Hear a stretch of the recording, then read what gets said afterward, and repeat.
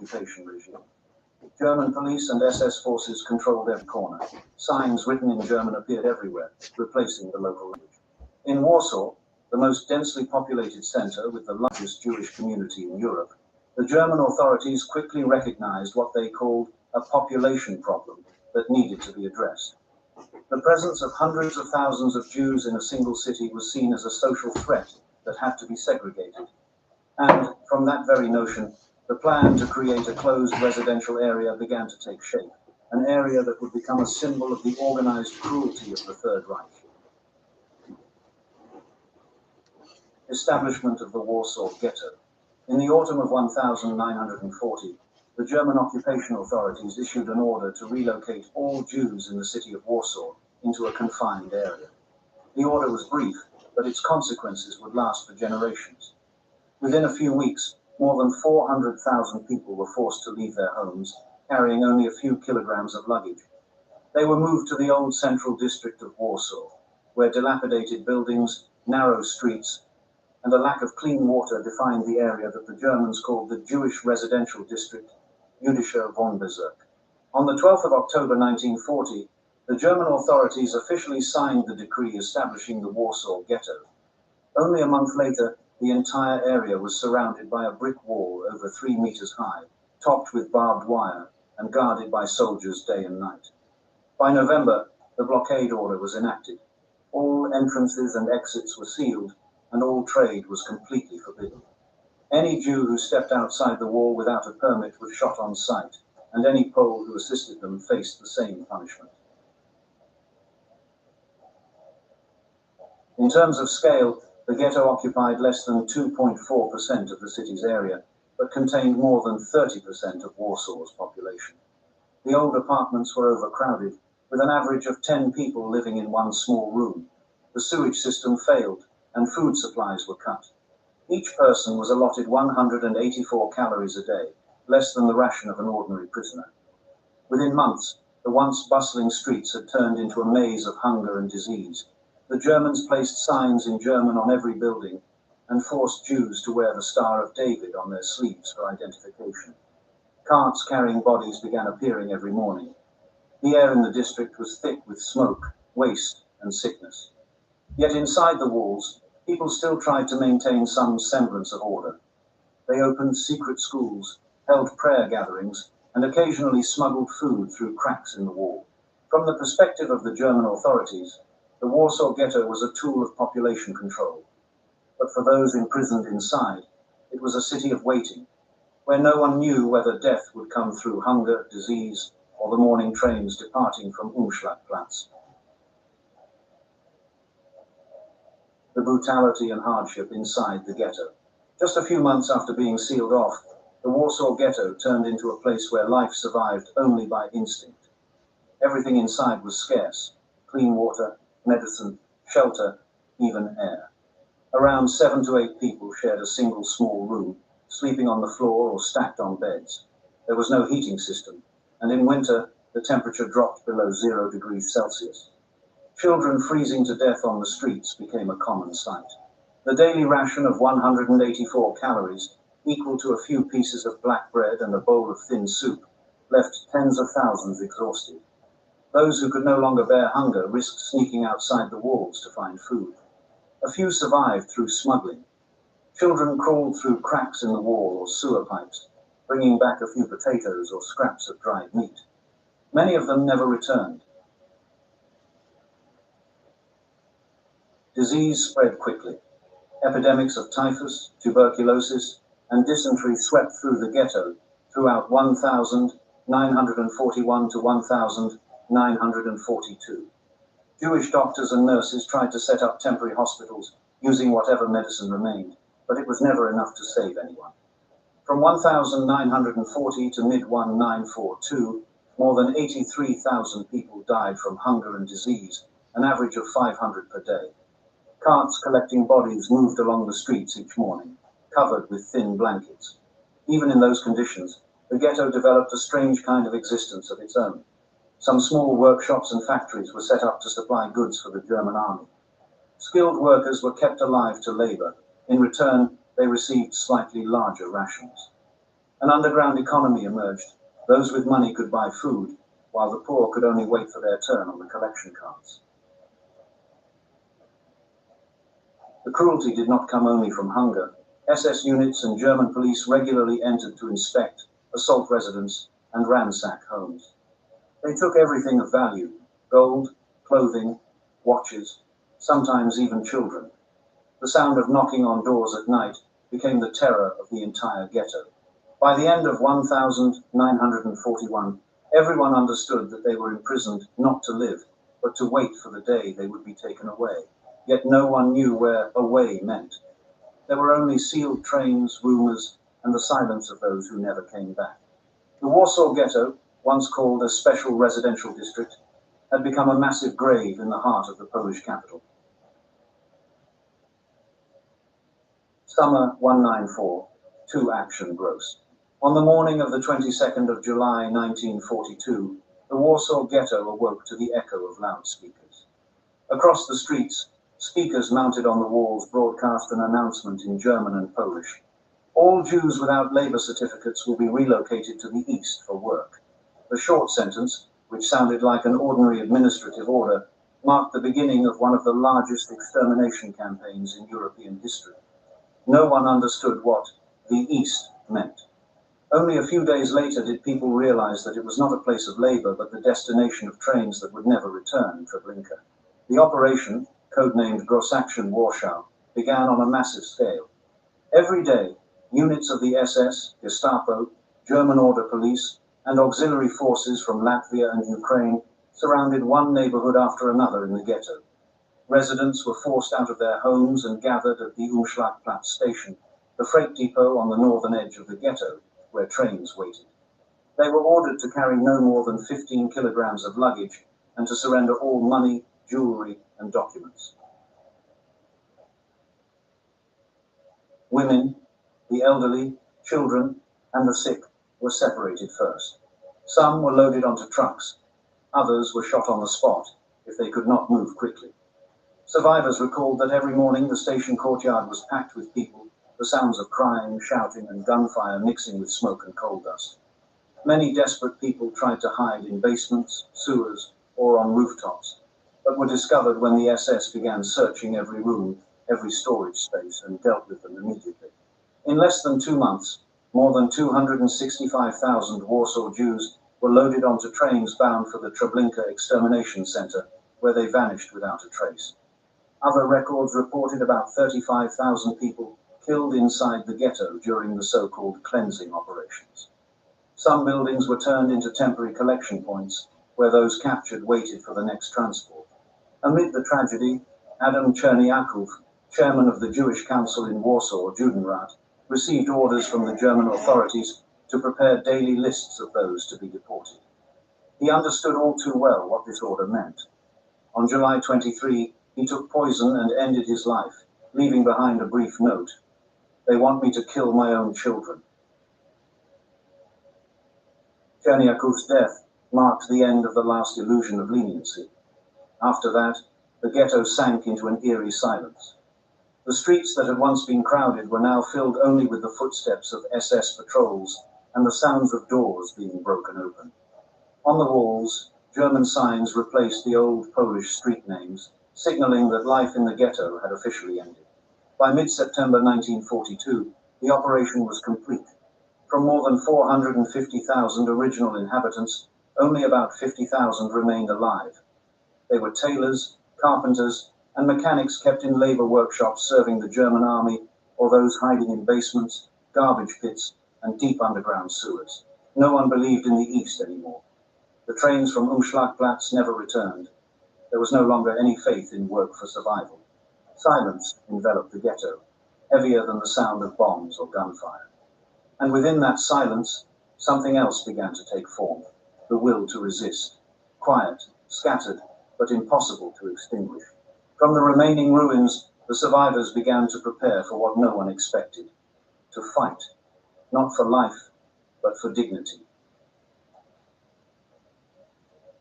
January 1943. After the summer deportation campaign of 1942, The Warsaw Ghetto was no longer a place of life, but a barren land with only a few tens of thousands of people left. These people no longer held the illusion that labor would save their lives. They understood that every train leaving the Umschlagplatz station had only one destination. Inside the bombed buildings and the deep underground shelters, a new movement was quietly forming.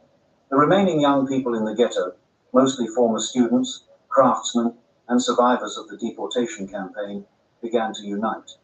They dug tunnels, stockpiled ammunition, hid pistols, and learned how to make gasoline bombs from empty liquor bottles. They knew very well they could not win, but they did not want to die in silence. Beneath the rubble and waste, an underground resistance network was reorganized, named the Jewish Combat Organization, Żydowska Organizacja Bojowa, Robi, led by Mordecai Anielewicz. On the 18th of January 1943, the Germans launched a new deportation. A column of SS vehicles entered the ghetto, supported by order police and Latvian soldiers. The goal was to clean up the remaining population, but as they advanced deeper into the streets, gunfire suddenly erupted from the ruined buildings. Job fighters, hiding on the upper floors and rooftops, opened fire on the SS formation. German soldiers fell amid the chaos. This was the first time during the entire occupation that the Jews of Warsaw resisted in an organized, armed way. In the following days, small resistance groups continuously ambushed. They attacked and then disappeared through narrow alleys, underground tunnels, and sewer lines that connected the ghetto. The SS, accustomed to easy repression, suddenly fell into a situation beyond control. Many patrols were misled, prisoner transport vehicles were burned, and German units were forced to withdraw from several streets. The battle lasted 4 days until the Germans regrouped and tightened the siege. More than 5,000 Jews were captured, most of them civilians who did not fight. However, what remained after the assault was not only the number of casualties, it was a change in the mindset of both sides. For the Nazis, this resistance was a warning that the Jewish question in Warsaw was no longer simple. They realized that the liquidation of the ghetto would have to be carried out on a truly military scale, rather than merely a police operation. For those who remained alive, fear was replaced by determination. They knew death was certain, but at least they could choose how to face it. In the following months, preparations intensified. New tunnels were dug, linking the destroyed districts. Weapons were hidden in walls, ceilings, under wooden floors, and even inside empty coffins. Combat groups were secretly trained, each person learning how to throw grenades, use pistols, and coordinate in confined spaces. When spring 1943 arrived, the Warsaw Ghetto was no longer a sealed residential area, but had become an underground fortress. In the rubble and darkness, thousands of people were preparing for their final battle. A battle not meant to achieve victory, but to preserve human dignity amid the most inhuman era in history. The Warsaw Ghetto Uprising, 194-1943, 165-1943. On the morning of the 19th of April 1943, on the very day of the Jewish Passover, German forces surrounded the entire ghetto. They brought artillery, armored vehicles, and fully equipped SS troops. Orders were issued from Berlin: liquidate the entire Jewish district of Warsaw. But when the steel gates opened once again, they did not find a crowd of weak people, but a well-organized resistance force. Gunmen hidden on the rooftops fired the first shots. German soldiers fell in the middle of the streets they thought had already been subdued. Fighting inside the ghetto erupted fiercely. The Jewish Combat Organization, Robolive, and the Jewish Military Union, Robolive, divided the districts among themselves, fighting house to house. They had about 1,000 fighters, only a few hundred guns, Molotov cocktails, and homemade grenades. In the first days, German forces suffered unexpected losses. Many patrol units were ambushed in narrow alleys, and tanks were set ablaze by Molotovs. Reports sent to Berlin showed resistance far stronger than anyone had predicted. General Ferdinand von Sammern-Frankenegg, the initial commander, was deemed a failure and replaced after only a few days. Heinrich Himmler immediately appointed Jürgen Stroop, a veteran SS officer who had served in campaigns in Western Europe as the SS and police commander of the Warsaw district. Stroop took the assignment with one clear goal: to completely erase the Jewish district. Under his command were more than 2,000 SS soldiers, border police, and auxiliary forces from Latvia and Ukraine. Stroop changed tactics. Instead of direct assaults, he ordered each block to be set on fire, every shelter demolished, and smoke and gas pumped into tunnels to force those hiding underground to surface. One district after another disappeared in flames. Anyone who ran out was captured or shot on the spot. By early May, the ghetto was no longer a city. It was a burning ruin. On May 8, SS forces discovered the SOB command bunker at 18 Milesworth Street. Mordecai Anielewicz, the leader of the uprising, along with most of the command staff, chose to end their lives rather than surrender. The resistance gradually faded, but small groups continued fighting for many more days. On the 16th of May 1943, Stroop ordered the Great Synagogue of Warsaw to be blown up as a symbolic act marking the end of the campaign. He sent a report to Berlin containing only one sentence: "The former Jewish district of Warsaw no longer exists." The campaign lasted nearly a month, leaving 7,000 dead in combat or suffocation, and more than 42,000 captured and deported to the forced labor camps of Poniatowa, Troniki, and Majdanek. Most of them did not survive afterward. The Warsaw Ghetto, which once held more than 450,000 people, was now nothing but rubble. Yet the uprising, though a military failure, became the first and largest act of Jewish resistance against Nazi Germany. It proved that even in despair, human beings could still choose to stand upright and face the destroyer. Post-war trial and sentence. When the war ended in 1945, Jürgen Stroop was no longer the powerful SS general he once was. He was captured in Bavaria by the United States Army during the operation to hunt down the remnants of Nazi Germany. At first, Stroop was not immediately tried, but was detained in a prisoner of war camp and used as a witness at the Nuremberg trials, where he provided documents about the internal structure of the SS. To the American investigators, Stroop appeared cooperative, cold, and completely unrepentant. He saw himself as a soldier who was merely following orders. However, the very file Stroop had written by his own hand, the Stroop Report, soon became the primary evidence against him.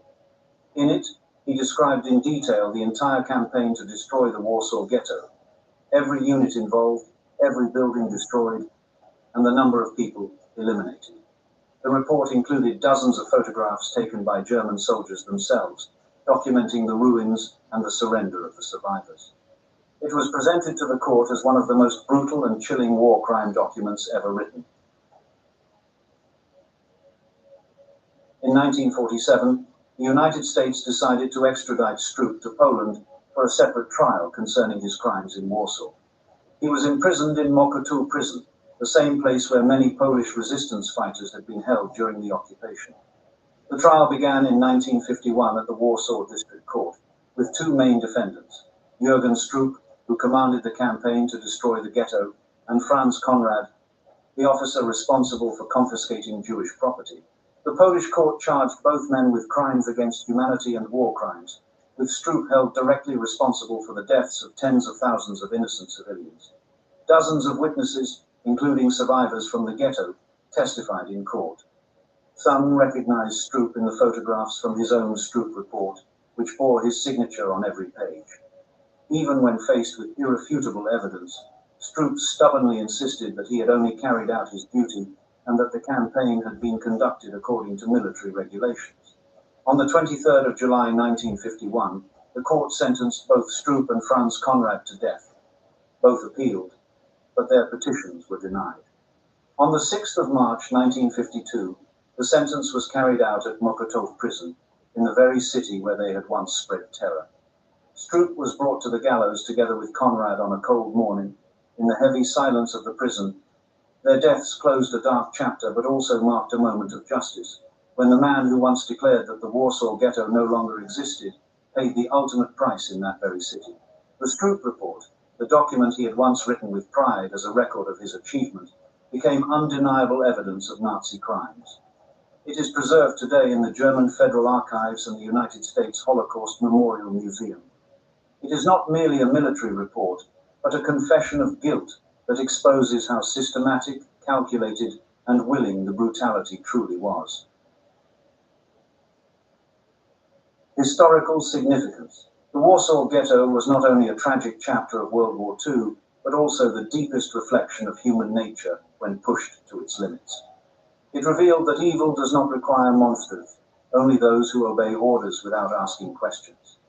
And from within that darkness, sparks of courage arose, not from mighty armies, but from unarmed people who stood firm to defend their dignity. Looking back after more than 8 decades, this event reminds us that atrocities can be carried out through organization, but compassion can only be preserved through will. No system, built on violence or fear, can completely erase the human desire to live and be free.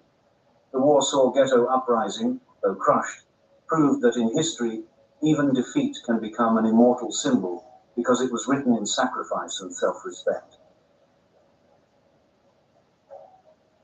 As a historian, I believe the greatest lesson does not lie in the number of casualties, but in how humanity chooses to respond to injustice. When we remain silent in the face of cruelty, we unknowingly aid it.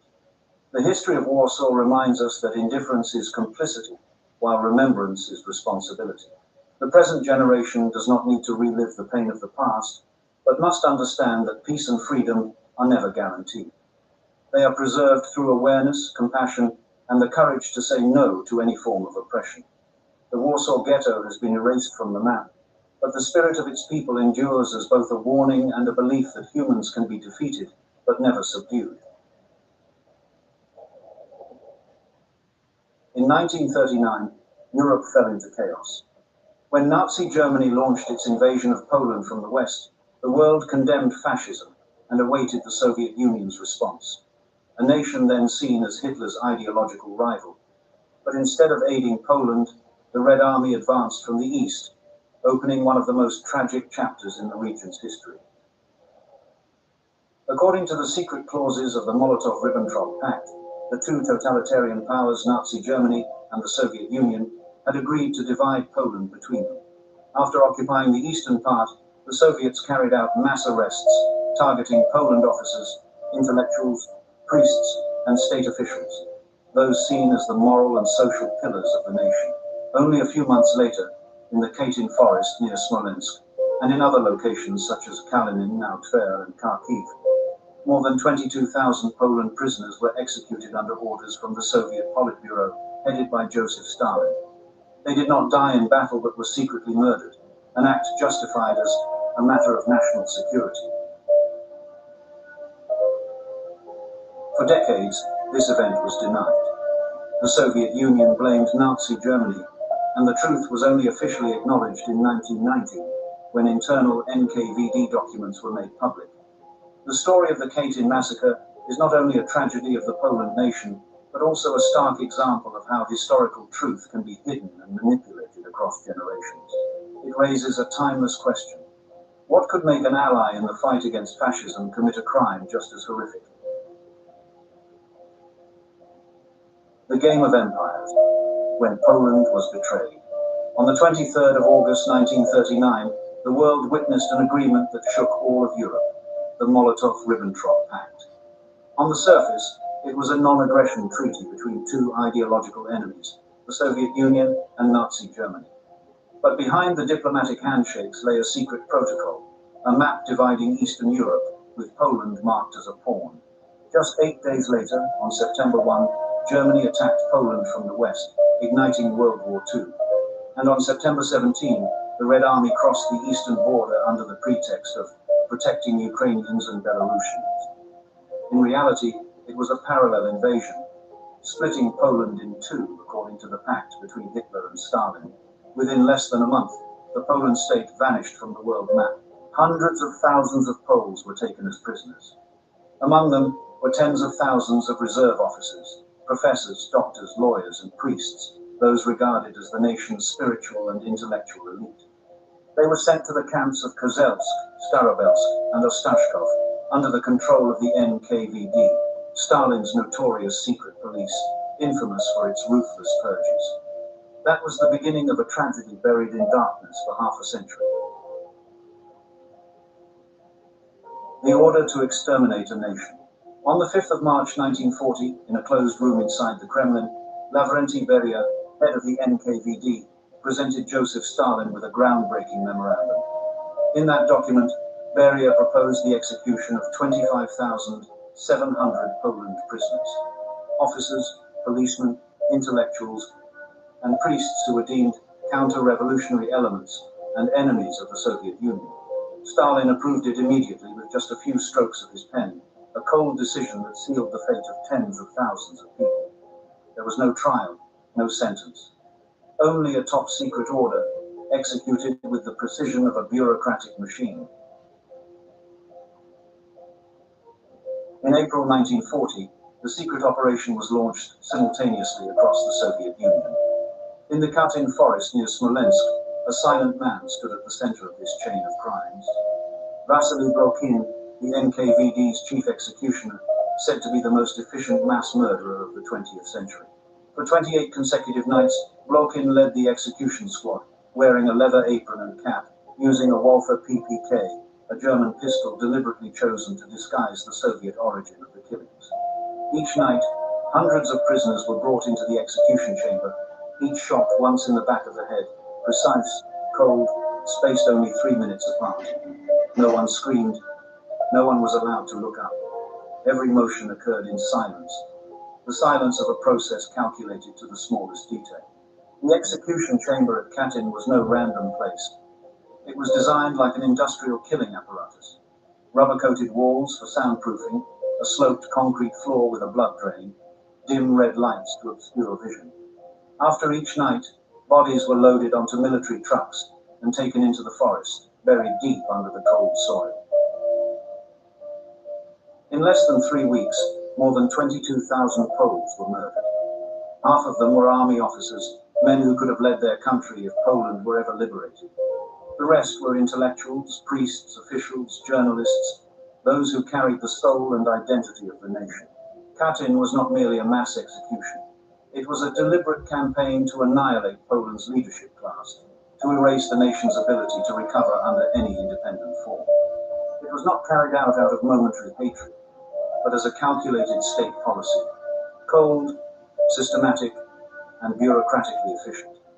An extreme manifestation of totalitarian logic, where human beings were reduced to numbers on a report. The truth, buried in cold soil.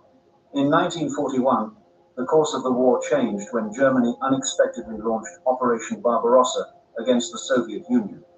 From an enemy, Moscow became the West. However, tens of thousands of Poland officers, intellectuals, policemen, and priests who had been arrested by the NKVD in 1939 were still missing from any prisoner lists. When the exiled Prime Minister Władysław Sikorski questioned Stalin about their fate, he received only a vague answer. Perhaps they escaped to Manchuria. A cold lie, maintained as state policy for many years afterward. In the spring of 1943, when German forces occupied the Smolensk region, they discovered deep mass graves in the Katyn forest. The corpses wore Poland uniforms. Many still had diaries, letters, and personal documents dated April 1940, a time when the area was still under Soviet control. The propaganda war between two superpowers. The reaction from Moscow came immediately. The Soviet Union denied all accusations, countering by claiming that Nazi Germany was the real culprit and that the Poland officers had been executed after being captured by the Germans in 1941. Soviet newspapers described Katyn as a vile Nazi conspiracy to divide the Allies. At the same time, Moscow severed diplomatic relations with the Polish government in exile, accusing them of collaborating with the enemy. After the Red Army retook Smolensk in 1944, the NKVD returned to Katyn, destroying the mass graves, retrieving any remaining documents, altering the crime scene, and planting German bullets to create fake evidence. A new investigative committee was formed, concluding that the Germans were the culprits. a conclusion repeated in every Soviet textbook and documentary for nearly half a century. At the Nuremberg trials in 1945, the Soviet Union tried to include the Katyn massacre in the indictment against Nazi Germany, labeling it one of the war crimes of German fascism. However, American and British prosecutors rejected the claim due to unconvincing evidence and contradictory timelines. In the struggle to control collective memory, the Katyn massacre became a symbol of how history could be manipulated by the state, where truth was not only buried beneath the cold soil, but also suffocated within falsified documents. Tens of thousands were killed in silence, and then killed once more, not by bullets, but by lies. The regime didn't just kill people, it killed memory. They understood that controlling history meant controlling perception. And for many years, the Soviet Union succeeded, turning Katyn into a blank space in human history, a chapter erased but still haunting in silence. During the Cold War, Katyn existed as an open secret everyone knew, yet no one dared to mention it. Western historians were denied access, while in Poland, merely uttering the word Katyn could make a person disappear from public life. Only by the late 1982, as the Soviet Union began to reform, did the first cracks appear in the wall of deceit. Original NKVD documents were declassified, and journalists, scholars, and even former NKVD officers began to speak out. In 1990, General Secretary Mikhail Gorbachev officially admitted it was the Soviet Union that ordered and carried out the Katyn massacre. For the first time in history, the USSR publicly accepted responsibility for one of the most long-denied crimes of the 20th century. A year later, President Boris Yeltsin handed the Poland government the secret files, including the original execution order dated the 5th of March 1940, bearing the signatures of Stalin and members of the Politburo. That document, once a death sentence for more than 20,000 people, now stood as undeniable proof that the massacre was carried out in the name of state power, with full administrative procedure and official seals. It was not just a political confession, but a moral indictment of an entire system of deceit, distortion, and silence that lasted for 50 years. Faded justice, when the guilty die before the trial. Who gave the order, who carried it out, and would anyone ever pay the price for the 22,000 lives lost at Katyn? In the declassified documents, 3 names appear again and again, 3 symbols of power and evil in Stalin's era. Joseph Stalin, the final signatory on the execution list. Lavrenti Beria, the NKVD chief who planned and directed the entire operation. Vasily Blokhin, the infamous chief executioner, the man who personally pulled the trigger during those blood-soaked nights in Katyn Forest. But justice once again came too late, long after death. After the war, Blokhin was still honored as a hero of the Soviet Union, awarded the Order of the Red Banner and the Badge of Honor, not for bravery, but for exceptional performance of duty. Within the NKVD, he was regarded as the perfect instrument of the state. Only after Stalin's death in 1953 was Blokhin forced into retirement for health reasons. 2 years later, he committed suicide in solitude. In official records, the cause of death was briefly listed as heart failure. No accusations, no trial. The man who had pulled the trigger more times than anyone else in modern history died like a ghost, swallowed by the silence he had once created, and was buried with full military honors. Lavrenti Beria, the architect of the killing machine. The man who ordered tens of thousands of executions during the Great Purge and at Katyn, retained immense power within the NKVD even after Stalin's death. But only a few months later, in an internal coup, he was arrested. In 1953, Beria was secretly tried and executed, charged with treason against the Soviet state, not for war crimes or for Katyn. Justice did not reach the victims, only served political cleansing. Most of the NKVD officers directly involved in Katyn, such as Leonid Reitman, Pavel Sudopratov, and the transport and execution commanders, died quietly of old age. Many were even decorated and promoted after the war. Not one of them was ever brought before a public court. When the Soviet Union collapsed, Polish investigators tried to reopen the case, hoping that justice, though delayed, could still be done. But in 2004, the Russian prosecutor's office declared that the Katyn case had exceeded the statute of limitations. Legally, the crime no longer existed. Morally, those responsible never had to face a courtroom. Katyn once again became proof of the limits of justice when it is shadowed by politics. Katyn, a symbol of silence and historical responsibility. By the time the truth was spoken, it arrived too late for the pain. Fathers never returned, children grew up without ever knowing their fathers' faces, and wives wore mourning veils for half their lives. Justice in Katyn could not restore life, but it restored names to the erased, and voices to those who had been reduced to numbers in secret reports. Every year, Poles lay flowers and light candles in Katyn forest, not only to remember the dead, but to ensure that memory is never buried a second time. Katyn has become a spiritual scar in Polish history, where each candle stands as a promise that memory will never fade. The Katyn massacre is not only a wound in Poland history, but a symbol of how power can twist truth and turn crime into dogma. For over 40 years, a false narrative was repeated until it became doctrine, and those who were killed once in the forest were killed again in lies. Yet within that tragedy lies a quiet victory. The truth was finally spoken.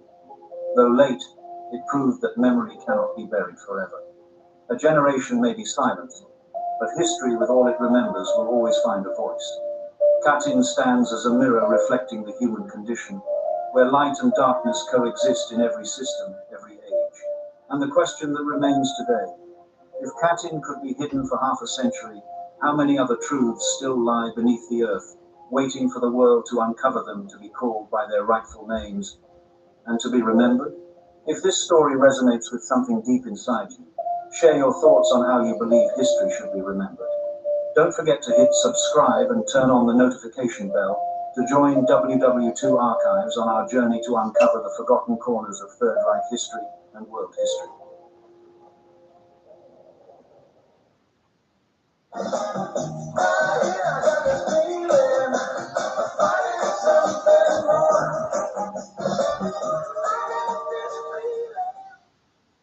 Het is weer tijd. Tijd om je huis gezellig te maken. Op een plek waar je kunt ontspannen, genieten, voelen, ervaren en beleven. Om te wonen, verrassend gezellig. Zomerdeal. Nu tot 50% korting op alarmplaatsing. Ga naar verysure.nl. Ligt hier bij Hard Rock Casino. Speel voor €25 en ontvang 250 free spins.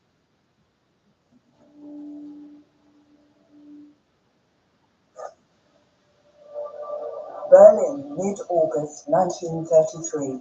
SA formations march camera perfect through the Brandenburg Gate, just like they had done the previous January, in the night when Adolf Hitler seized power. This footage was taken during the shooting of the film Hans Westmark. What is so special about these pictures is that the cameraman was using 35mm color film, at the time still an expensive rarity in Germany. September the 30th, 1934. The Reich Agriculture Festival in Goslar. Farm workers, men and women from all over the Third Reich are seen waiting in front of the Imperial Palace. In an essay to mark the festival, a young German girl wrote, Above all, the Harvest Festival is our way of thanking God for his rich blessings, but it's also our way of giving thanks to the government of the Reich, which, through the measures it has taken, has restored the farming community to full bloom. Delegations from the SA and the SS were also awaiting the arrival of Adolf Hitler. A few weeks earlier, the dictator had deposed of his biggest adversary, Ernst Röhm. Now, following the death of President of the Reich, Paul von Hindenburg, Hitler was leader and imperial chancellor of the German nation. Director Kurt Waschnick, a pioneer of filming in color, had chosen this day to shoot one of the first cultural films using the new two-color film material as it was known. The result still left something to be desired. In Goslar, a guard of honor from the army of the Reich was present to welcome its new commander-in-chief.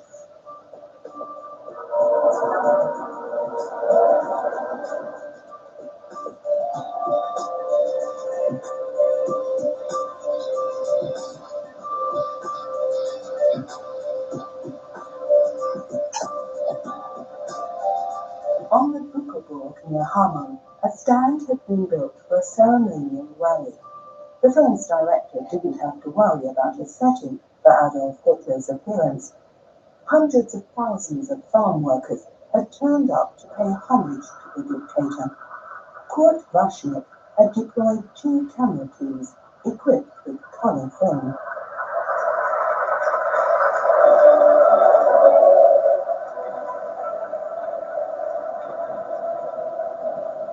After the film was presented to the press in December 1934, one critic saw the report as an experiment that could not stand up to comparison with nature.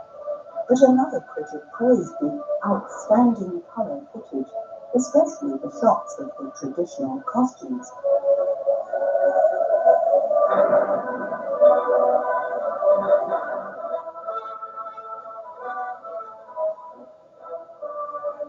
Swiss journalist Konrad Warner described the propaganda spectacle on the Buckerburg in a factual report written in 1944.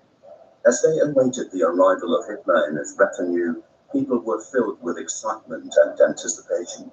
Then, as a convoy of cars approached on the plain below, thousands upon thousands of voices shouted out, "Heil!" The sound hurtling down the slope like a hurricane towards the man who knew how to hold the German nation in thrall. Hitler could only make slow progress through the crowd. He was flanked on both sides by countrywomen in their pretty traditional costumes, who were pushing forward to see him, clutch his hand, and look into his blue eyes. The enthusiasm of thousands of people constantly shouting "Heil" stirred each individual into a frenzy, which increased the impact of this man's personality even more. The unmistakable shortcomings of the color film process made it unlikely that Vaschnik's report would ever be shown in German cinemas.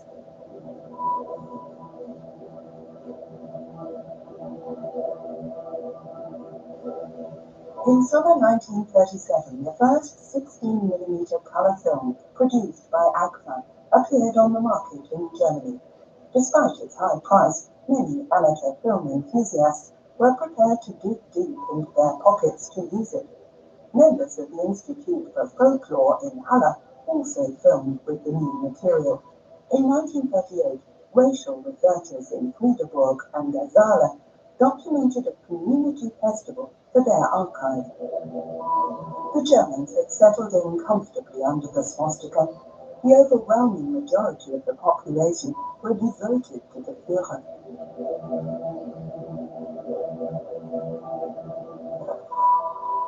Film enthusiasts throughout the Third Reich began using color film. When he wasn't at work in a steakhouse, Hamburg master pastry chef Kurt Liefeld was out and about shooting footage of his hometown. Liefeld preferred the products manufactured in America. In 1935, the Kodak company developed color film, which it also marketed in Germany. From May to September 1938, Liefeld documented life and work in Hamburg's famous warehouse district and in its port.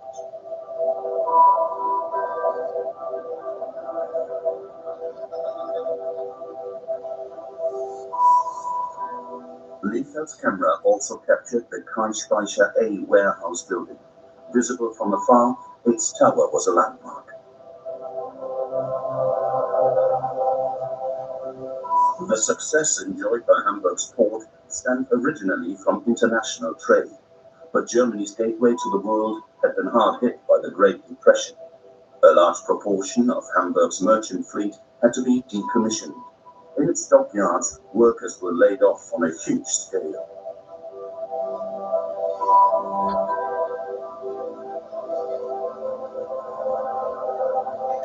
But round trips to German seaside resorts or through the port were, it seems, highly popular with locals and tourists. From the landing stages and the old Elbe tunnel, ships headed down the River Elbe.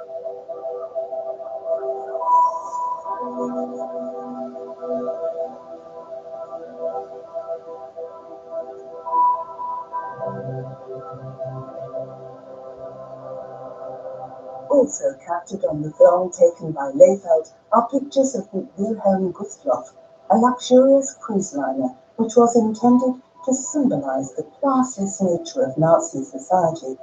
Strength Through Joy was not an organization for Nazi bigwigs, but the party expected anyone who was allowed to sail to Norway for a week to behave appropriately. Through work procurement models financed with credit and through contracts awarded by the Senate, the Nazis had succeeded in reducing unemployment, thanks mainly to increasing rearmament contracts from the German Navy. The situation was also gradually improving in the port. By 1936, Hamburg's 6 major dockyards were again providing nearly 20,000 jobs. Leyfeld's film recordings are rare documents of a bygone age, when 1,300 mobile electric cranes and hundreds of stevedores unloaded goods from all over the world.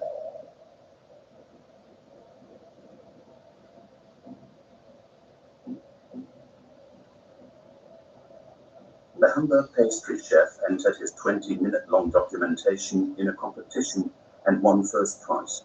His footage portrayed many ships which today exist only in the memories of Hamburg's elderly citizens. Like the Monte Rosa, a liner which, in 1931, sailed on a regular schedule to the east coast of South America. The vessel normally carried cargo and passengers, but the Monte Rosa was also used for pleasure cruises.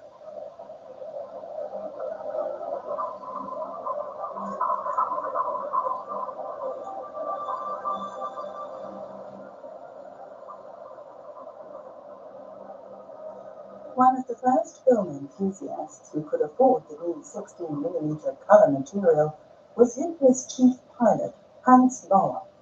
In Berlin on September the 27th, 1937, Bauer filmed the state visit of Italy's fascist leader, Benito Mussolini.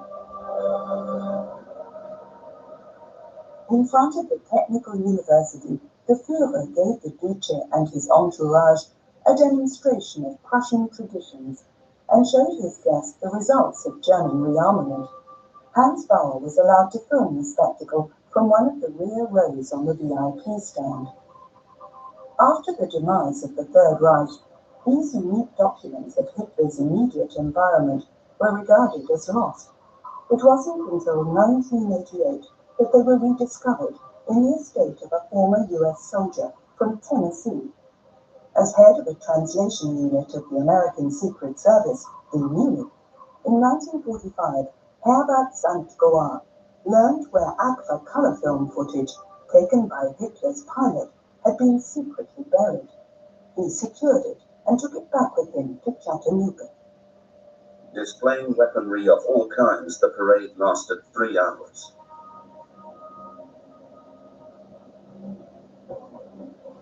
Mussolini was particularly impressed by the goose-stepping, so much so, in fact, that on his return, he also had the snappy marching style introduced into the Italian armed forces.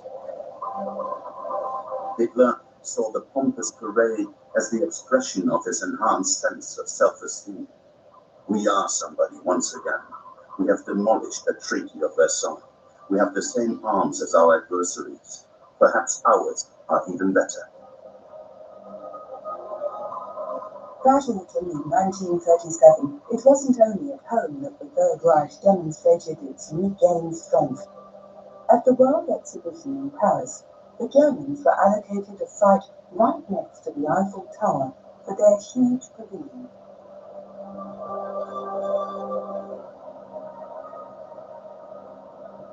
The Soviet Union had built its exhibition hall directly opposite. In terms of monumentality, the communist dictatorship was certainly on a par with Germany.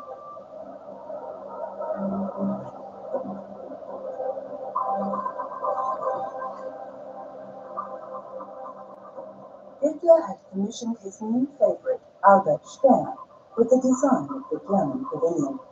The two had spent many nights in Berlin and on the Ober Salzburg, poring over drafts and drawings. On Sunday, February the 27th, 1938, a similar enthusiast from Nuremberg filmed this carnival procession. A local Nazi newspaper wrote, "It's not always necessary to wonder whether you're in the midst of supporters or enemies. Instead, you should set yourself above inhibitions that are better suited to the affected and not to the Germans of our magnificent era, an age which, whether in earnest or in jest, offers incredible impressions and proves time and again that the concord and solidarity of a great ethnic community are the most wonderful gifts of the National Socialist state." In 1944, Swiss businessman René Jouvet published a factual report on his experiences in the Third Reich.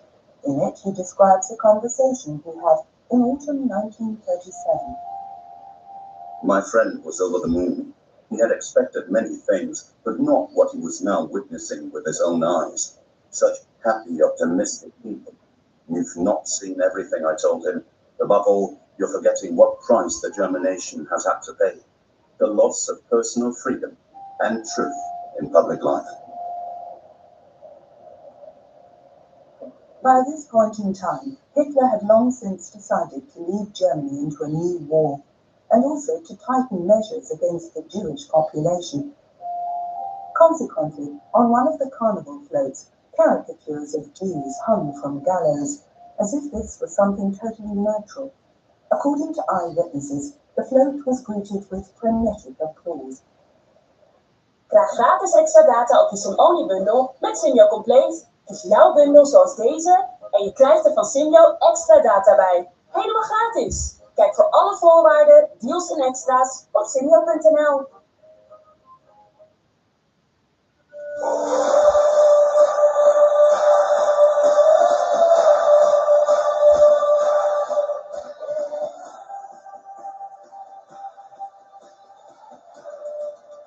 Iedereen voelt het, iedereen kleurt mee. Bij 888 Sport beleef je oranje op jouw manier.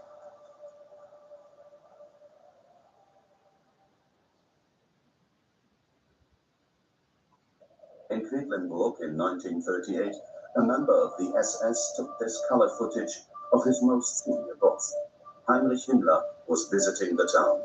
He came to Quedlinburg every year to honor his great idol.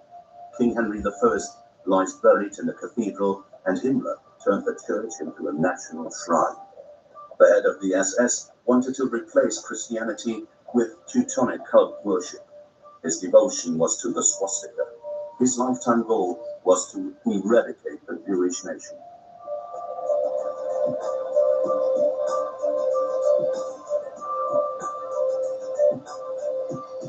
In early May 1938, Hitler's chief pilot, Hans Bauer, accompanied the Führer on a state visit to Italy. He documented his impressions of the trip in a short film, which he entitled Beautiful Italy. 6 months later, the censor approved it for public showing in the Third Reich.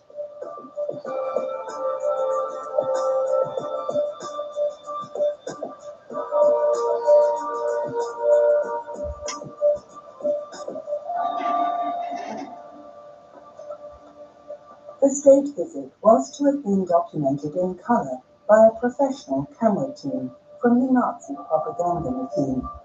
But problems with the optical filters made its footage unusable.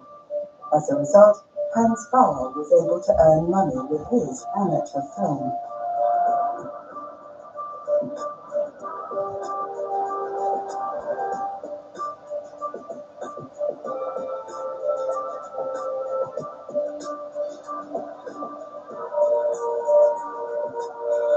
After the annexation of Austria in March, Hitler had expected Italian leader Benito Mussolini to give his approval for Germany to seize the Sudetenland.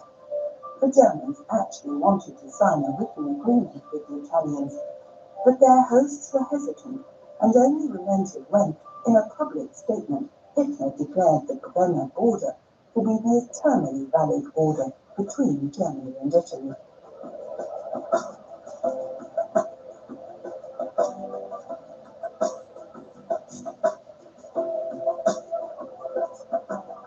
The official host was King Vittorio Emanuele III, and the monarch knew how to ease Mussolini into the background. Hitler was repulsed by the obsequiousness of court ceremony, and he let the king feel it.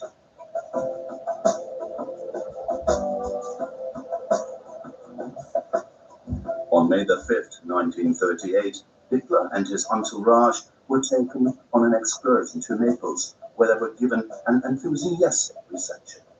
With his small camera, Hans Bauer filmed the sights of this city at the foot of Mount Vesuvius, which had donned itself in truly festive garb for its state visitors from the north.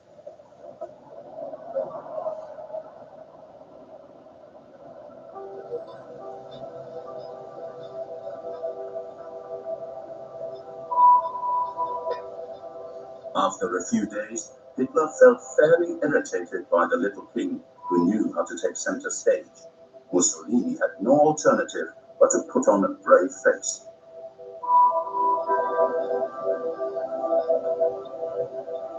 To snub the royal family time and again, the Führer had his old friend come forward and walk alongside him.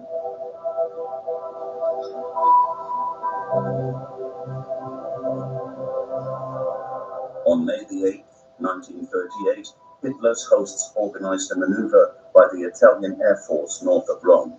It was a case of stage saber rattling. In the Rome-Berlin axis, the Duce had long since been relegated to the role of junior partner. Mussolini actually feared that Hitler might start a military conflict with Czechoslovakia.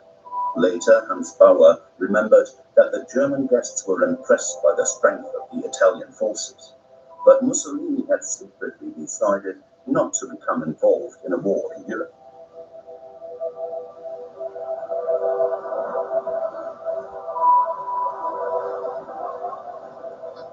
Hitler spent 13 August 1938 on Obersalzberg. On the terrace of the Berghof, he studied plans for the Wehrmacht's invasion of Czechoslovakia. One frequent guest was Albert Speer. The little time the Führer allowed himself was often spent with his architect. Hitler once had visions of becoming an architect himself, and in Speer he had found the ideal executor for his colossal plans. A sharp individual, Speer had been part of the dictator's inner circle for some time. The architect had also become friends with Eva Braun, who took these pictures in 1938. Hitler's mistress was a keen amateur photographer. Consequently, she too had developed a passion for color film. These pictures of the dictator should actually have been destroyed after her death, but in October 1945, they fell into the hands of the American Secret Service. As a result, what are probably the only uncensored pictures of Hitler's private life have been preserved in the National Archives in Washington. In his memoirs, Albert Speer would later claim that the Berghof Society merely engaged in small talk and killed time waiting for the master of the house to arrive. But this, it seems, was just an attempt to cover himself and play down his own involvement in the crimes committed by the Nazi regime. In fact, many political decisions were taken on the idyllic Obersalzberg. Murders were even planned there.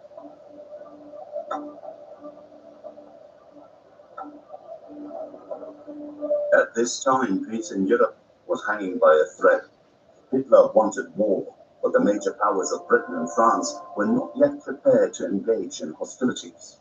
So, with Mussolini's help and far-reaching concessions, in Munich they forced the dictator to the negotiating table.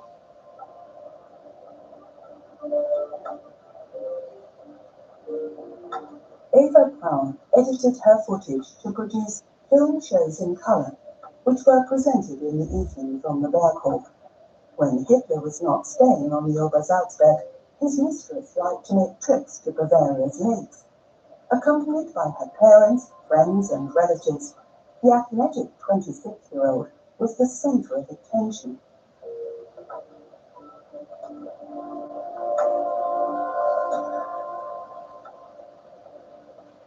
Ava's sister, Gretel, also liked to film and take photographs. Sophie Stork, a good friend, who was also an artist, drew the film links.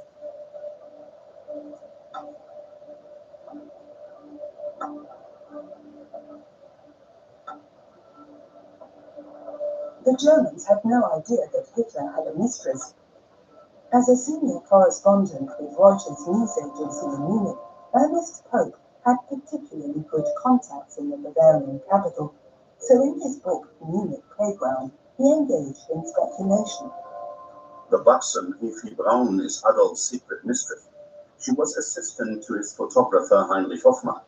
She cooks fine meals for him and serves him in every way you would expect from a German wife. There are rumors that the Führer has secretly married Efi, but I doubt that. German propaganda stresses that no mortal woman has the quality to become Frau Hitler.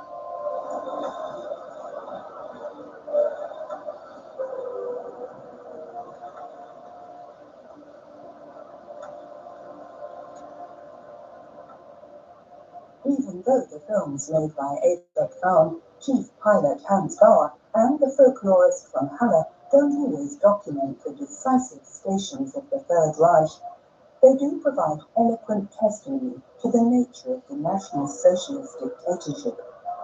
And it is only through colour that the flower-clad swastikas at this children's festival in Thuringia have such an oppressive impact.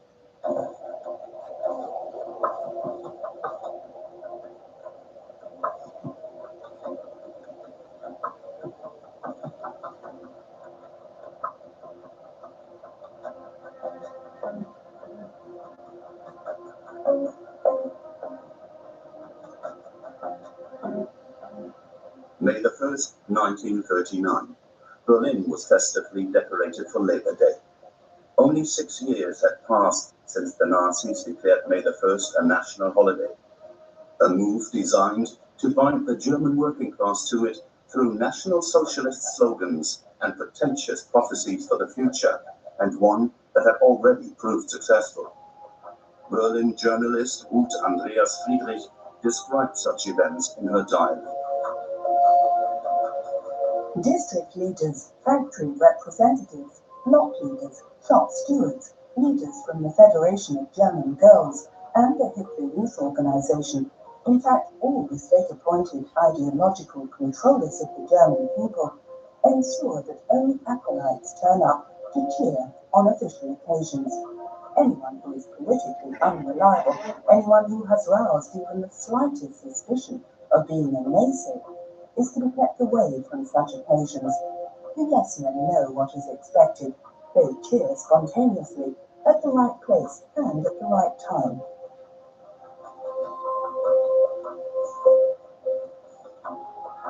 March of the Golden Standards is the title of a colophon which an unknown cine enthusiast took on this particular day. He was part of a delegation from the Siebel Aircraft Works, a Nazi model plant which the day before had been honored by Hitler himself and was allowed to provide one of the 200 flag bearers.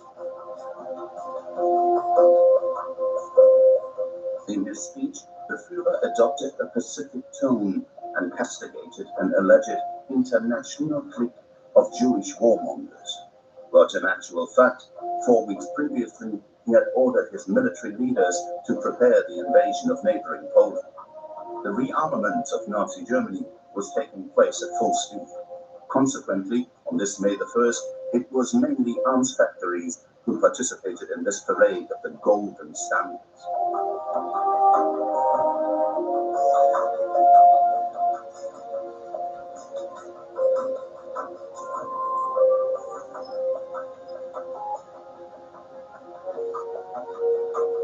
To the sound of appropriate marching music, the Golden Standard of the Siebel Aircraft Works in Halle was rolled up. This was the last May holiday to be celebrated in such grandiose style in the Third Reich. because the outbreak of the Second World War was only a few weeks away. In Berlin, in the summer of 1939, there appeared to be little enthusiasm for a renewed call to arms. Memories of the Great War of 1914 to 1918 were too traumatic. This is how an American reporter described the mood. Everyone is against war. How can a country start a decisive war with a people so tired of war?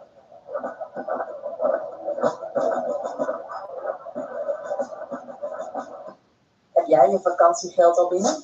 Je laat het makkelijk groeien bij de bank. Nu met maar liefst 2,51% rente. Open je gratis spaarrekening in 5 minuten. Bank, Bank of the Free. Hey,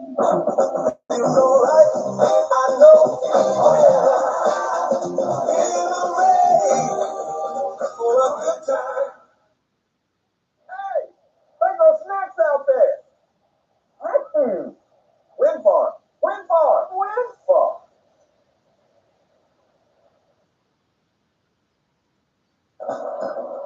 An internal note stated that Faith in the Führer will now be put to the test more than ever before.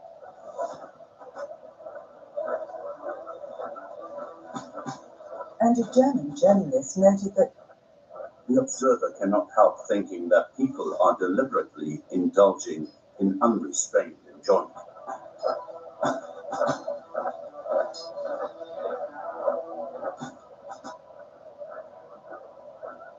it was a dance on the volcano.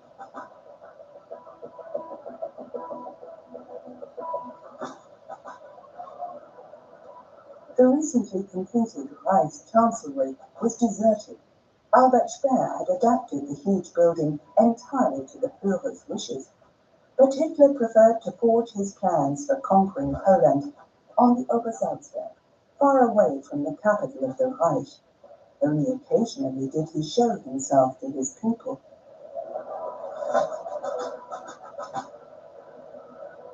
On July 16, 1939, the whole of Munich was dedicated to National Socialist creative activity.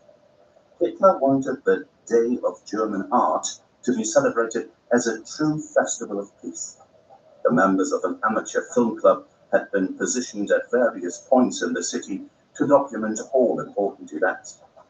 The first item on the program for the morning was the laying of a wreath at the grave of architect Ludwig Trost.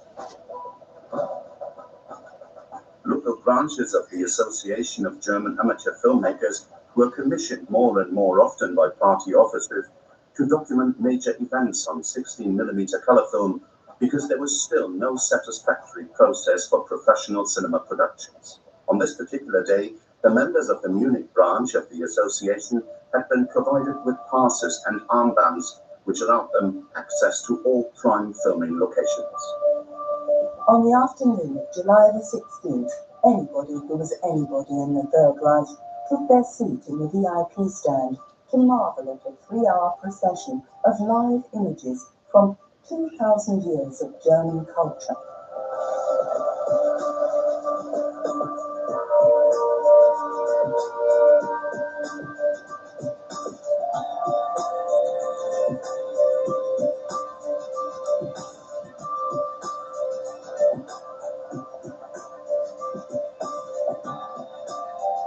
Not only was Germany's future to be National Socialist, so was its past.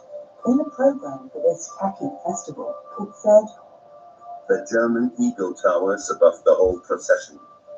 With it ends this manifestation of our history. At the same time, it gazes into the eternal future, keenly and calmly, with pride and assured of victory, announcing the greatness of our era and our willingness to act.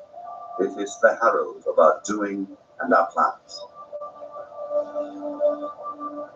American reporter Ernest Pope commented, The Nazi procession is the admission of the Führer's restless plans for conquest.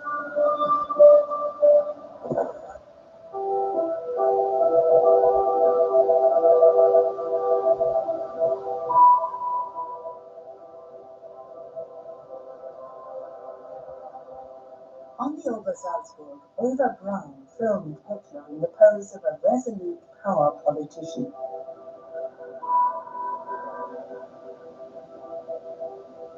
Hitler clearly displayed his willingness for war, while at the same time keeping open the possibility of a peaceful solution by receiving diplomats from all over the world.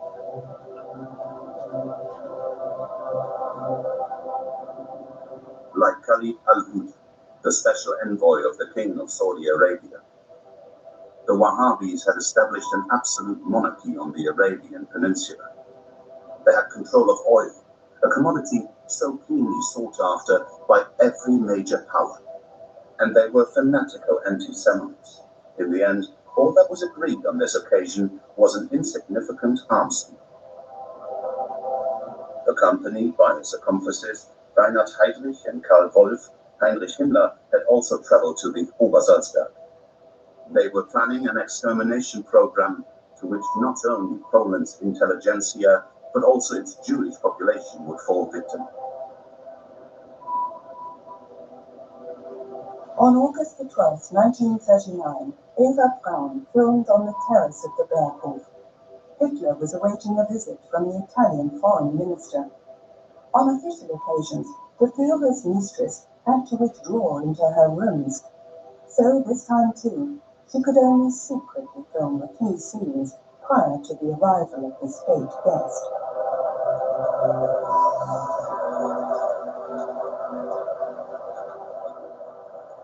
Count Ciano wanted to win over his ally for a new international conference, but the Führer was determined to defeat Poland militarily. Ciano's efforts were fruitless. This is how he described his meeting with Hitler. He has decided to attack, and he will attack. A march of the Federation of German Girls and the Hitler Youth in Offenburg on May the 19th, 1939. Here too, by now, the Second World War was not far off. Paul Stober, who had been documenting everyday life in his hometown ever since 1928, filmed the Nazi Party's local annual conference in the Baden district in Kalle. Among the town's dignitaries was publisher Franz Burda. As early as 1933, in his popular radio magazine Zurich, he had already stated that in its thoughts, desires, and acts, the Zurich has always been solidly German and patriotic, nationalist and socialist. The spirit of the new age is alive in it. No Jewish capital has been invested in the printing house, nor are any of the company's contributors or employees Jewish. The highlight of the event was the address by district leader Karl Bombach. Since 1936, Offenburg had been a garrison town. Accordingly, local military leaders also presented themselves in parade uniform as part of National Socialist Society. On September the 8th, 1939, a loudspeaker vehicle announced news of the Wehrmacht successes in Poland. The Offenburger Tagesblatt also printed special reports from the Army's Supreme Command. The Germans couldn't believe that their fathers, husbands, and sons were sweeping through Poland so quickly.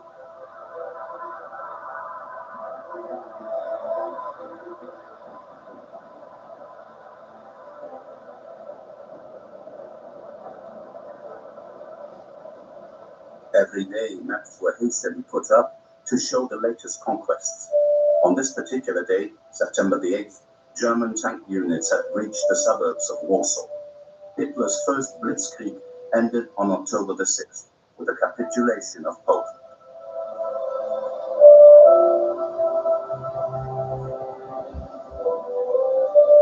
Johannes Wiesner owned a photography shop in Korbach in Hesse.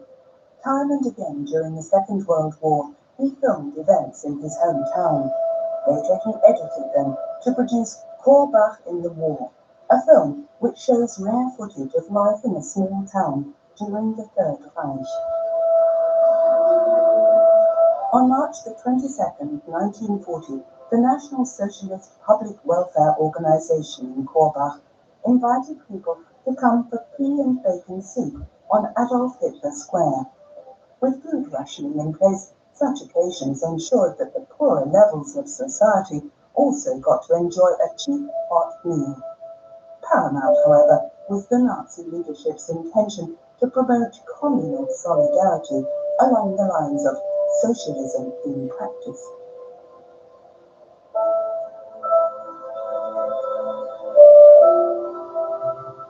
Since September the 3rd, 1939, a state of war had existed between the Third Reich and Great Britain and France.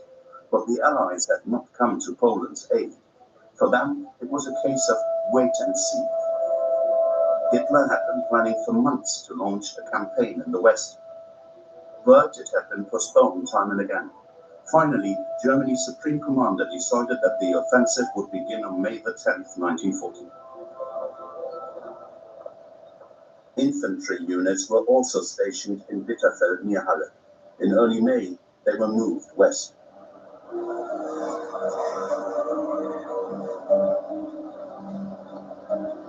They were to invade the neutral countries of Belgium, Luxembourg, and the Netherlands, while German tank units headed through the Ardennes towards France.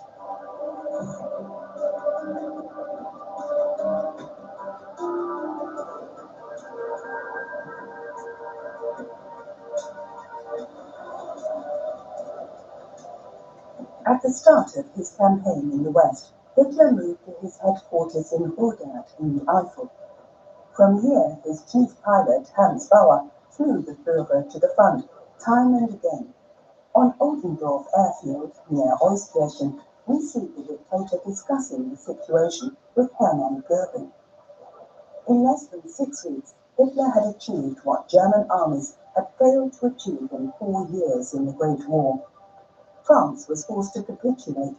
After a long discussion with Hitler on June 6, 1940, Joseph Goebbels wrote in his diary that the Führer towers high above us all. He's one of history's geniuses. What a glorious era. And it will be followed by the great rest we all desire so much. The Führer perhaps more than any of us. Then we shall build a new Europe. After the war, we shall soon deal with the Jews.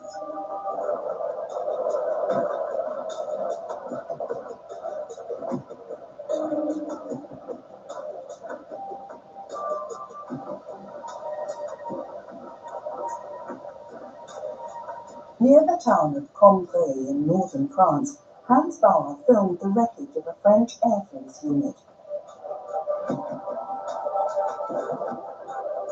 This is how French historian Marc Bloch described the disaster in his book Strange Defeat. We have just suffered a devastating defeat. Who is responsible? The parliamentary regime, the troops, the British? The fifth column, our generals replied. In other words, everybody but them. No matter how one might assess the deeper reasons for this catastrophe, the immediate cause was the incapability of our military leaders, their inability to think the war.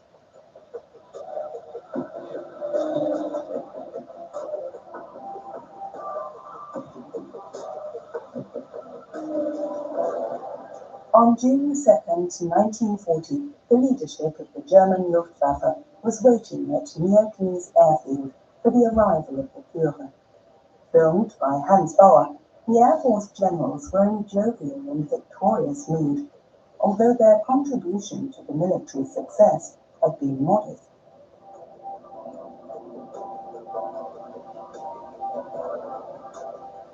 German troops wounded in battle were quickly flown in to form the backdrop to a special ceremony.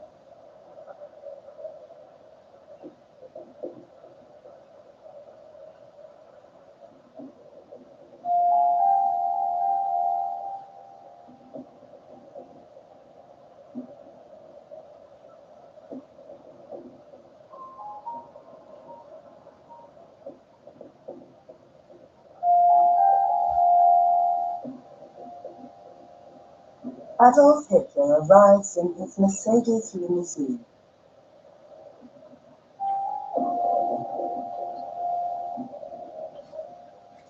While the commander-in-chief is in his troops 150 kilometers away in Dunkirk, the last of 330,000 British and French soldiers are being evacuated across the English Channel. Exactly 4 years later, they will return to free France from the German yoke.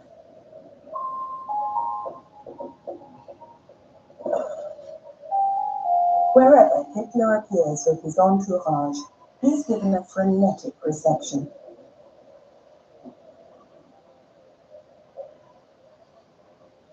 The dictator is at the zenith of his power.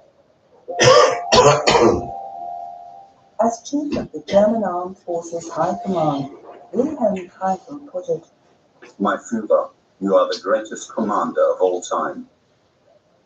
That earned Keitel the reputation of being the Führer's lackey.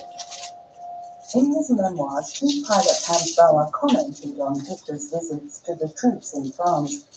Hitler's intended effect was achieved. The troops and the French population were impressed by the fact that he appeared as soon as hostilities had ceased. The commander-in-chief ate from field kitchens. The only special requirement was for any camp meat to be removed, since the Führer always avoided meat.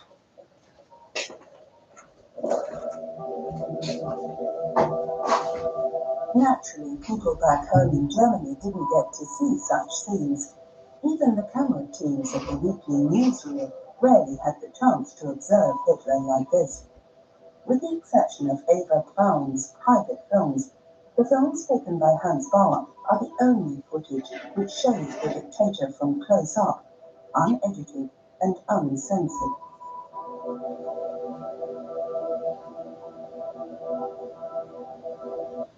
Je hebt alles al geprobeerd, maar soms heb je meer nodig dan alleen wilskracht. Wellys biedt een online medisch traject voor gewichtsverlies, zonder de constante strijd. Persoonlijk en veilig, samen met een geregistreerde arts. Pak de regie over je leefstijl terug. Bekijk de mogelijkheden op getwellys.com. Als het om werkkleding gaat, neem ik geen genoegen met minder. Dag of nacht, in alle weersomstandigheden, in elke weersituatie. Getest door professionals, getest door mij. Mascot Workwear, tested to work. On June the 13th, the French government declared Paris to be an open city. A day later, the German army marched into the capital. One soldier, Arnold Binder, wrote in his diary, Paris has been declared an open city. We have occupied it without a fight. The heart of France is in our hands.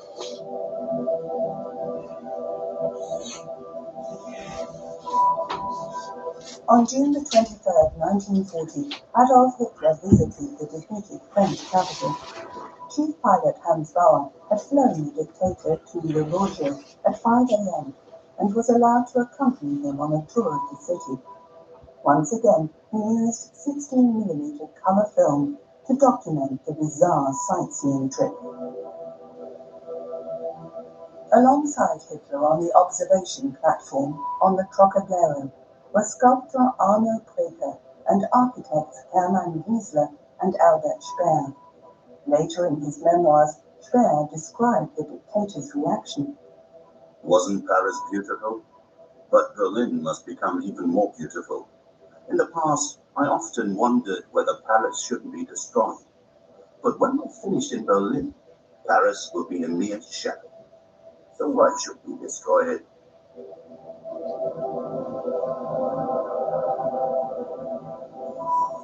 Hitler had purportedly come to Paris as an educational tourist who was very keen on culture, but in reality the visit was his personal triumph as a commander. In Les Invalides, he spent a long time next to the tomb of Napoleon, past and present dreams of world dominance.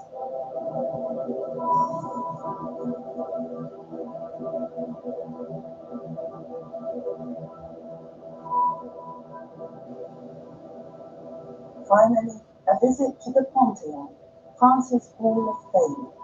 The dictator's lifelong dream had been fulfilled, at least for the time being.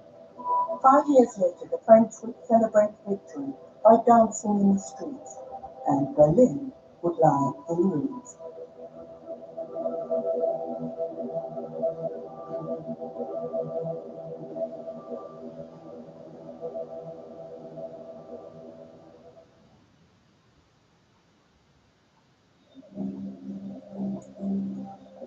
Summer 1944.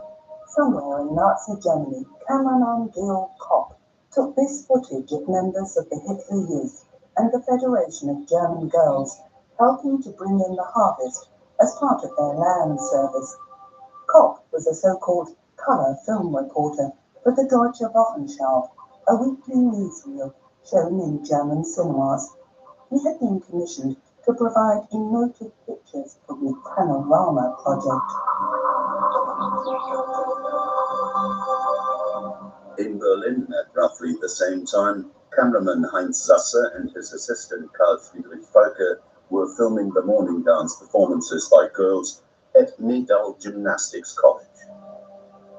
Such scenes were only to be shown abroad in neutral countries.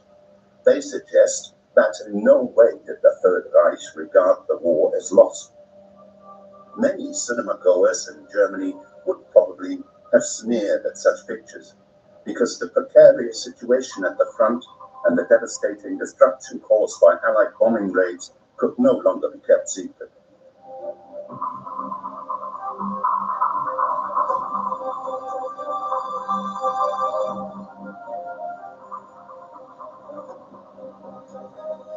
Swinemünde on the Baltic. Manned by recruits, German motor torpedo boats are setting out on an exercise. With its warships now barely operational and unable to be deployed in the North Sea or the English Channel, the German Navy was relying mainly on these powerful flotillas. They were used to attack coastal shipping off the British Isles. As the son of a film producer from Kiel, cameraman Gerhard Gans was in his element.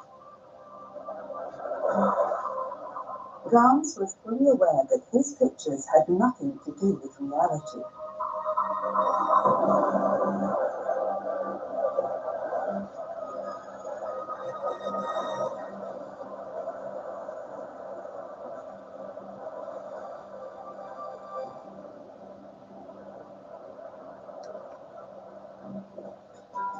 London, May 1944.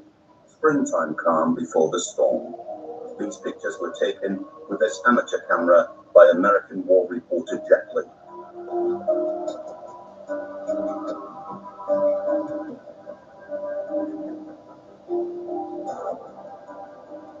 The decision had been taken. In a few weeks' time, the Allies would attempt a landing in Normandy.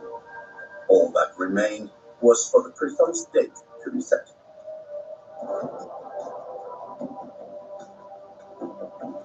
Church services in Westminster Abbey were also attended by American troops. On this warm Sunday in May, many Londoners were relaxing in Hyde Park. They no longer had to fear German bombing raids, and as yet they had no idea of the existence of Hitler's wonder weapons, the V1 and the V2. Jack Lee's task was to provide black and white material for US weekly newsreel News of the Day. But he also had a small amateur film camera with him and 16mm material which he used to take pictures for his family. At the end of May 1944, a host of American war correspondents headed to the south of England to report on the biggest amphibian landing operation in history. Selected journalists, press photographers and camera teams would be present on Decision Day. They were only allowed to take along what they could carry on their backs. Everything, of course, had to be kept top secret. The enemy had to be kept totally in the dark. Also present was star journalist Ernie Pyle, a Pulitzer Prize winner. On May the 31st, Pyle wrote in his notebook, "So I now know the secret the whole world has waited years to hear. And once you have heard it, you become permanently a part of it. Now you were committed. It was too late to back out now, even if your heart failed you." At this point, more than 3 million troops were on standby on the south coast of England, ready to drive the Nazis out of France. On June the 3rd, the US war correspondents were waiting in Weymouth, where part of the Allied armada was lying at anchor. Ernie Pyle wrote, "And in more pensive moments we also conjectured on our chances of coming through alive. We felt our chances were not very good, and we were not happy about it. Military commanders expected losses to be high. Some put the chance of establishing a bridgehead at just 50%. In his diary, British Field Marshal Alan Brooke had this to say about the forthcoming invasion. At the best, it will come very far short of the expectations of the bulk of the people, namely all those who know nothing about its difficulties. At its worst, it may well be the most ghastly disaster of the whole war. The plans for Operation Overlord involved 5 divisions going ashore in Normandy. The aim was for the invasion force to reach the Seine and Loire rivers within 90 days. Driving the Germans back eastwards, the Allies would then liberate Paris. The Americans had been allocated 2 sectors on the west of the invasion front, Utah Beach and Omaha Beach.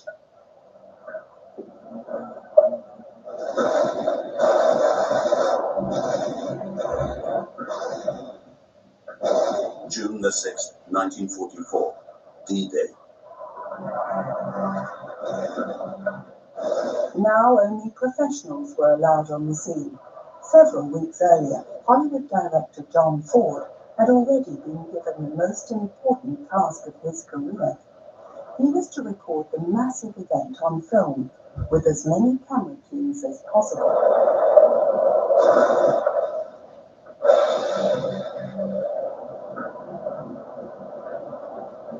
Field Marshal Erwin Rommel's task was to prevent the landings. His orders were clear. The technically most difficult point, the moment when troops make for the beach in boats, should be used for defense with every means possible. Pre-beach obstacles, beach mines, and concentrated fire from all weapons as the enemy comes ashore should increase the problem of this maneuver many times over. Machine gunners on Omaha Beach fired at anything that moved. Thousands of American soldiers were killed or seriously wounded. In an interview 20 years later, John Ford remembered, Once I was on the beach, I ran forward and started placing some of my men behind things so they'd have a chance to shoot their film. All I could think was that for the most part everything was all so well coordinated, fitted perfectly, went beautiful. To my mind, those seasick kids were heroes. I saw very few dead and wounded men. Later I could see one dead floating in the sea. On HMS Belfast, one of the Royal Navy's flagships, Hollywood director George Stevens experienced D-Day off Juno Beach. He was taking part in the landing with an army film team to document the Allies' historic achievement for people back home, but in black and white. This colour footage was only found in his estate many years later.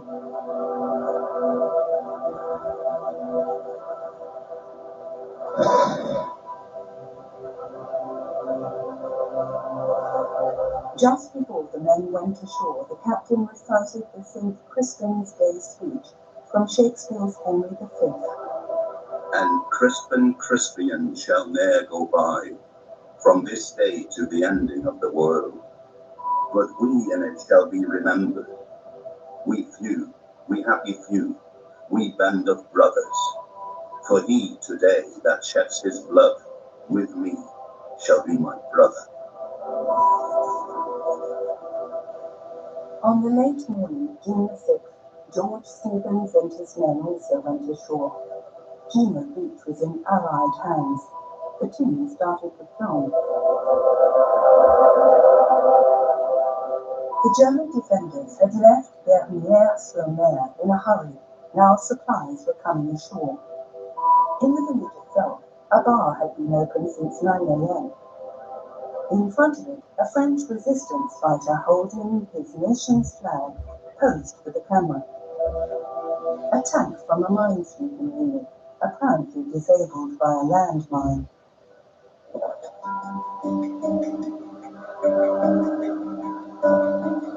When Adolf Hitler learned of the Allied landings, he was in high spirits. The news couldn't be better. As long as they were in England, they were out of reach. Now at last we have got them where we can defeat them.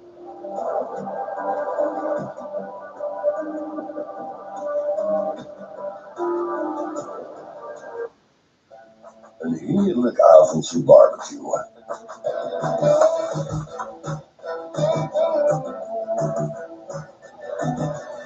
Van de beste ingrediënten tot de mooiste momenten. Hier komt alles samen. Hey, wakker worden. Alleen bij mobiel.nl sluit je audio, internet en tv af en kies je zelf je cadeau. Een Nintendo Switch 2, een Samsung TV of een extra voordelig maandtarief. Te veel betalen voor hetzelfde abonnement? Dat bepaal je zelf wel. Op mobiel.nl. Volgens de legende verdedigde een reus langer dan 8 meter zijn volk totdat hij veranderde in een berg. Was er een boom die mist in water kon omzetten. Volgens de legende stierven 2 jonge geliefden in elkaars armen op het hoogste punt van het eiland en spaarde een leider van de eilandbewoners het leven van 200 Spaanse veroveraars. De legendarische eilanden, de erfenis van de oorspronkelijke bewoners van de Canarische eilanden. Ontdek het op onze website. On the afternoon of June the 6th, the American war correspondents landed on Utah Beach. Jack Lee took these pictures with his amateur camera. By chance, the US forces landing on this northernmost sector of the invasion front had a surprisingly easy time of it. The tide had swept their landing craft to a more southerly point, which was virtually undefended. Some GIs were disappointed that the operation had not been tougher. One eyewitness remembered later that there was little trace of the elation that had been expected. On the other hand, there was no major confusion either. the Royal Air Force attacked the city of Cannes, which was being fanatically defended by the Germans. A colour film reporter took these pictures, which were used in a Panorama Weekly newsreel. The Germans' 21st Armoured Division was stationed in the town. The Allies became engaged in vicious street-to-street fighting and suffered heavy losses. It was not until July the 19th that German resistance in Cannes was finally broken. George Stevens and his men followed the advancing American troops westwards into the bocage, a region of fields and hedgerows where there was fierce fighting. The Hollywood director was worried about his team because the almost impenetrable bocage was perfect terrain for ambushes and booby traps.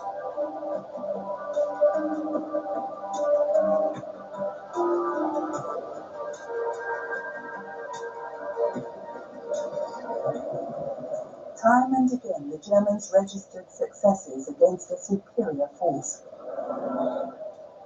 On June the 30th, Star reporter Ernie Pyle wrote to a friend, "This hedge-to-hedge stuff is a form of warfare we haven't had to cope with before, and I've seen more dead Germans than ever in my life. Americans as well, but not so many as Germans. One day I'll think I'm getting hardened to dead people, dead young people in vast numbers, and then next day I'll notice I'm not and never could be. I have continually to fight a kind of inner depression over the ghastliness of it all." On July the 7th, 1944, British Commander-in-Chief Field Marshal Bernard Law Montgomery decorated American soldiers for their courage on D-Day. George Stevens and his team filmed the ceremony. Also present was US General George S. Patton, who had only arrived in Normandy the day before. The old warhorse had had to spend a whole month in England, basically kicking his heels. In his diary, Patton wrote, "It is hell to be on the sidelines and see all the glory eluding me." On his arrival at the Omaha Beach sector, Patton had inspired his troops with a fiery speech. "I'm proud to be here to fight beside you. Now let's cut the guts out of those crowds and get the hell on to Berlin. And when we get to Berlin, I'm going to personally shoot that paper-hanging goddamn son of a bitch just like I would a snake."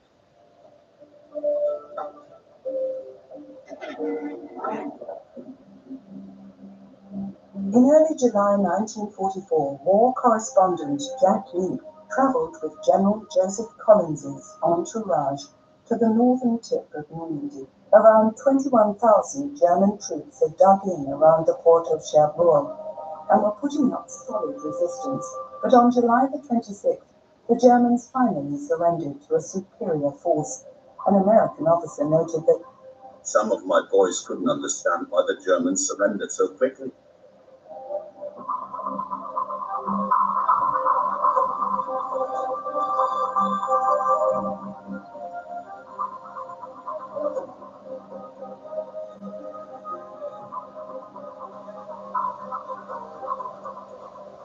Collins celebrated the victory together with the mayor of Cherbourg and some of its citizens. The general was known affectionately to his men as Lightning Joe.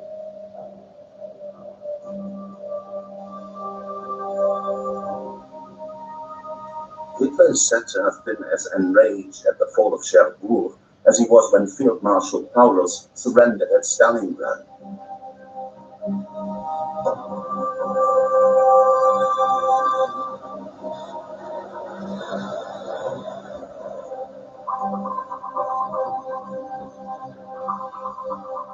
The small town of Barfleur lies roughly 30 kilometers east of Cherbourg.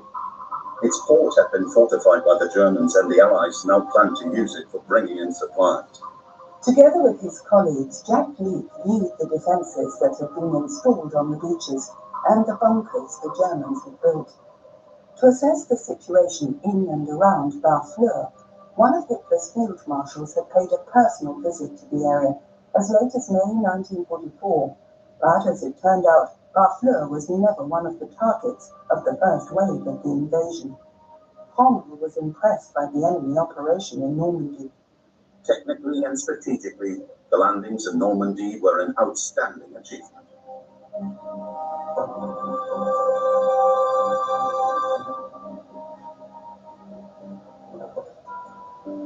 When the Germans withdrew from Saint-Lô, the town was in ruins. George Stevens and his team filmed in Saint-Lô in early August. It was here that the Allies made the decisive breakthrough in the battle for Normandy. A bridge, hurriedly repaired by US sappers, secured the supply line to the west. Saint-Lô served the Germans as an important traffic junction for the redeployment of troops, so the town had been bombed and shelled time and again. In a letter home, a German Lance Corporal wrote, "Today I spoke to someone who had fought on the Eastern Front. He said things had also been tough in the East, but never as tough as they are here. If a German soldier deserts to the enemy, his family doesn't get any support. And if we were to win the war, he would have to be handed over to be dealt with." Week after week passed, with the Allies making only slow progress. But in the end, the Americans achieved the decisive breakthrough. On July the 26th, 1944, they took the small town of Marigny. Shelling and strafing had reduced many buildings to rubble. George Stevens and his team filmed the destruction.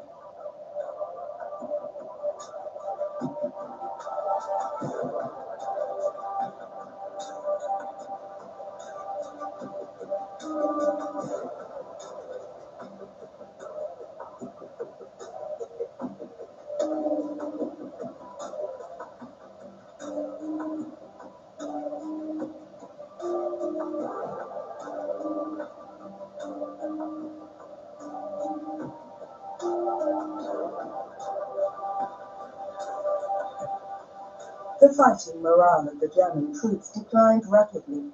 On July the 26th, a paramedic noted this remark by a soldier who had been wounded. "I'll tell you one thing, medic. Here in Normandy, it's not war anymore.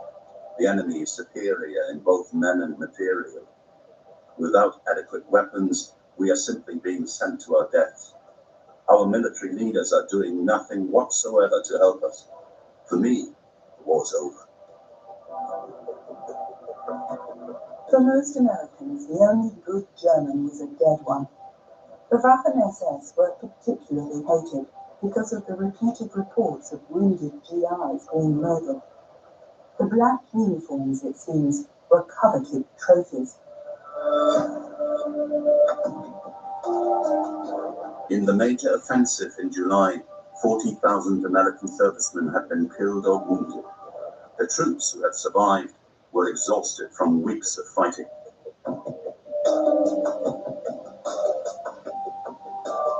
George Stevens had received instructions from the highest level that, first of all, he was to follow General Patton's troops as they advanced towards Brittany. The men in his unit respected the Hollywood director, yet Stevens, who always seemed to be grumpy, remained something of an enigma to them. One of his colleagues remarked later that he was uncommunicative and looked serious even when he was making a joke.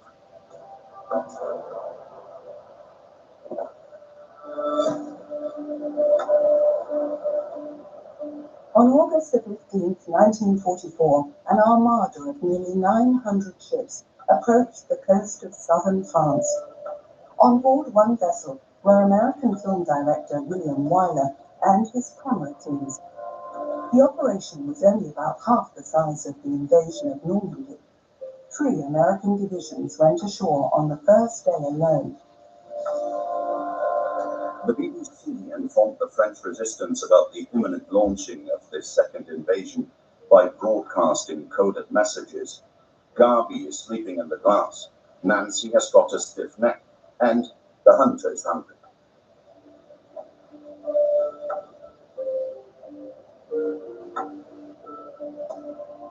German prisoners of war had to help unload the ships. In contrast to D-Day, in the coastal town of Saint-Tropez, the GIs met with hardly any resistance. There was one brief firefight which cost less than 100 American lives. Afterwards, supplies could be brought ashore unimpeded. The Nazi leadership displayed a lethargic reaction to the news from the south of France. In his diary, Joseph Goebbels remarked laconically that the enemy claims that the contingent that has now landed is more powerful than the one that came ashore in Normandy. But they're only saying that to scare us. It will, of course, take us a few days to implement our countermeasures, because obviously we can't position adequate numbers of troops at every place on the coast to repel an enemy landing operation.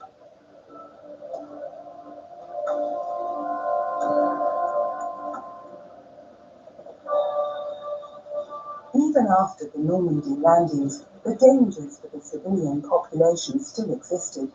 The Germans had mined many towns and villages to impede the advancing Allied troops. George Stevens and his camera team were filming in the town of Coutances when a German landmine suddenly exploded. The GIs took cover, just in case there might be other blasts.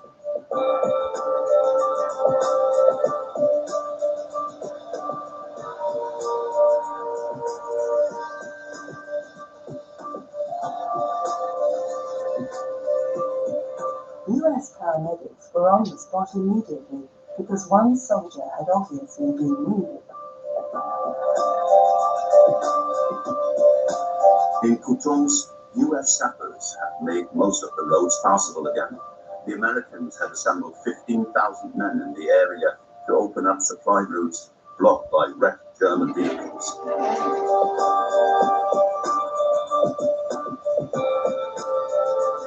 Even though countless houses had been destroyed in the fighting, most French people were relieved to be liberated by the Allies. By now, they were no longer afraid that the invasion might fail and the Germans would return. But many wondered about the immediate future. Would the Americans ensure a supply of food to the population? And who would be in control in Normandy in the future?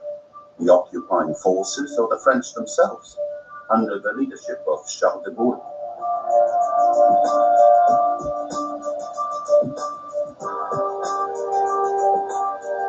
George Stevens had been given permission to film a German prisoner of war camp. This was the Hollywood director's first encounter with the defeated enemy, a foe who had put up such fierce resistance over the last few weeks. The few possessions the soldiers had with them were carefully inspected.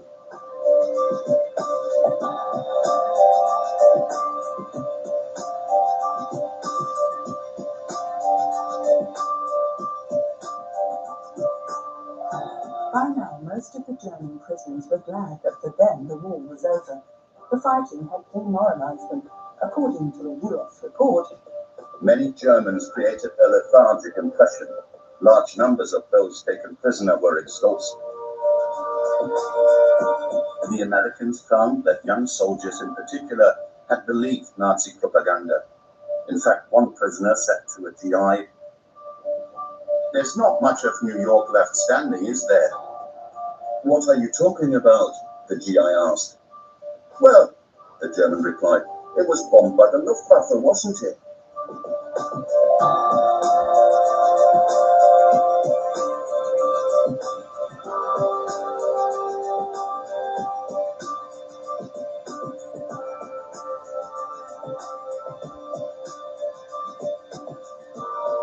Captured German soldiers were transported away from the front and later put on ships. Thousands were sent to prisoner of war camps in Britain or the United States, where they remained until the war was over. Geen woorden, maar kaas. De Rotterdamse oude.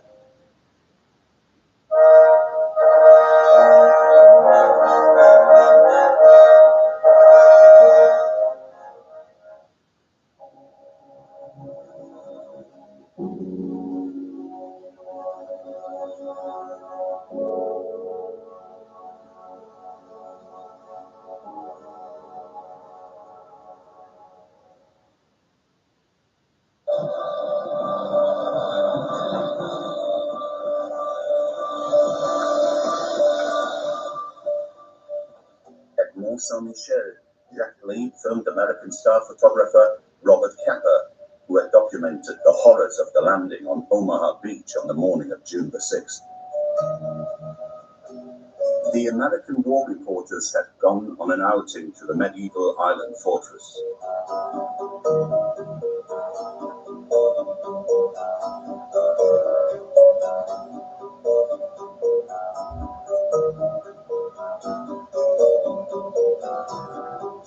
Also present was author Ernest Hemingway, who was famous for his ability to hold his drink. Hemingway had come close to being killed by a German shell. Here it seems he has liberated a bar. Later, Robert Capa said Hemingway had accused him of not having helped him when the author sought cover from the shell in a ditch. That, Hemingway claimed, was because Capa wanted to take the first picture of the celebrated writer's corpse.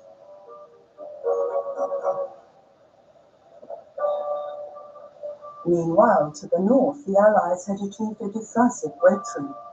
But even so, many German units had managed to escape east. Paris was now within range, but a bizarre argument took place about the next steps to be taken. The talk was of an imminent uprising in the French capital, which might then be suppressed by the Germans with extreme measures. General Charles de Gaulle told the commander-in-chief of the Allied forces, who actually wanted to bypass the French capital, "We must march into Paris." So on August the 22nd, 1944, Dwight D. Eisenhower gave the order for the French 2nd Armored Division to take Paris. The French were to liberate their capital themselves.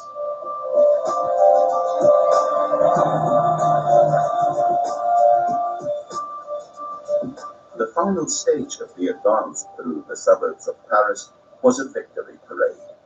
George Stevens and his cameraman were allowed to be present when French forces entered the capital on August the 24th. Later, he told his son that it had been the greatest day of his life.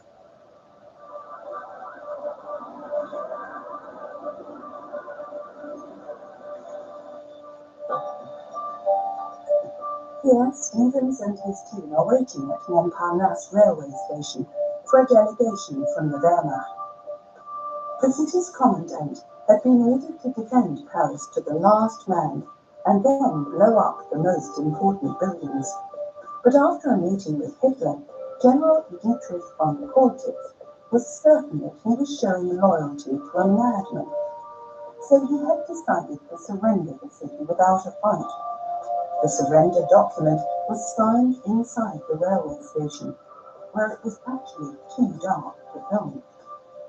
In the meantime, General de Gaulle had also arrived. He had organised French resistance from Britain.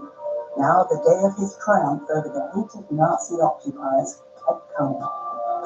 In order to capture the historic moment on film, George Stevens wanted those involved in the ceremony to repeat it outside. When Corinthians hesitated, the tipsy director is said to have remarked, "C'est la guerre générale, that's war." De Gaulle's strategy had paid off. Sitting in every ministry were people of his choice.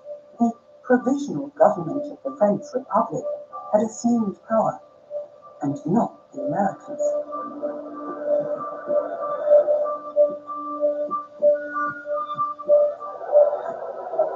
Then it was time to celebrate. Later, Stephen's assistant, British screenwriter Ivan Moffat, remembered, One knew at the time it was going to be the most exhilarating day. I mean, it couldn't help but be, particularly as we thought that the war was pretty much over and that the Germans were in headlong retreat. The atmosphere was intoxicating, exhilarating, with these thousands and thousands of people embracing us, embracing each other under an absolutely brilliant sky. Paris looking absolutely marvelous, not at all shabby. An atmosphere almost like a bullfight.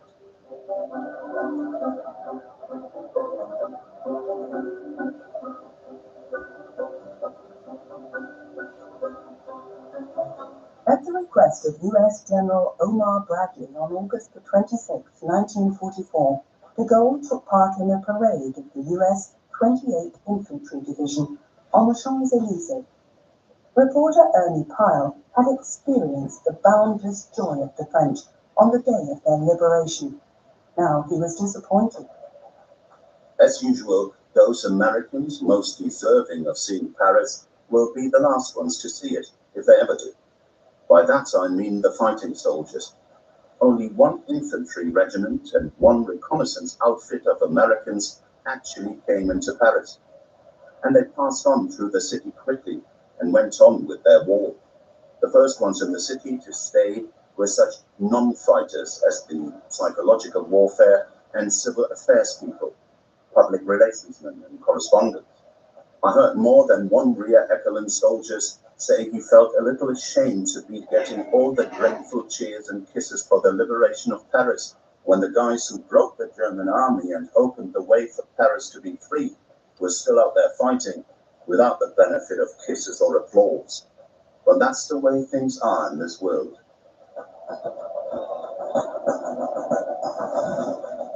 Like many of his colleagues, George Stevens also took time out to sleep in a real bed and to write to his family. The days and nights all ran over themselves and became pretty much one thing: the struggle to get to Paris. The during and the 2 weeks before were the most exciting, the most unbelievable time of my life. I do hope you and Georgie have seen the newsreels that carried our film.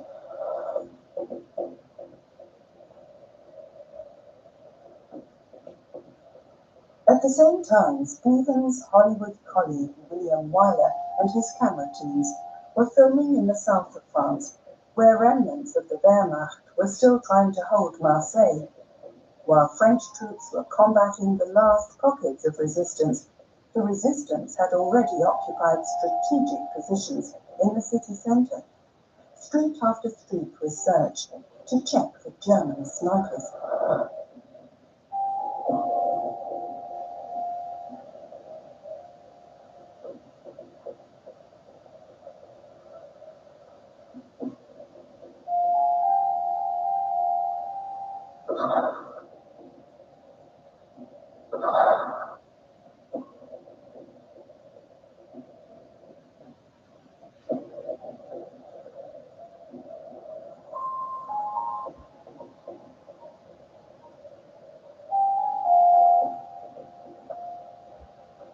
The next day, the Germans surrendered. After liberation, the search began for those who had collaborated with the hated enemy. The suspect's mother says goodbye to her son, who is then taken away by resistance fighters. Power in Marseille passed into the hands of left-wing forces of the resistance movement. The Americans were tolerated, but, as far as possible, were expected to stay out of the city and to push further north. Concerned that his country might become divided, General de Gaulle diffused the situation with a trick. The paramilitary groups were quickly integrated into the French army. Hitler had already ordered a withdrawal from southern France on August 17, 1944. Nearly 300,000 German troops were able to pull back. The wounded were left behind in field hospitals to be captured and were taken to prisoner of war camps.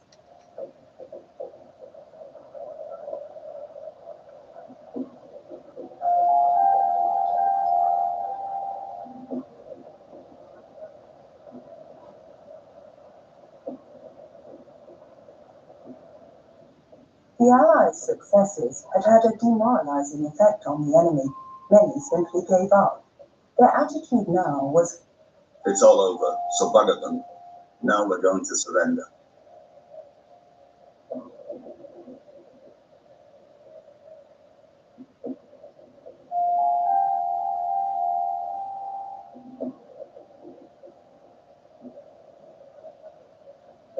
as Hitler's blitzkrieg warriors.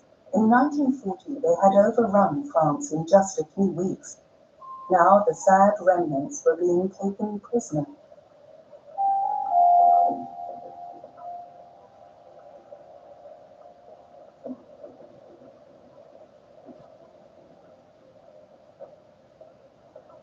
In the summer of 1944, the Wehrmacht lost nearly 240,000 men, killed or wounded. 200,000 German troops were first interned in provisional detention camps.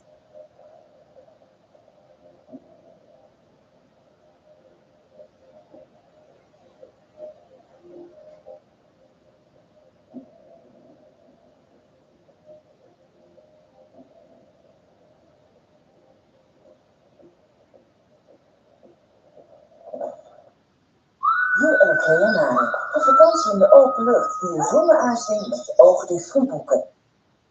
Hoe het echt bij haar op de werk is, we werken in een hele dynamische wereld. De planning die je 's morgens hebt, die kan 1 minuut over 7 veranderd zijn. Wat ik van haar heb, is dat we voor elk probleem ook een oplossing hebben. Daar hou ik van en daarom heb ik nooit anders dan dit werk gedaan. Je probeert het echt. Bruine rijst terwijl de rest frietjes eet. De calorieën tellen. Maar voor sommige mensen is afvallen gewoon lastiger. Misschien is het tijd voor een andere aanpak. Met Wellness werk je aan gewichtsverlies onder medische begeleiding. Online, gewoon vanuit huis. Wellness. Minder strijd, meer resultaat. After his resounding success with Memphis Belle, William Wyler wanted to make a documentary film about the American fighter aircraft who were attacking German units or convoys behind the front. But his teams never succeeded in showing US Thunderbolts in action. His camera teams were only able to capture the results of their attacks. In the opinion of cameraman Karl Maslowski, Wyler used far too many rolls of color film without rhyme or reason. In my whole career, I have never seen such a disgraceful waste of precious film material.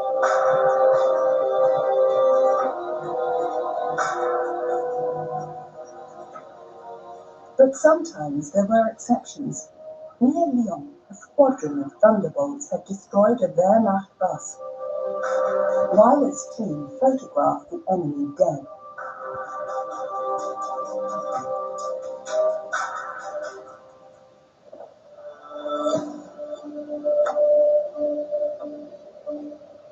The second team followed the advancing Americans towards the Swiss border. In the Jura Mountains in eastern France, the village of La Chapelle had been almost completely destroyed by US fighter aircraft. Its inhabitants gave their liberators a somewhat lukewarm reception.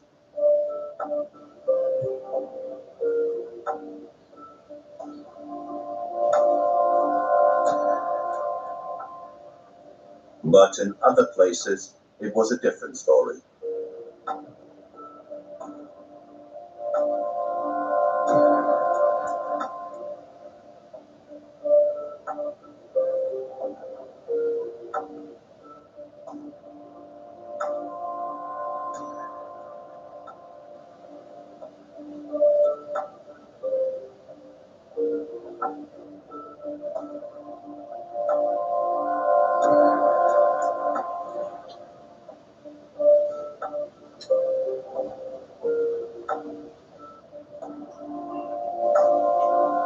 This German lance corporal is lucky. He has even been given a glass of red wine.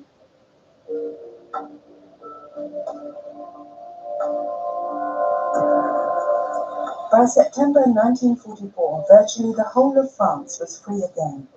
Only in Alsace and Lorraine, the two regions annexed by the Wehrmacht in 1940, were the Americans still facing fierce resistance.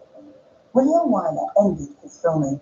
His sole aim now was to get to Mulhouse, the town where he was born and where his parents ran a haberdashery business before emigrating to America.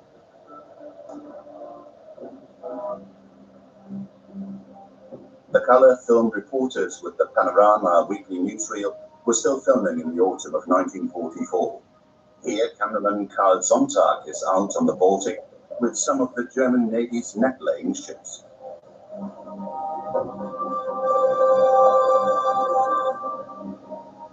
"18 net-laying vessels have been tasked with blocking harbour entrances or important shipping routes to prevent submarines, torpedoes, or frogmen getting through." Scenes like these were intended to make cinema-goers in neutral countries think that Hitler and the Wehrmacht had taken every measure to prevent the Allies from achieving further success.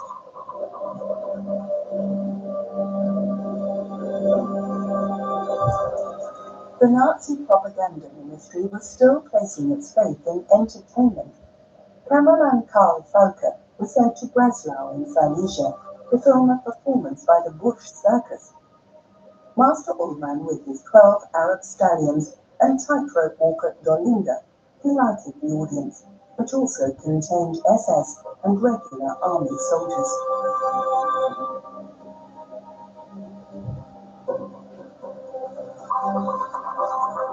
Around this time, journalist Ruth Andreas Friedrich noted in her diary that "We are making an effort, with thoughts and wishes, with hopes, aspirations, and expectations. Hardly a day passes without us talking about final victory, our final victory. Will we see it this year, or will we have to wait until next year? On the Western Front, they seem to be taking a breather."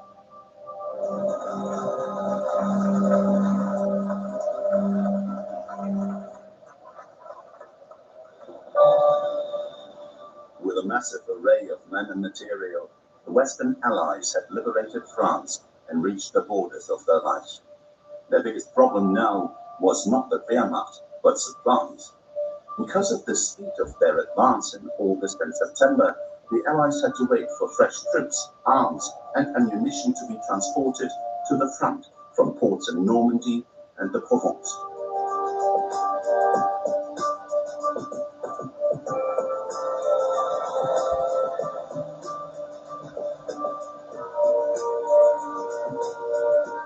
To the disappointment of the British, the final decision on further action rested with the Allies' American commander-in-chief. Montgomery, in the meantime promoted to Field Marshal, wanted to make a quick thrust into the Ruhr industrial region. But General Eisenhower continued to place his faith in the superior strength of his forces. George Stevens and his team also had to wait. Midway between Paris and Reims, they halted for a while in Château-Thierry on the River Marne.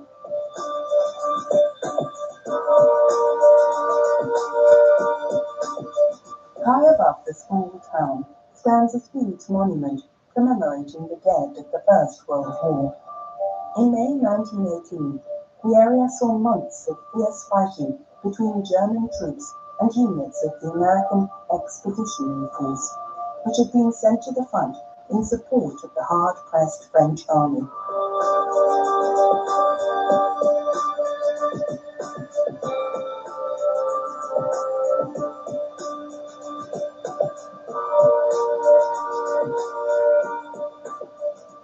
Stevens and his men were well aware that the Second World War still wasn't over. Pessimists reckoned that the fighting could last into 1946 and cost many more American lives.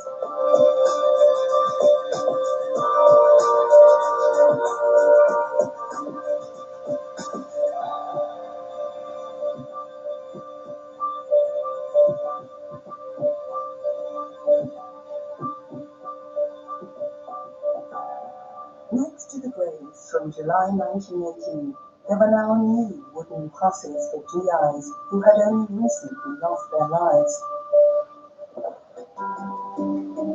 American War reporter Jack Leib and his colleagues traveled to the Ardennes to meet up once again with General Lightning Joe Collins.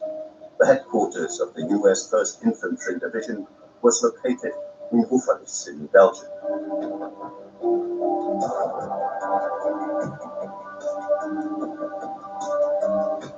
Collins and his team were preparing to advance across the border into the German Reich. The civilian population had no idea that the Germans would return during the Ardennes offensive of December 1944, and that Allied bombers would reduce their town to rubble. But for now, everything was going to plan, and American troops were given the order to attack the imperial city of Aachen. At the Nazi bulwark known as the Siegfried Line, Jack Leib filmed these children, symbols of innocence in a time of horror. Hitler's suicide and Germany's unconditional surrender was still 8 months away, 8 months in which millions of soldiers, civilians, and concentration camp inmates would become further victims of the dictator's crimes against humanity.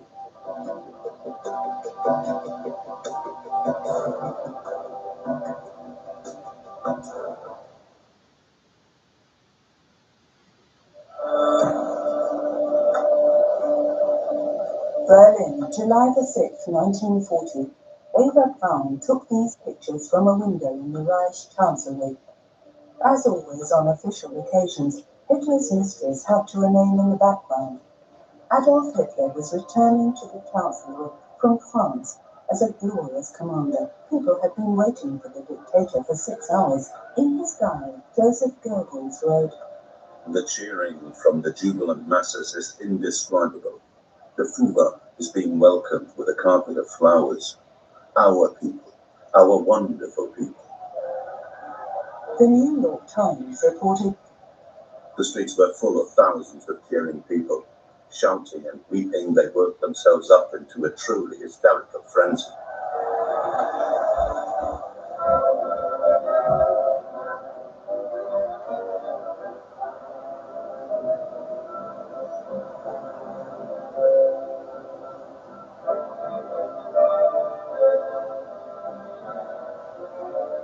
in the summer of 1940, following the successful Blitzkrieg campaigns in Poland, France, and Norway, for a while peace and calm returned to the capital of the German Reich. On July the 16th, Propaganda Minister Joseph Goebbels noted in his diary, "In politics and in the conduct of the war, there is an absolute lull.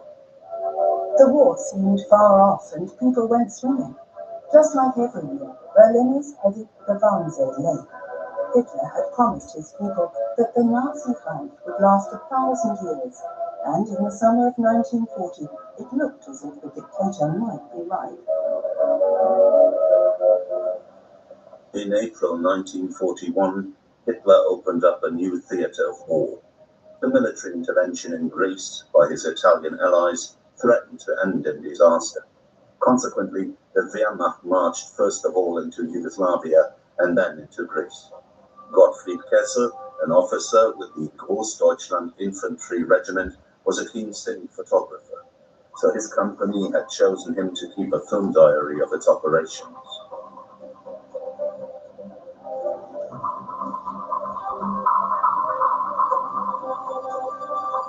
After 11 days, the Yugoslav army surrendered unconditionally. Germany took some 350,000 prisoners. These pictures show Serb soldiers being held in Belgrade fortress.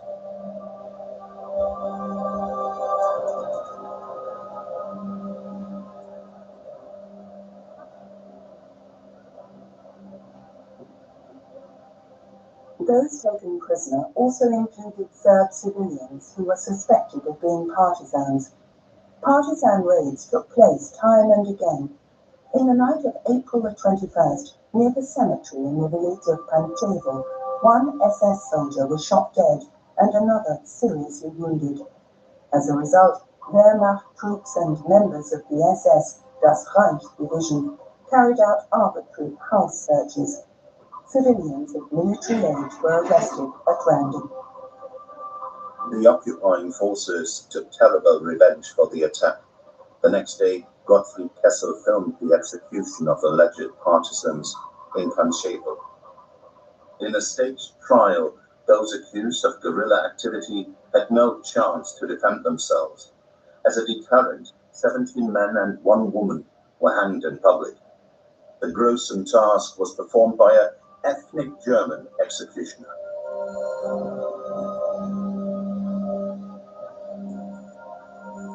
Then 12 former Serbian soldiers were lined up on the cemetery wall in Pančevo and executed by firing squad. Gottfried Kessel also filmed this brutal act for his war diary.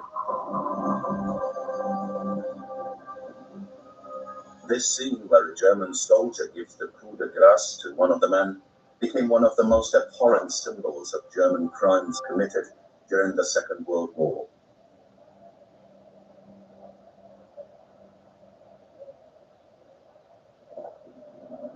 On August 28, 1941, Adolf Hitler met with Italian dictator Benito Mussolini.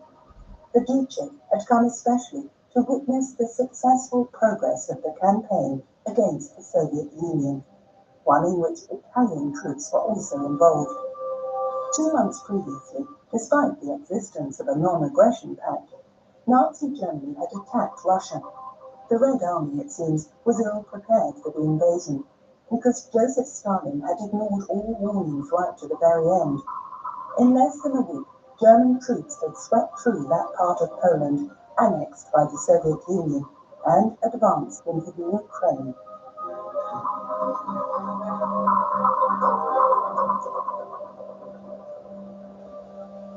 Lunchtime for high-ranking officers and their adjutants.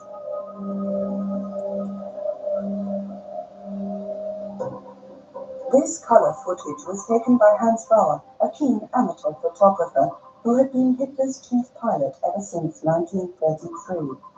His position enabled him to take pictures even in the immediate vicinity of the dictator without any restrictions. On a flight to the front, Bauer took the opportunity to film Mussolini from close up, because the Duce liked to sit in the cockpit. Later, Bauer remembered, I took 6 meters of film, but Mussolini sat there like a stuffed dummy. Stiff as a board, with his head held high, he didn't move a muscle. All I got were pictures with no life to them. With his chin jutting out, Mussolini had this wild look in his eyes, but he never moved. Hitler and Mussolini had flown to Uman on a troop visit. The men gave the Führer an overwhelming reception. During their advance, many of them had been involved in crimes against the civilian population. Also present in Uman was Hitler's personal cameraman. Walter Frenz was filming the stage scene officially for the Wochenschau weekly newsreel, but in black and white.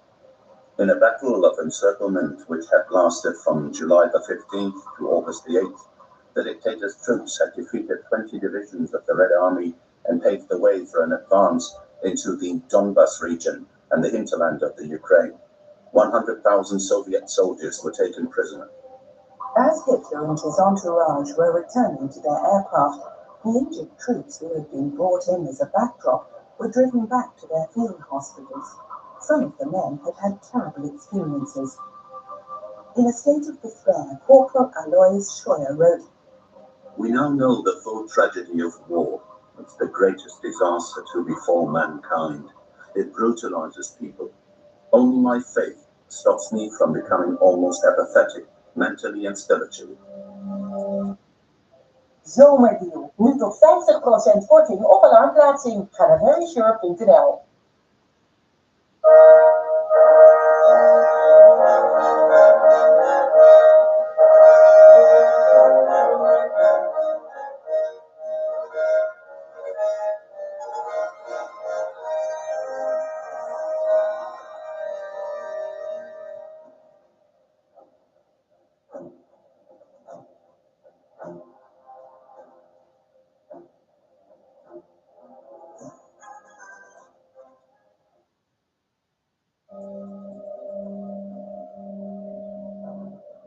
That was of no interest to either the high-ranking officers or the Nazi bigwigs accompanying the two dictators. Foreign Minister Joachim von Ribbentrop and Hitler's private secretary, Martin Bormann, were particularly compliant aides to the Führer, who is said to have told a small circle of associates that basically the war in the East has already been won. Moscow will be razed to the ground.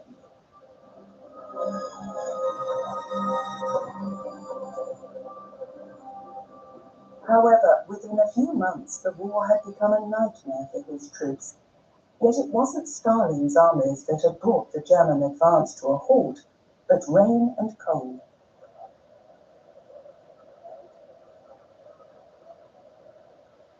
The Obersalzberg, early June 1942. Hitler was relaxing in the mountains for a few days. The campaign against the Red Army had become bogged down outside Moscow and Leningrad in the mud and snow of winter. Now, a major offensive was to give fresh momentum to the Führer's faltering blitzkrieg. Hitler's guest at the Berghof on this occasion was Sepp Dietrich. The head of the SS Leibstandarte Adolf Hitler was one of the Führer's old comrades from the early days of the Nazi movement. After Hitler seized power, this unquestioningly loyal warhorse had had murders carried out time and again on behalf of his master. To mark Dietrich's birthday, the Führer made him a personal gift of 100,000 Reichsmarks and appointed him Colonel General of the Waffen-SS. This footage stems from Eva Braun's estate. Sepp Dietrich is joking around with Eva's sister Gretel, who was part of Hitler's court. Dietrich with the children of Hitler's favorite architect, Albert Speer.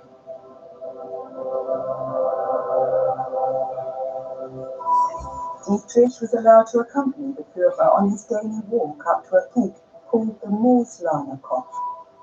Dietrich's troops had already burned villages on the campaigns in Poland and France, and committed numerous crimes against the civilian population. On Hitler's orders, they had also been involved in the systematic murder of Polish Jews. The Waffen-SS had carried out further massacres in the Ukraine and in Russia. Before the war against the Soviet Union, the commander-in-chief had told his generals of his true intentions. It will be a war of annihilation. Our military leaders must make the personal sacrifice of overcoming their misgivings. Around roughly the same time, a cameraman with the army's propaganda unit was filming the Wehrmacht's advance in the Soviet Union. Hans Bastanier and his team had 35mm color film at their disposal. The 31-year-old convinced Nazi had been chosen to produce a spectacular film using the newly developed material.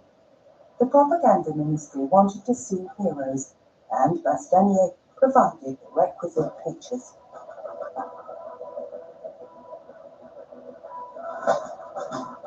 In discussions with his associates in 1941, Hitler had already talked through plans for the future face of Eastern Europe. The goal, he said, was to conquer vast areas to ensure the racial survival of the Germans. The law of natural selection justifies this eternal battle because it makes the survival of the fittest possible. It's absurd that a higher-ranking people should struggle to exist on land that is too restricted, while amorphous masses who contribute nothing to civilization occupy endless areas of terrain which is among the richest in the world. The Crimea and the Ukraine will become a totally German colony, and the previous inhabitants will be displaced.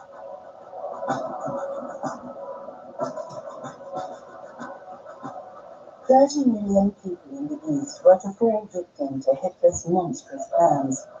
As Nazi ideologists saw it, communists, Jews, and members of a wide range of Slavic tribes would have to make way for the master race. Within a few months, SS Special Task Forces operating behind the front had murdered hundreds of thousands of Jews.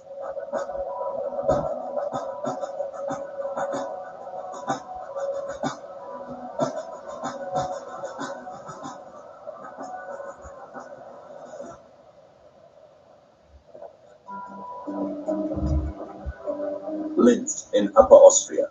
On April the 20th, 1942, the whole town was dressed up and taking part in processions to celebrate the Führer's birthday. The formations included the Hitler Youth and the Federation of German Girls.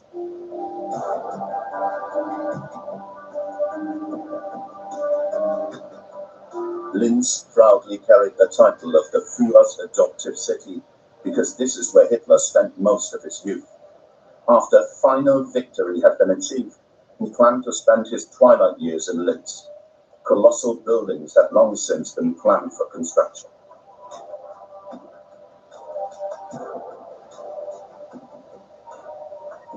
At this point in time, Ruth Andreas Friedrich, a journalist who was critical of the regime, was hoping that more and more Germans would turn their back on the regime. In summer 1942, she wrote in her diary, "The age of the individual is over. The strong are no longer at their most powerful when they are on their own. We must form a shock troop right across Berlin. Our people must be in position in every district. Sworn Confederates who can be trusted implicitly. Old circles of friends are no longer adequate, and not all of them are suitable. New people need to be found from every camp. Each individual must bring his or her clique into play with all their connections and possibilities. What one person lacks, the other will provide. It's now about distributing roles, yet without getting caught by the Gestapo."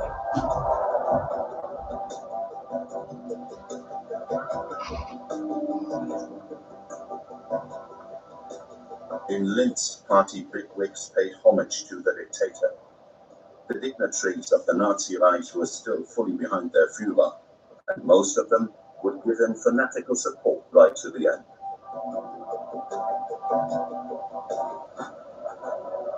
On May 12, 1942, the Red Army launched a major offensive on a broad front. The aim was to retake Kharkov. Hans Bastanier was sitting with his camera in a German tank, filming the battle.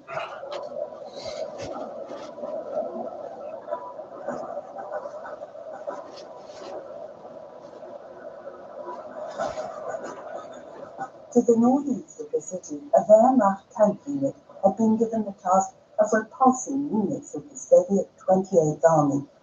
The propaganda ministry planned to use the footage in The Front in Color, a monthly newsreel, which would only be shown in cinemas in neutral foreign countries. Stalin's forces sustained heavy losses and failed to achieve their goal of breaking through the defensive ring in front of Kharkov. But the Wehrmacht's counter-offensive was successful. On May the 22nd, 1942, the Soviet armies were encircled and the Germans took around 240,000 prisoners.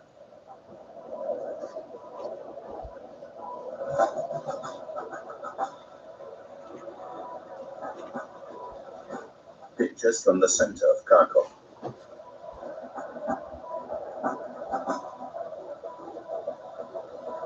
Hans Bastanier was a specialist in color photography, and he succeeded in attaining the required quality standards.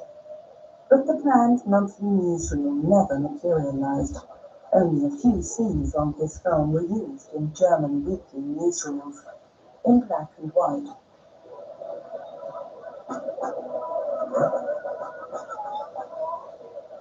The German troops stationed in Kharkov were to lack nothing. Entertainment films were provided to make them forget the horrors of war for a few hours. In the soldiers' hostels, the troops' needs were seen to.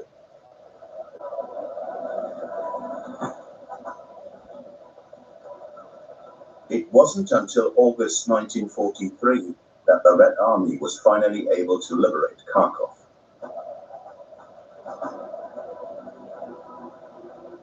The cameraman also filmed these motorcycle riflemen with the 3rd Armored Reconnaissance Unit. At the time, Gut Andreas Friedrich noted, "The Germans are still victorious in Russia. People still talk of Stalin now throwing his final reserves into battle against us.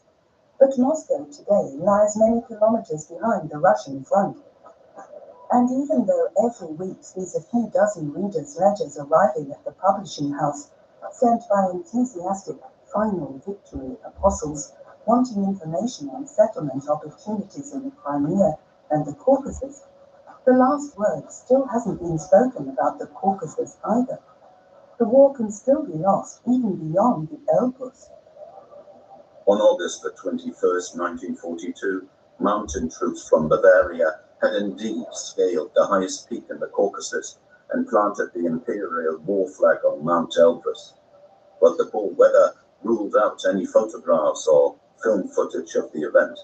So in early September, the Armed Forces High Command sent experienced climber and cameraman Hans Appel into the mountain range to restage the heroic deed in bright sunshine.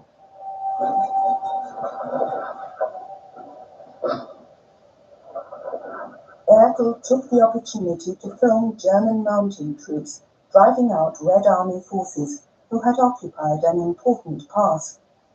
As a former cameraman with Leni Riefenstahl, he was an adept filmmaker.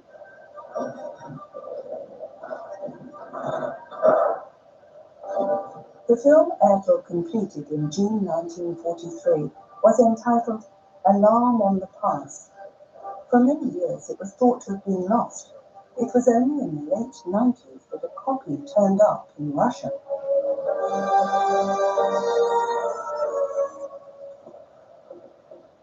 On March the 18th, 1943, a documentary appeared in cinemas in America which showed the advance of Allied troops in North Africa.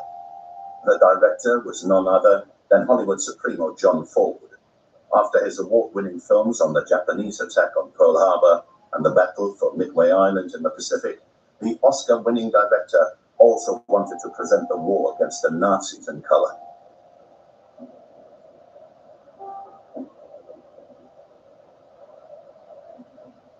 On November the 8th, 1943, British and American troops landed in Morocco and Algeria. A short time later, 40 camera teams unloaded their equipment. The expedition was headed by Hollywood mogul Darrell F. Zanuck, one of the founders of 20th Century Fox.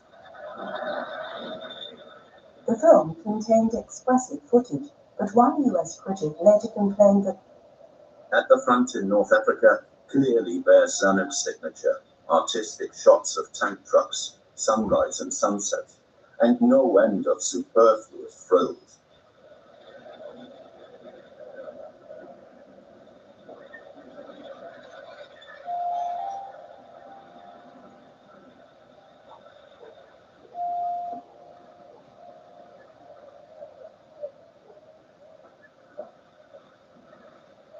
behind the front a camera team witnessed an attack by German aircraft and took dramatic pictures.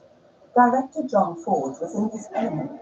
He had already recorded similarly spectacular footage in his film The Battle of Midway. But for his employers at the War Department, this wasn't enough. The problem was that the scenes were totally authentic and thus inadequate for the military authorities. The British enjoyed great success with their Desert Victory production, but many of the dramatic scenes in it had been quickly restaged.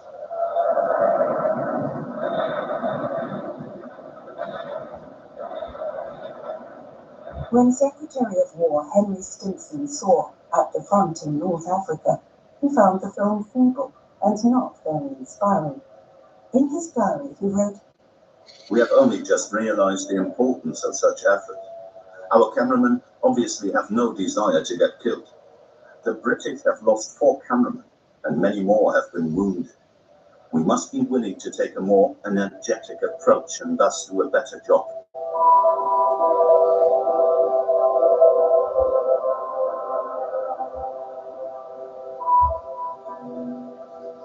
Scenes which the team filmed in their spare time, far from the front, came in for particular criticism.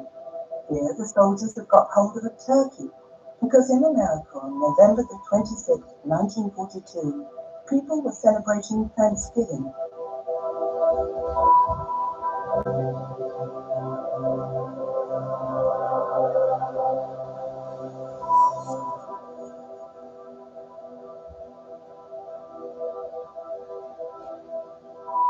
Then the director himself appears in the picture, John Ford sitting astride a donkey. In early December, when German and Allied armoured units clashed not far from Kiev, Ford's camera teams were present. Hitler had ordered the new Tiger tanks to be sent not to the Eastern Front, but to North Africa, where they inflicted a bitter defeat on the advancing British and Americans. A cameraman had entrenched himself on a nearby hill and took authentic pictures, but they also met with disappointment back in the United States. Shortly before the premiere, Darrow Samuel admitted, I'm afraid that our war scenes don't look as dangerous and realistic as the battle scenes we film at our studios. You simply can't have everything.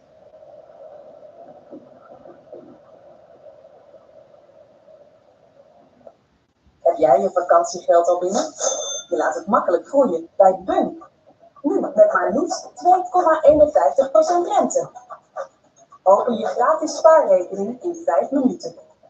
Bunk, Bank of the Free.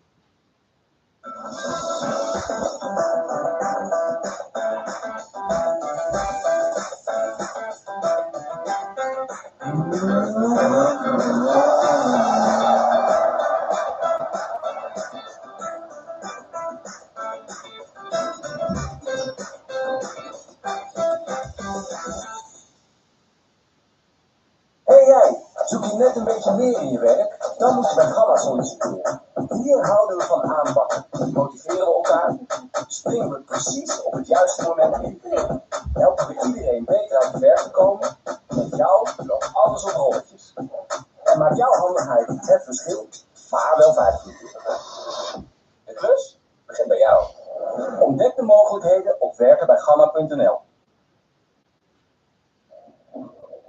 for these captured German and Italian troops, the war is over, but not for their comrades. They are not so lucky.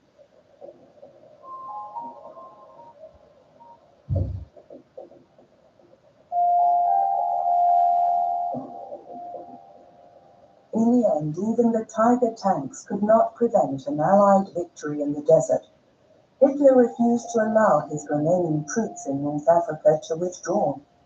But in May 1943, they finally surrendered. Casablanca, mid-January 1943. In the elegant suburb of Anfa, a hotel and several comfortably appointed villas have been cleared to accommodate delegations from Washington and London. On January 14th, British Prime Minister Winston Churchill travelled to Morocco with his top brass to attend a secret conference with the President of the United States. The British wanted to land on Sardinia or Sicily as soon as possible in order to attack the Third Reich from the south. US President Franklin D. Roosevelt arrived in Casablanca exhausted from the 5-day Atlantic crossing. Since the age of 39, when he contracted poliomyelitis, the 60-year-old had been confined to a wheelchair. Since he avoided any pictures that showed his handicap, the president sat in a jeep as the American Guard of Honor marched past. A cameraman with the signal corps took these pictures of Roosevelt's trip to the Casablanca conference with 35mm color film for the president's own personal archive. They were not published until many years later. German propaganda had got wind of the meeting between the two statesmen, but Joseph Goebbels assumed that Churchill had travelled to Washington. In his diary, he wrote, "In our currently difficult situation, Churchill and Roosevelt will, of course, try to step forward with a demonstrative political statement designed to undermine our nation's morale. But I will do everything in my power to shield our people from such machinations." Naturally, the US President and his generals knew that the Wehrmacht was facing a devastating defeat on the Eastern Front, because at Stalingrad, the Sixth Army had been encircled. The Americans were still clinging to the hope that an invasion could be launched across the English Channel in 1943, but they didn't have the requisite troop strength or the necessary equipment. For days, the Nazi leadership remained in the dark. Joseph Goebbels wrote in his diary, "The meeting between Churchill and Roosevelt, which is now indisputable, is creating a stir. At the moment, we don't know where the two super gangsters met, but the press in both Britain and America has announced that sensational news of far-reaching importance will be forthcoming." The Allies negotiated for 10 days. Roosevelt and Churchill then astonished the world public by stating that Nazi Germany and Japan had to surrender unconditionally. Italy was not mentioned in the press statement, so as not to undermine the possibility of a coup against Mussolini. The Casablanca Conference marked the zenith of Britain's influence on Allied strategy. From now on, the Americans would push their plans through more and more, in close alliance with Moscow. Joseph Stalin was not particularly impressed by the news from Anfa. The Soviet leader had been invited, but, with reference to the battle for Stalingrad, he had decided not to attend the conference. In January 1943, cameraman Walter Frenz filmed a meeting of two of the Axis powers. The Führer had received Romanian dictator Ion Antonescu at the Wolf's Lair, his headquarters in East Prussia. Hitler was making the Romanians responsible for the precarious situation of the Sixth Army in Stalingrad. Antonescu countered by criticizing the Wehrmacht and its commanders. On Hitler's orders, the German people had not been told that the Sixth Army had been encircled for several weeks and stood no chance of receiving help from outside. The Führer categorically rejected any idea of capitulation. Nevertheless, on January 31st, Field Marshal Friedrich Paulus surrendered to the Red Army. The end of Nazi domination of virtually the whole of Europe was now only a question of time. In the Balkans, partisan units in particular were making life difficult for the Germans. In August 1943, the Yugoslav resistance leader Josip Broz, who was known as Tito, received an Anglo-American military delegation at his mountain hideout. The scene was documented by a cameraman with the US Secret Service, OSS.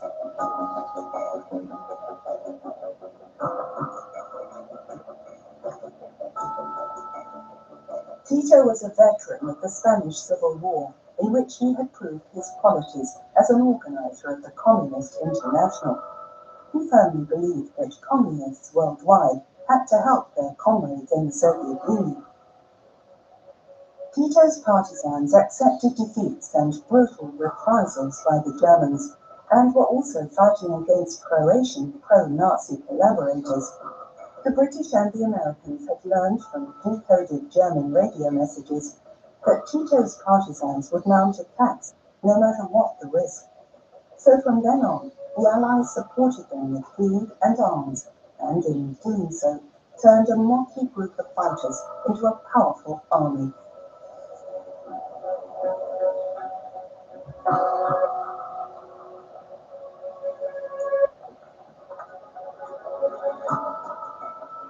Many Americans in particular held the naive view that communist resistance fighters just had to love freedom. Press reports time and again spoke of self-determination, the right of all nations to choose their own government, which Roosevelt and Churchill had guaranteed in the Atlantic Charter they proclaimed in 1941. The British Prime Minister was called an imperialist because he warned that after the Nazis had been defeated, communist parties would brutally crush all democratically minded forces in Stalin's name. And that's precisely what also happened in Yugoslavia under Tito's rule right through to 1908.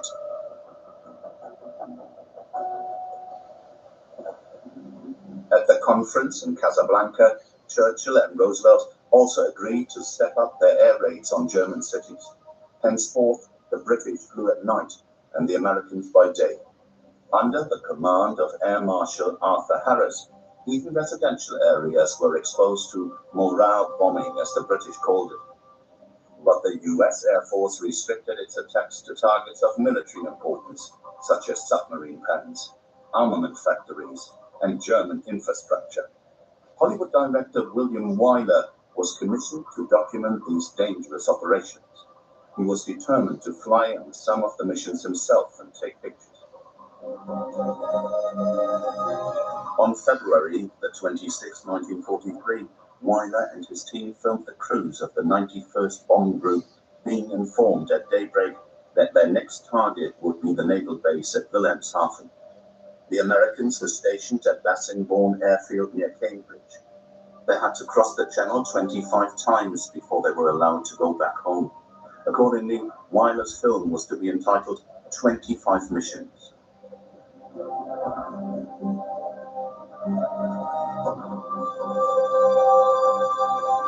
The girlfriend of US pilot Robert Morgan had christened his bomber the Memphis Belle. Later, the B-17 Flying Fortress lent its name to one of the most successful films on the Second World War.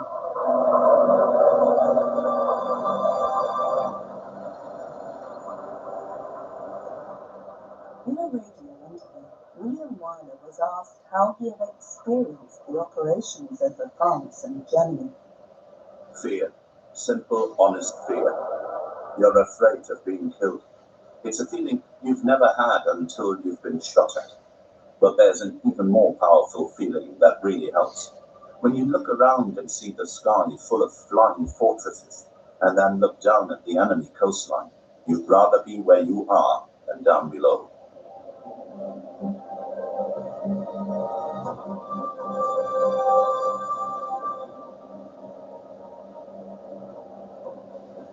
Wyler and the cameramen on board other aircraft had to work under the most difficult conditions. Above all, they had a real problem with the bitter cold at an altitude of more than 10,000 meters. If you wanted to change the film, you had to take off your glove. But if you took it off for more than 1 or 2 minutes, you would lose some fingers from frostbite. Being on oxygen, your efficiency was at a minimum. Taking 3 steps was like walking a mile. So far, there was no sign of enemy fighters, but then came the flak. William Wyler. The flak was terrific. We'd fly through entire belts of it. The blue sky looked like a punctured sieve. One of the cameramen was killed when his plane was brought down. In a letter, Wyler wrote, I saw so many who never came back, but it makes a difference when it's one of my own people, someone I recruited myself and sent off on a mission.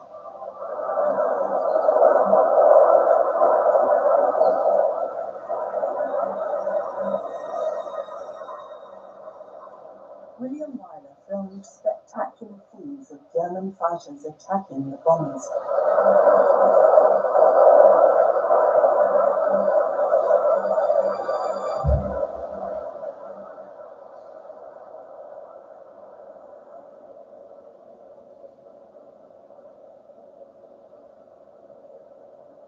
Finally, the big moment. The bomb aimer focuses on his target. Wilhelmshaven is now defenseless.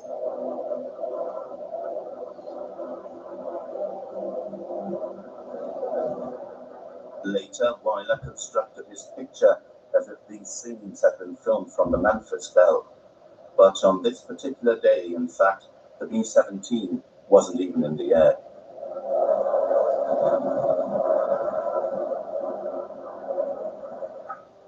In the night of the 27th and 28th of July 1943, the British Royal Air Force attacked Hamburg. The bombs created a horrific firestorm, which raged for 5 hours in the workers' suburbs in the east of the city.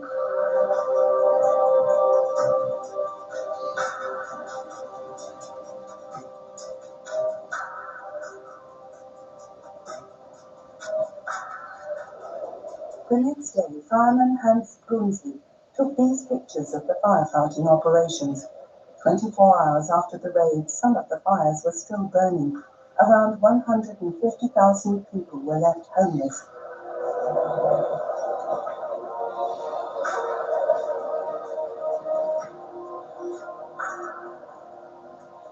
Hamburg author Hans-Erich Nossack wrote, "Nothing around us bore any resemblance to what we had lost.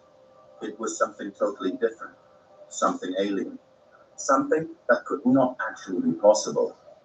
But why document all this? Would it not be better for it to be forgotten for all time?"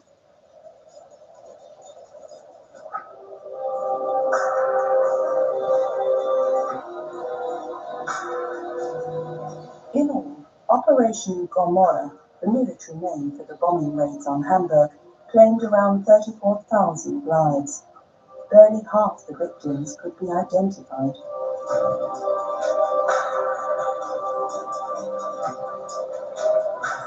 People now fled from the devastated city in droves, homeless, desperate and terrified. An assembly centre was set up in Hamburg's nearby park. The actual aim of the bombing campaign was to break German morale, but that was something the Allies never achieved.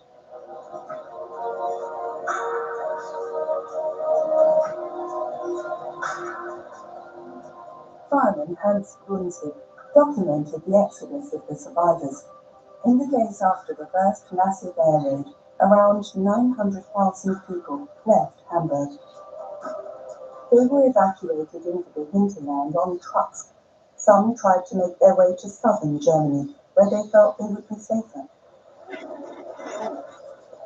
In May 1943, work began in Hamburg and in a film studio in Berlin on the production of one of the Third Reich's last color films. But because of the increasing number of air raids, the shooting was moved to Prague. The aim of the entertainment film, Grand Freedom No. 7, was to take people's minds off the ever-present war. German film star Hans Albers played the main role in a love drama which took place on the Reeperbahn in Hamburg, but the censor refused to allow the film to be shown in Germany. It was thought that there were ulterior motives behind the title. What's more, the characters did not correspond to the Nazi ideal. Consequently, it was only after the war that the film became a classic.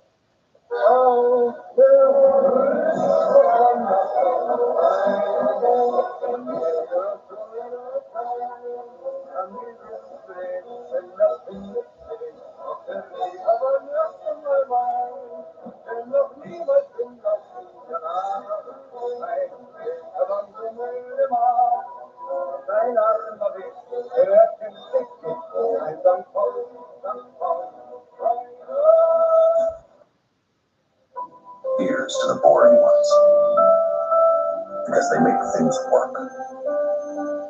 They hold the world together.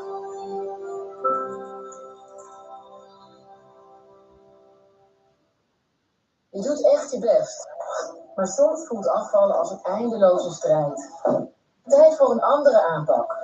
Bij Wellness werk je aan gewichtsverlies onder medische begeleiding van een WIG-geregistreerde arts. Zo helpen we je de regie terug te pakken. Wellness. Minder strijd, meer resultaat. Kijk of je in aanmerking komt op getwellness.com. The Nazi leadership was now placing its remaining hopes of final victory in what it called its wonder weapons. In late June 1943, the first V-2 rockets were tested in absolute secrecy at the experimental center in Peenemünde on the Baltic coast. The plan was to use the new type of missile to attack Allied cities in retaliation for the Allied bombing of German cities. For documentary purposes, all the tests were filmed, sometimes in color. At the end of the war, the material was seized by the American Secret Service and taken back to the United States.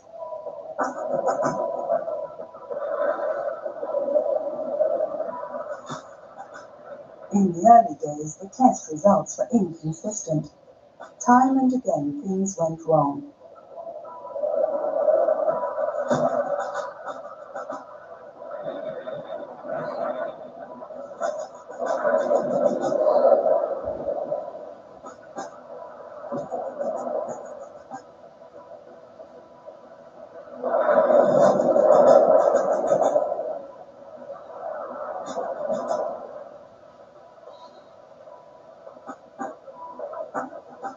Engineer Werner von Braun had developed the new rockets and brought them up to production level.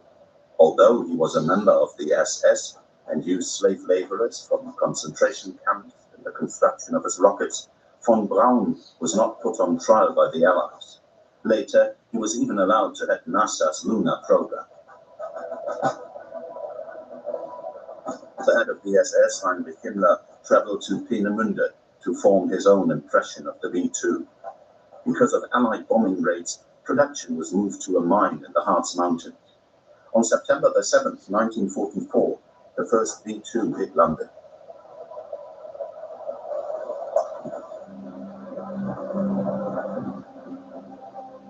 With Allied bombing raids now threatening to paralyze Germany's entire armaments industry, more and more facilities vital to the war effort were being moved underground or given special protection. In 1944, for example, a huge reinforced concrete colossus was built in the Bremen suburb of Farge for the construction of submarines. A naval architect filmed the work with his camera. He was one of the few singing enthusiasts who still had 16mm color material.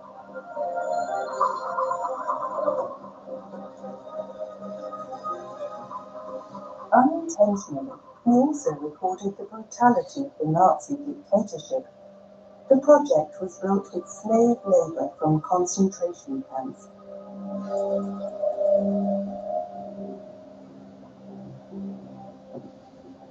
Despite the efforts of tens of thousands of workers from concentration camps, the Valentin bunker was never finished, and not a single submarine was ever built in it. The Nazi propaganda machine still had some 35mm film at its disposal, and its camera teams were instructed to produce footage at the front and at home. These pictures show German dive bombers in action somewhere in Russia. In January 1944, Joseph Goebbels had at last given his approval to the old plan of producing a monthly color newsreel for showing in neutral countries. The first of 3 editions of Panorama were streamed that same year. Scenes like these from ground attack aircraft in the east were probably filmed much earlier. In the summer of 1944, cameraman Heinz von Jaworski filmed on a Sunday in Berlin in the 5th year of the war. By now, Berlin journalist Ruth Andreas Friedrich was hoping to see the end of Nazi rule.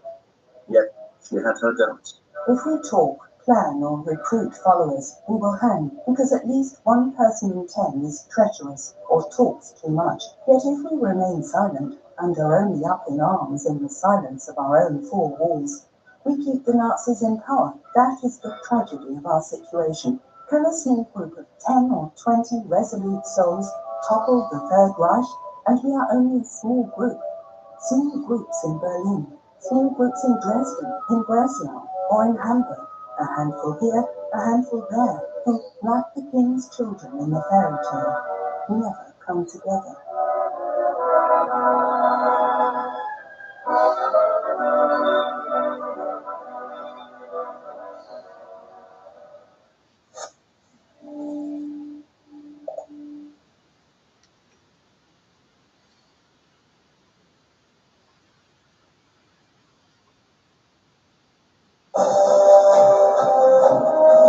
They invaded peaceful nations.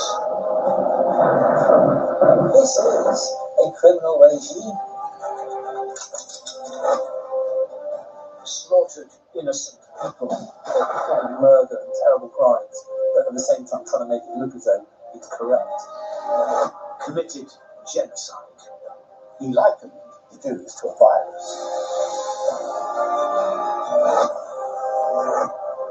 But how did Adolf Hitler and his small band of criminal conspirators persuade the German people to follow him on this horrific path? He's clearly insane. His mouth is foamed with rage, as he's like a sort of rabid dog. This series offers a unique perspective on the Third Reich. It shows how Hitler and his inner circle created an illusion of justice and legality, while behind the scenes they subverted democracy and planned a monstrous secret conspiracy based on a warped ideology and phony science.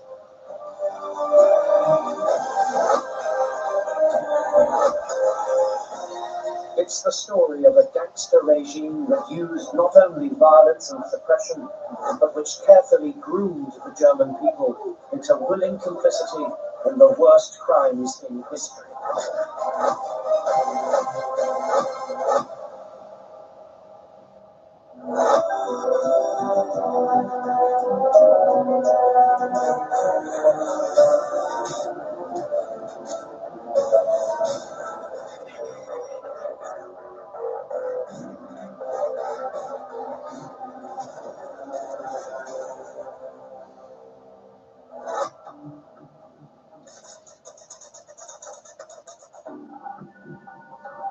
The story of the rise of the Nazi Party begins in the final days of World War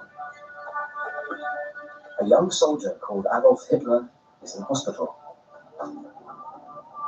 He has been blinded in a mustard gas attack and is recovering from his wounds. With mustard gas, you get irritation of the eyes, there will be blisters coming out over your body, you'd suffer from nausea, you'd be vomiting.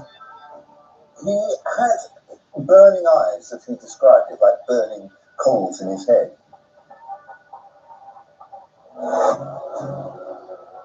Austrian by birth, Hitler makes Germany his home. He feels such a love for this country that he celebrates in his adopted town of Munich when Germany declares war in 1914. He signs up for the army. And he serves his emperor and his country, running messages under fire at the front line. He's brave and wins the Iron Cross First Class and Second Class. But he's also distant. He is seen by his colleagues as a peculiar misfit. They thought he was a weirdo, an odd fish. He never made friends. He wasn't a sociable person. He never had been. He never became one. He was like sort of somebody who was a loner. People thought he was a bit strange and a bit odd. He is compulsive in his cleanliness.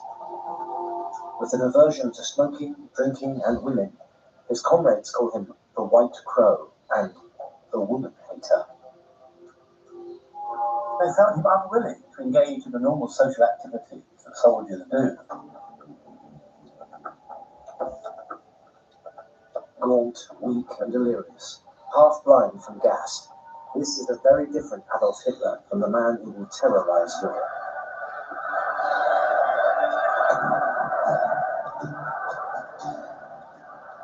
This is Hitler at his lowest ebb.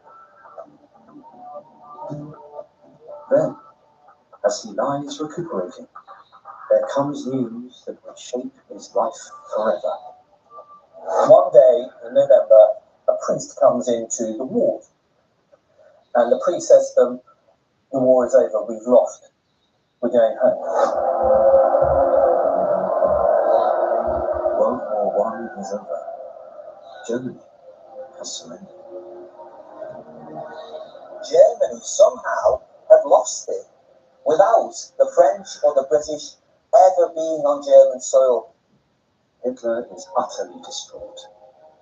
The idea that you've suddenly been told that you've lost this war, and it seems to come completely out of the blue, is of course going to make you absolutely berserk. And Hitler, as we know, was always the type of man who would go berserk at the slightest opportunity. The painful question for Hitler is how could he have been betrayed like this? Who could be responsible for this outrage? Crippled by despair, in his own words, he is plunged once again into blindness. He would later state, I buried my burning head in the covers and pillows. He said he cried more than he'd even cry on the day his mother died. in his delirious state, the culprits swirl through his mind. He starts to blame those he sees as responsible. The Jews, the communists, the left-wing politicians back home who had weakly surrendered. Hitler, the German army that Hitler had fought in, was undefeated. He later says, I felt intense hatred for the people who had done this to us. And the most convenient theory to subscribe to was this idea that people like him had been stabbed in the back. He'd been defeated, not through failure of military arm, but by the stab in the back, by effete politicians and corrupt Jewish bankers and financiers betraying the German people, betraying the great German army. Hitler later wrote about how this moment transformed him forever. When I was confined to bed, the idea came to me that I would liberate Germany, and I would make it great. I knew immediately that it would be realized. There is another version of how he acquires his destiny. The story goes that during his hospital stay, Hitler was hypnotized by a psychologist, Professor Edmund Forster. Forster was treating Hitler's blindness, which he diagnosed as hysterical. In other words, caused by some mental trauma rather than physical injury due to gas. And Forster said, until you give in to weakness. So he sits up, he said, lesser men will stay blind, but greater men, titans, they'll overcome their blindness. Are you a titan? Using a candle, he convinces Hitler that if he could see the flame, then there would be proof of his uniqueness as a human being, and his destiny one day to lead Germany to greatness. Well, he's got this Svengali figure hovering over him saying, Adolf, one day you will be the future rabble-rousing leader of Germany, and you will lead Germany back to becoming the greatest power in Europe.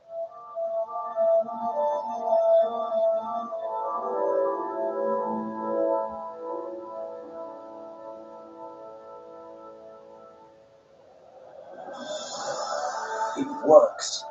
Hitler sees the flame and his sight quickly returns.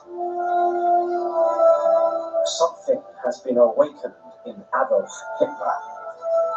He was thinking, actually, yes, you know what, maybe I am that type of man.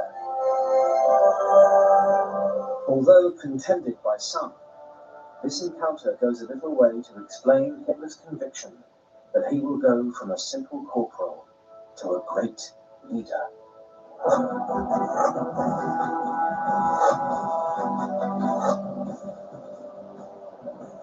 Just days after the German surrender, Hitler emerges bewildered and battered into a world in total chaos.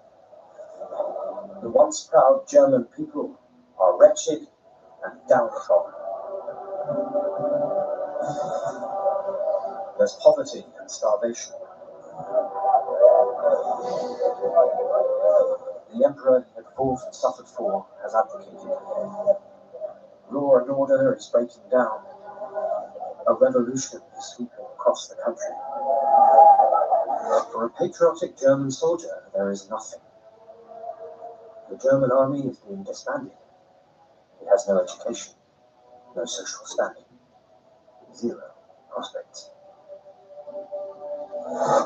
He returns to his chosen home, the Bavarian city of Munich. Munich was in total political chaos at the end of 1918, beginning of 1919.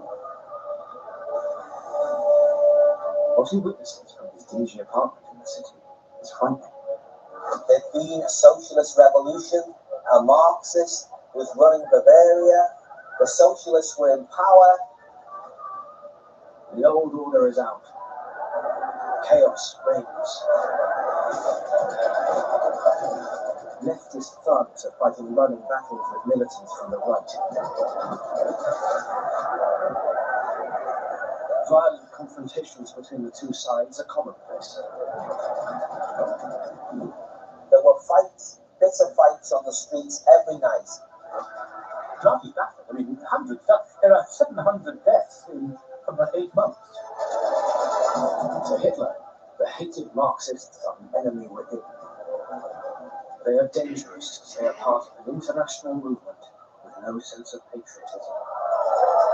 Communism despises the very idea of nationhood and has no respect for the German nationalism that Hitler so admires. Then comes something that makes a bad situation even worse. A spark that risks igniting it all in the summer of 1919.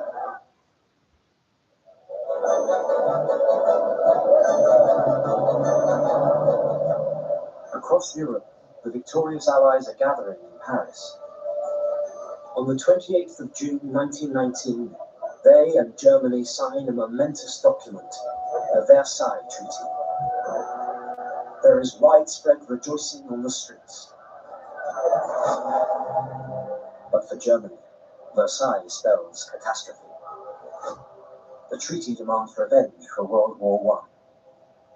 It's a further humiliation which deeply affects Hitler. He cannot accept that Germany deserves such unjust treatment. Nobody could have believed that Germany would receive such a harsh settlement in the Treaty of Versailles. Germany is ordered to pay a huge 226 billion gold marks penalty for starting the war. It's the equivalent of $860 billion in today's money. That sum is made even harder to stomach by a massive reduction of territory. 13% of Germany's territory is lost. 6 million Germans lose their citizenship and are forced to become part of new countries like Czechoslovakia and Poland. 1/5 of German industry is taken over by the Allies. And here they were being truncated, being damaged, and being deprived of a large section of the population. So that, added to the shame of defeat, meant that Germany, the people themselves, individually felt a very deep sense of pain. Hitler's anger grows. The former star of Europe and rising industrial powerhouse has been crippled.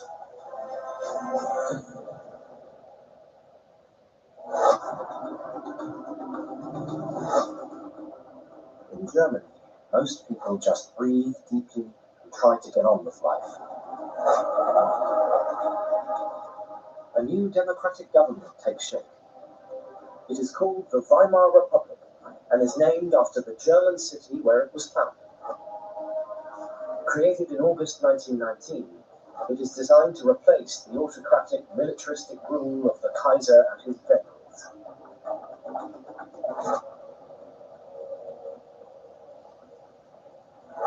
Hitler regards the Weimar Republic as an abomination.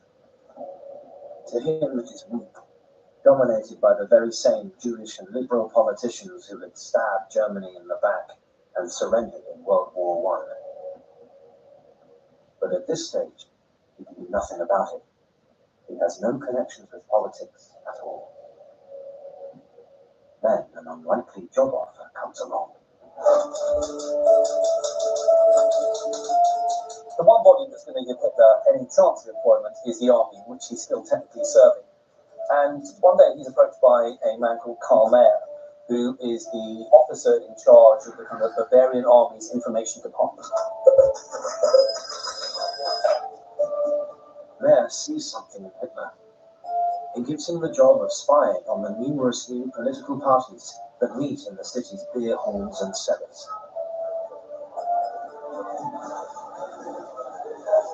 Beer halls are an essential part of southern German political activity. These beer halls would become political forums. Nationalists would go round them and give speeches, still with socialists. The mayor sends him to observe a fringe right-wing group, the grandly named German Workers' Party. This was basically their two blokes and a Ferris. It was amateur hour. It was yet another one of these very small, noxious, liberal, anti-Semitic, angry groups of men meeting in beer halls and venting their spleen. At that time, it was nothing special.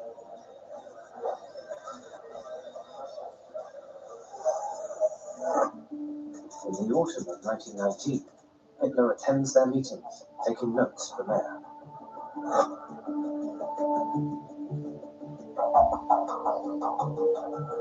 What he hears begins to inspire him. It just so happened on that night, something snapped, something spoke to him. He likes the party's communist-bashing rhetoric and the hatred of the Jews and the socialists. And rather simply observe and report back, he then joins in. He is quickly noticed by the party leader, Anton Drexler. Drexler said, "What's your name?" He said, "My name's Adolf Hitler." He said, "Would you be interested in joining this party?" Adolf Hitler's journey into politics has begun. Quickly, he is made propaganda chief. He begins to dominate the small leadership committee of 7 that meet. And within a very short time, people like Anton Drexler realize this is the man. We can't do without him. This is the man who's going to carry us forward. It was very much about Hitler seizing the moment in these Munich beer halls, jumping onto tables and giving impassioned, impromptu speeches which carried people along. So he dominates in a way that his colleagues were astounded at. The leadership, the skill, the ability to steer things his way, remarkable.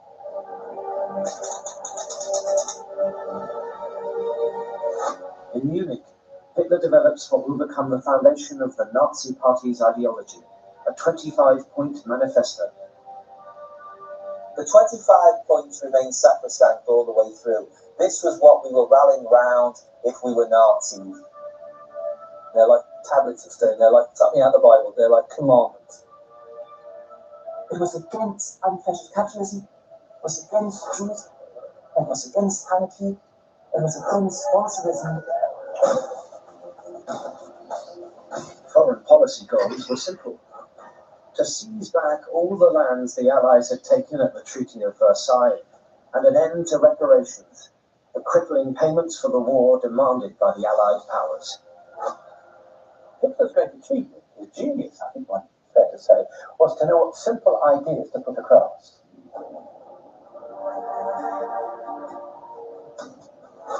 Alongside his new manifesto, he gave the party a new name and a new emblem. A blood-red flag with the swastika at its heart. One of Hitler's great elements of his political genius is to recognize the power of iconography. The visceral image of black or red really does have a powerful impact on the psyche. There is some genius in the simplicity of its message. The flag becomes the calling card for the new party. It incorporated the colours of the old German Empire with the ancient Aryan image of the swastika. So its colours were a nod to the past, but its symbol felt modern. It plays, of course, on the tradition of the Christian cross. Germany still at this point is an incredibly religious society. It's a very brutal, simple brand. From its beginning, it was a rallying brand. It's a clear symbol with bright colours, and it did look good on flags, and it did look good when they marched down the streets. So he'd given them a clear identification. Along with the emblem comes a new title: the National Socialist Workers' Party, or Nazis. The Nazi Party is born. Hitler tried to fuse the two forces of socialism, which obviously had an enormous appeal to the German working class, and nationalism together in one. By 1921, Hitler becomes leader of the Nazis. At this stage, his new movement does not believe in democracy. He wants to seize power by force. This approach resonates with a new man in the audience at party meetings, a man who will help him take the Nazis to their greatest heights. Herr Mann, Göring. Göring is misfit number 2. Göring is obviously sympathetic to all these rightist ideas, and obviously in Munich in the early 20s, there's one man who's starting to dominate this political scene, and that's Adolf Hitler.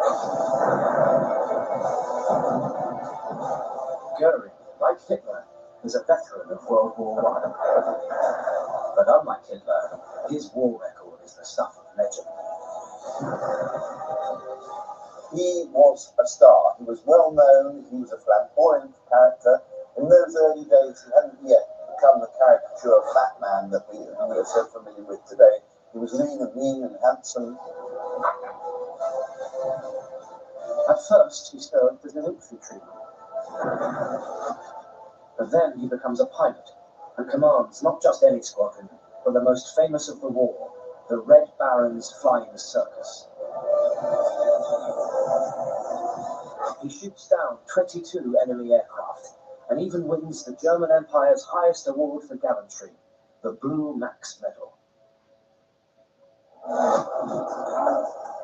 Then, in the dying days of World War I, the war hero is beaten up by a leftist gang. It is something that will mark him forever.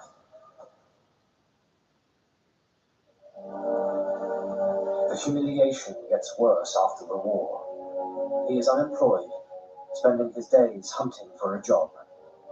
Like Hitler, he becomes appalled at the state Germany now finds itself in. The former air ace is eventually forced to make a living on the road as a comedy stunt pilot, performing aerobatics. And then one Monday night, he turns up and sees Hitler talk, and Göring's just blown away. And he says, finally, I've come across someone who's got a clear and definite aim. And suddenly it's this kind of moment of epiphany for Göring. This is the man. The day after first seeing Hitler talk, the two men who will become the most powerful Nazis in history meet. Hitler signs Göring up straight away, recruiting him into the party. When Hitler and Göring met, there was a really good fit. What Göring represented to Hitler was a kind of war hero he'd always been looking for. As for Göring, he doesn't buy into all Hitler's policies, but he is seduced by the prospect of power. A shrewd, self-regarding individual who sees in the politics of the Nazi Party a means of self-promotion. Together, they start to bring the fledgling Nazi Party out of the shadows and into public life. Hitler starts to move into the open, but on a very small scale. He refines his oratory skills in the beer cellars and halls of Munich. Hitler emerges very, very quickly. He basically knows how to whip up a crowd, he can read a crowd, he's very sensitive to the mood of crowds. He knows when to be quiet, he knows when to be loud, he knows how to manipulate, he knows what the crowd wants to hear. He gives them what they want. But rabble-rousing is not the only way he will get his message across. In December 1920, he buys a weekly paper, the Volkischer Beobachter. He begins to realize that he needs to operate on a bigger scale. He purchases the shares in the Volkischer Beobachter, where the effective use of big headlines, attention-grabbing content, and images is combined to forge the image of the party, which is simultaneously reactionary in content but incredibly modern. And this illustrates, I think, the Nazis' way of using every form of modern media communication before other parties actually latched onto it. The paper now becomes a major tool in pushing the Nazi message to a wider public. Circulation rises from 8,000 to 25,000 readers.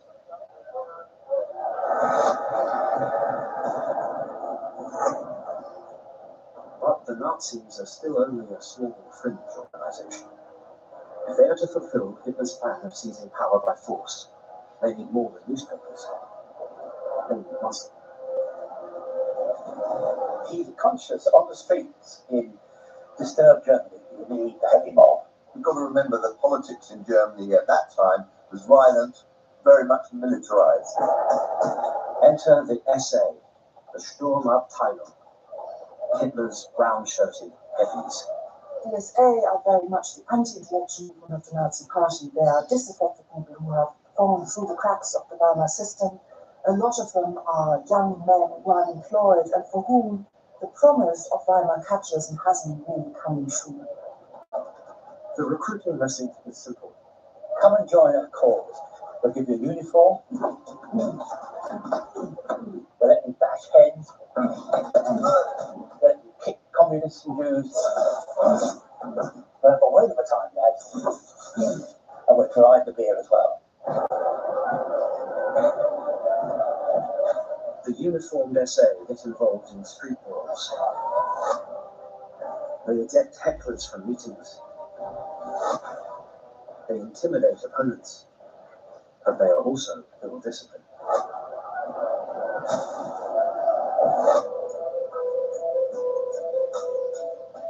Now Hitler has the perfect role in his trusted ally, Hermann Göring.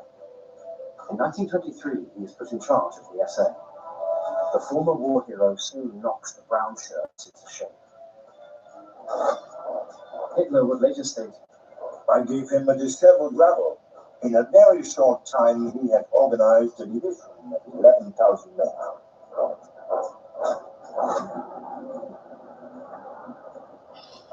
By now, Nazi Party membership is still small, but expanding to 14,000 members from the 2,000 Hitler started with.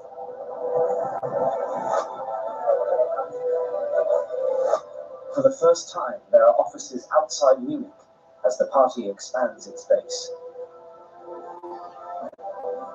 Then member number 14,303 signs up, Heinrich Himmler, who joins the party in the summer of 1923. Himmler is an altogether less impressive character than Göring and Hitler. He presents himself as a heroic figure, a dashing fencer and officer cadet. But in truth, he is anything but. He is a former chicken farmer who studies agronomy at Munich University. His hobbies include diary writing and stamp collecting. One of the things that drives Hitler is the fact that he's a bit younger and he hasn't properly served in the war. He was born in 1900, and towards the end of the war, he's only in a training battalion. And so he never actually sees service on the front. And this really annoys him. He comes out of the war almost ashamed that he hadn't done more. His life is sad, to put it in short terms. He was simply looking for a cause, and he could relate to. Something could put his great energy into. Himmler is drawn by Hitler's populist message and right-wing beliefs.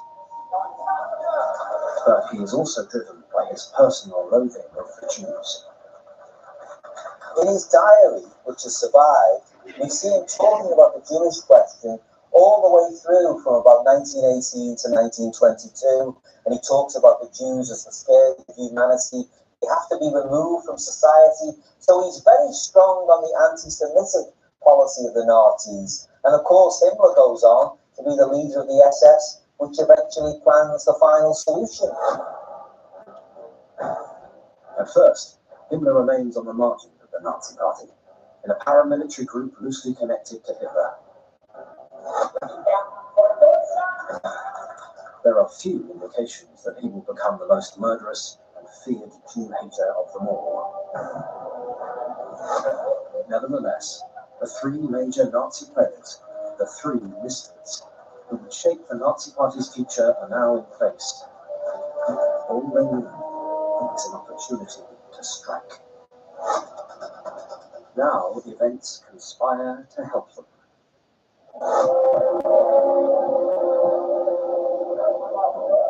Germany plunges into economic disaster. Hyperinflation is gripping the economy. Grotesque mismanagement of the nation's finances means that a loaf of bread rises from 165 marks to over 1 billion in the space of 10 months. For ordinary Germans on fixed wages, that's an unimaginable increase. It is the workers who suffer most. He can buy less, his wife in the shops can buy less, his children have less. So for the working class, it was a deeply disillusioning time. A pound of meat rises to 9 billion marks, a beer to 52 billion. The middle classes were also affected. Those who had been carefully saving for a secure future saw their hopes ruined. The tragedy for the middle class was that most of them were still investing in pensions, and they found these almost wiped out within 2 or 3 days because of the pace of inflation. So the stability the middle class buy into through their pensions and their income, their investment, that was shattered. So the middle class feel their moorings of their lives are being taken away from them. Once more, unrest returns to Germany's streets. For the Weimar government, it's a disaster. Germany defaults on its reparations payments to the Allies. In lieu of payment, French and Belgian troops seize the only asset Germany has. They occupy the Ruhr, the industrial heartland of the country. The Ruhr was the main centre of industrial activity in post-war Germany. And for that to be occupied by the French was a shattering blow. They actually took away the basis of their economy for that period. Foreign troops boots are on German sovereign territory. There's nothing worse for a proud people than to be occupied. It reminded them of just how vulnerable they were to the vindictiveness of the Allies. These allies are determined to hold back the German economy. They're taking our money. They want total humiliation from the German people. So this was a rallying call, if you like, for nationalism.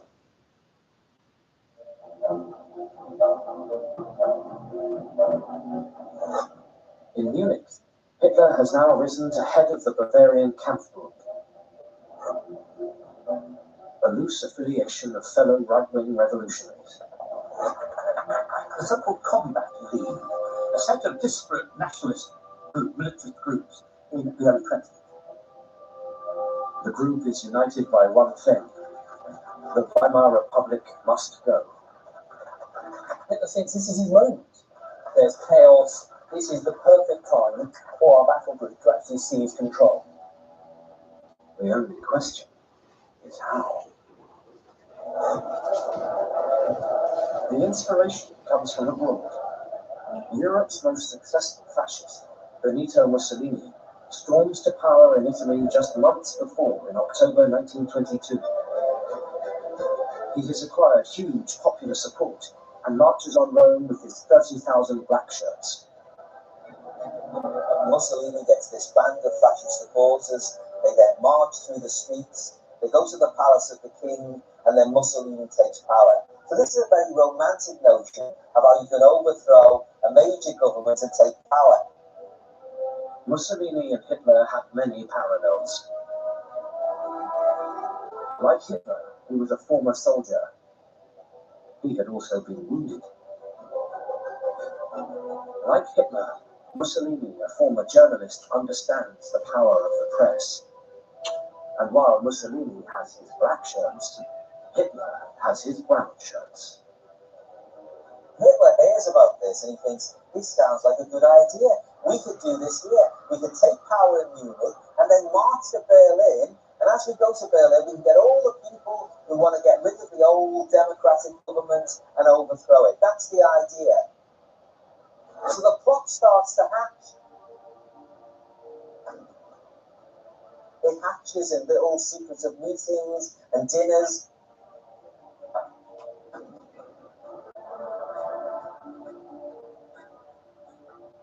The first challenge is who to lead the revolt.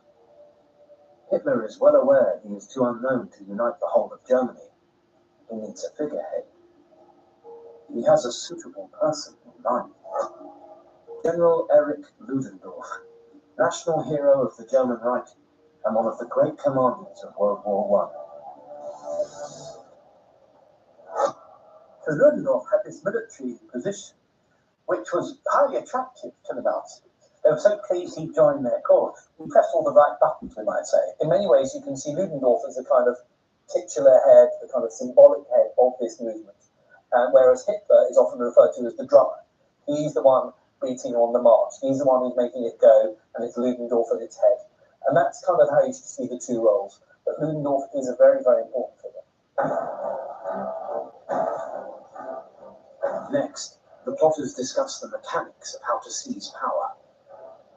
The aim is to challenge the Bavarian government as the first step towards challenging the government of Germany overall. First, Hitler will hijack a major political meeting of the leaders of Bavaria. Present will be the state prime minister, Gustav von Kahr. He would force von Kahr and the leaders of the state police and military to join the coup. Ludendorff would be critical in persuading the three men to come on side. If someone as senior and as distinguished as Ludendorff supported the Nazis and Hitler, then that gave Hitler enormous prestige. With von Kahr and the two others on his side, Hitler believes he can get the army and police to join the revolt. Simultaneously, units, including Himmler's SA group, will take control of the key military and police buildings in Munich. The date is finally set.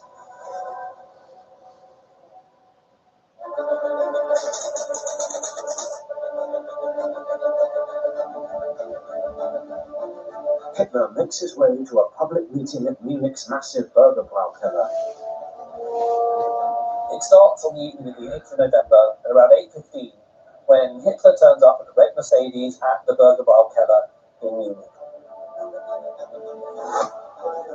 Inside, Gustav von Kahr is addressing the crowd. With him are the two chiefs of the Bavarian police and army. So all the three triumvirate men who were running Bavaria at that time were in this one beer hall at the same time. He decided to go to the Bürgerbräukeller and to seize the initiative at the meeting and to pin von Kahr down and the triumvirate to backing the revolution. All across Munich, SA activists get the call to don their uniforms and head to assembly points around the city to be issued with rifles.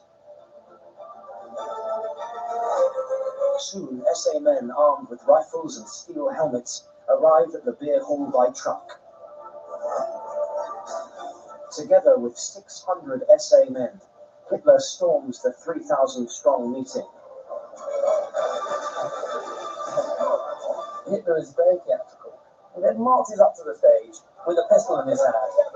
He declares, "The National Revolution has broken out!"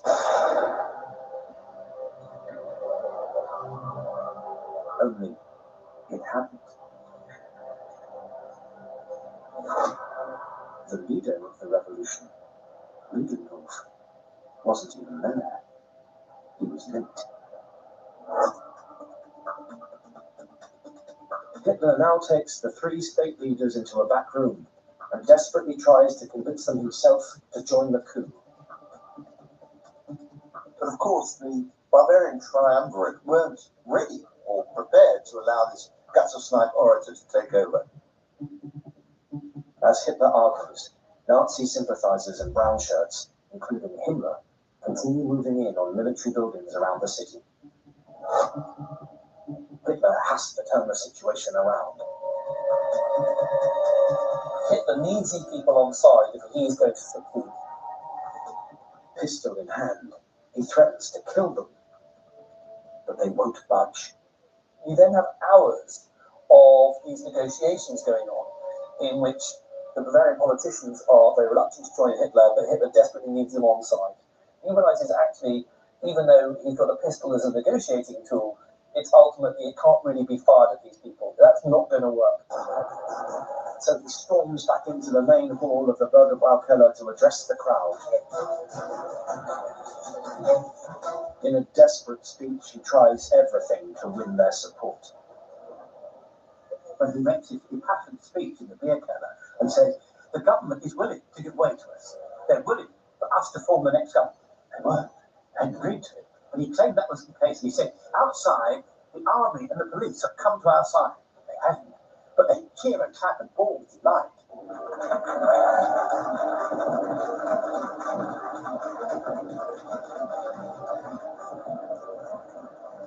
Finally, Ludendorff arrives. The mood is electric.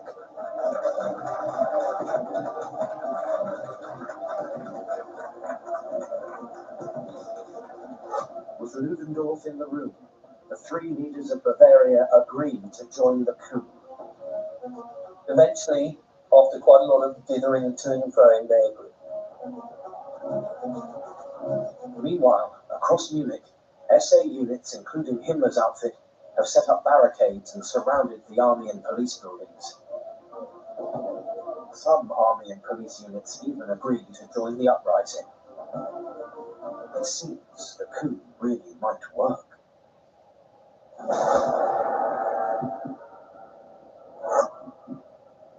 But at other army barracks, soldiers refused to side with the Nazis.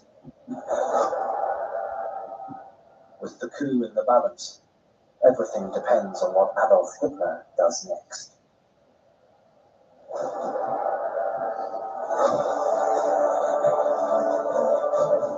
He then leaves. He leaves the hall, leaving Ludendorff to keep control of things. As Hitler heads across the city to check on the progress of his push, Ludendorff allows the Bavarian leaders to go. Ludendorff very unwisely accepted the word from Parr and his two military and police cohorts that they would be good boys and support the putsch and let them go. Instead, von Kahr rallies troops against Hitler. Kahr goes back on his word and says, no, I'm here to control things.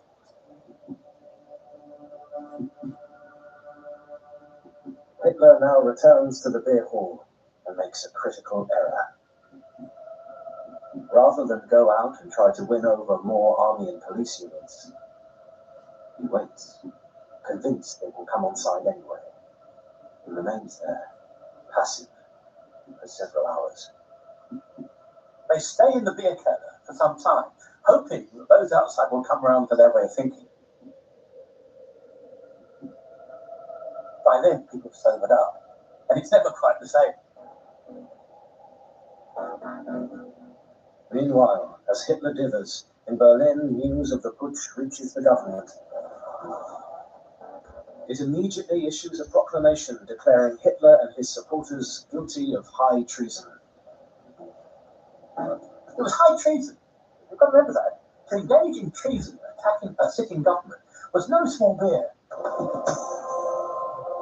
The conspirators back in Munich are now all staring at the death penalty. But it is Ludendorff who takes charge. And at one point you have Ludendorff in this fantastic Prussian way going, "Wir marschieren, we will march."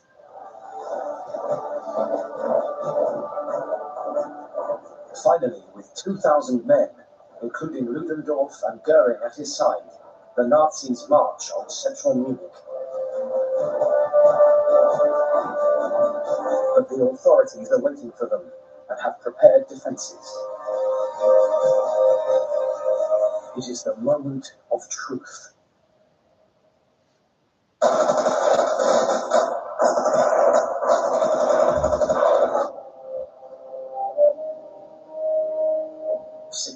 Nazis are killed. Goering is among the wounded. In later years, the official Nazi account would tell a very heroic version of these events. Few mentioned the 4 dead policemen. Nor did people dwell on how Hitler and Himmler fled the field of battle. Hitler escapes in an ambulance, runs away from the scene of the crime, if you like. Not really that heroic when you look at it. And he ends up being arrested a couple of days later. And then, of course, he's put on trial for high treason. So really, why it's called the beer hall putsch is that Hitler, for a little bit, took over a beer hall. It was very clear that Hitler didn't really know what to do. And, of course, you know, in later retellings by the Nazi Party, this was a very definite, prearranged, purposeful night. But, of course, it was just a muddle. It was a muddle by amateur revolutionaries who really didn't have the means or the ability to actually mount a proper coup. And so the putsch becomes a cause for celebration in Nazi mythology and an annual act of remembrance in the Nazi calendar. And he erected these enormous shrines to them right in the heart of Munich, very close to where they had been shot down. And on the anniversary of the putsch, each year on November the 9th, the Nazi leaders, getting steadily more portly, dressed themselves in their old brown uniforms that they'd worn at the time of the putsch, Goering and Hitler in the front rank of the marchers, and would parade through the streets of Munich. And this became a piece of theatre to the muffled drum rolls. No one was allowed to speak.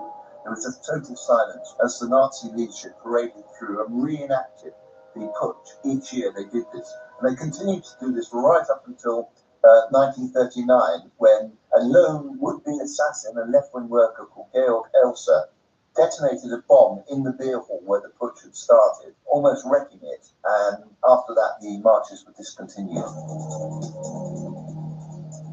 But back in 1924, it seems as if it is all over for Adolf Hitler. He is arrested. His Nazi party is disbanded for starting a coup. His newspaper, the Völkischer Beobachter, is also banned. Nevertheless, even though he seems to be facing disaster, Hitler has learned a crucial lesson that will ultimately carry him to power. Being on the fringe of politics won't work. Most people don't support parties that try to seize power through force. If he wants to fulfill his destiny and become the leader of Germany, he will have to find another way. The main lesson that Hitler learned from the putsch was that violence doesn't work, especially unsuccessful violence.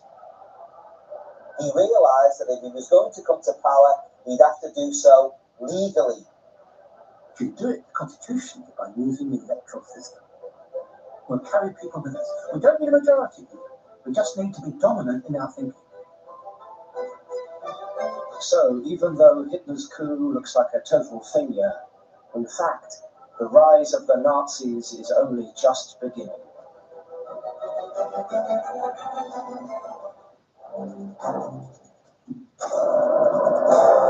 In 1930, Germany is in the midst of the Great Depression. Factories are closing. Unemployment is at 4.5 million.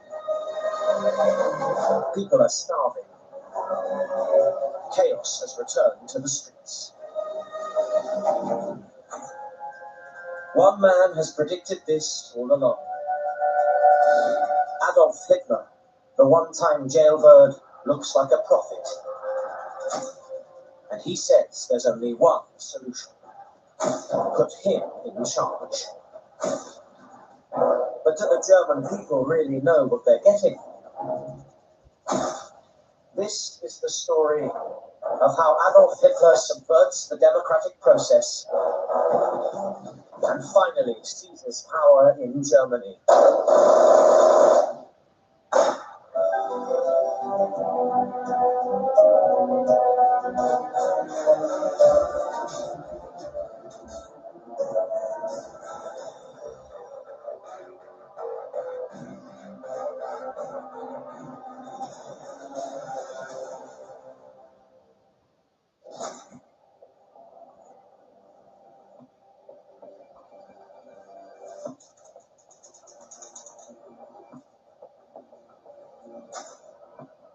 As Adolf Hitler and his Nazi party prepare themselves for the 1930 general election in September, Germany is in economic meltdown. Hitler blames it on the democratic Weimar government imposed on Germany after the First World War. He'd warned about the dangers of relying on American loans before the Wall Street crash. Now the loans have been called in. The country's in a desperate situation. And all the government can offer is austerity.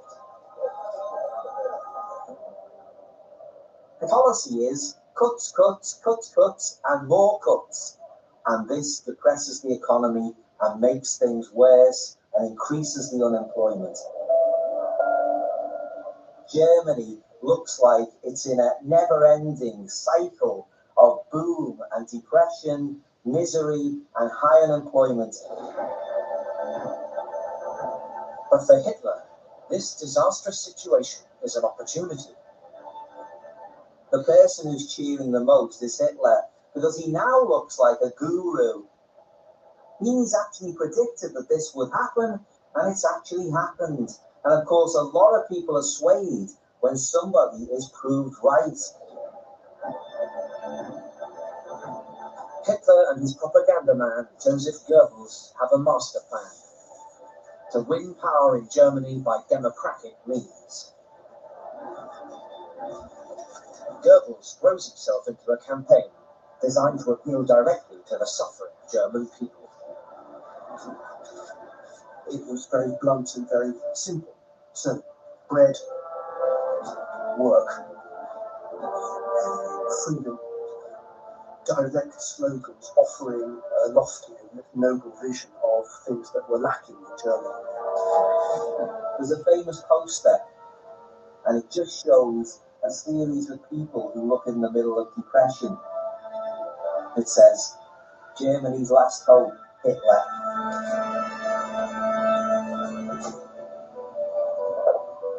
As part of his strategy, Goebbels sends Hitler on speaking tours across the country, travelling from town to town. Using his newly polished skills as an orator, they convince people they can make Germany strong again. You've got to look at the position of your average German citizen who's feeling impoverished, the future looks very uncertain. How am I going to feed my children? How am I going to keep my job? And you look at this newfangled Weimar form of government and you're thinking it's not really giving the answers. Goebbels' brilliantly orchestrated campaign allows Hitler to present himself as new and different. None of the Weimar politicians had an ounce of the charisma that Hitler brought to the party. They were essentially bourgeois, middle-of-the-road, conventional politicians. Hitler swept all that away. He looked different, especially when he was in speaking mode or standing in a car, saluting his stormtroopers marching past. He looked little less than a god. Germans have never seen anything like this before.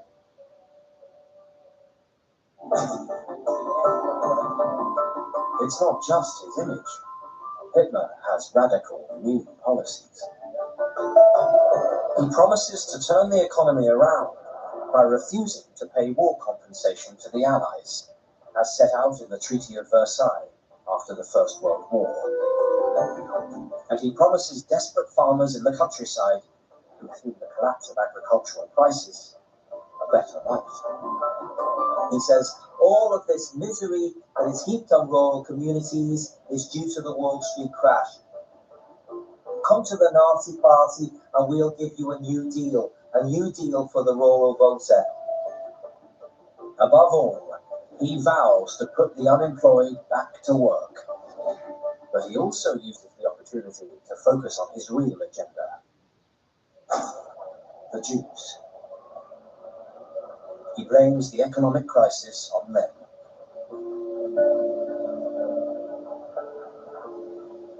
He said it was all the Jewish plot. This notion has always been there. Our problem, they might be less at times, more intense at others, but they're always there and they're always Jewish in origin. The great bankers of the world are Jewish. It's a world international plot of the Jews to bring cultured civilizations under their control. People were ready to believe it. And of course, he could say, get rid of the Jews, then your jobs will come back. When the election results come in that September, the Nazi strategy works. They win almost 6.5 million votes. At the last election in 1928, they'd managed only 810,000.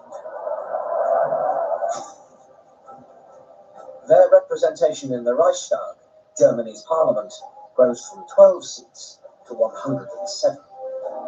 It's just 36 seats fewer than the biggest party in the ruling coalition, the Social Democrats. The Nazis are now the second most popular party in Germany. With the governing coalition riddled with instability and infighting, Hitler knows that there will be another election soon. So he and Goebbels set about capitalizing on their success by increasing the Nazi party's profile. Hitler said, I want to be noticed. I want Germany to notice us. He said, propaganda comes first, ideas come second. Their very best propaganda tool is the rally. Since 1927, the Nazis have held their annual rally in the medieval city of Nuremberg. 100 miles north of Munich, it's one of the areas which is the most sympathetic to the Nazi cause.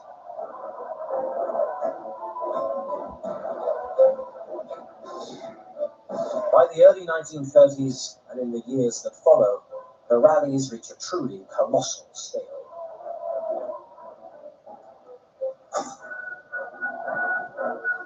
Hitler seemed to know instinctively what would work and what would hook the masses.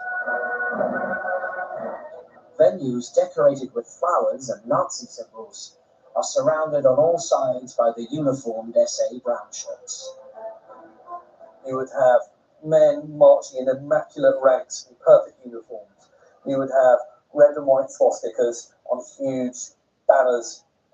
Down to the smallest detail of insignia, medals, songs, music, marching.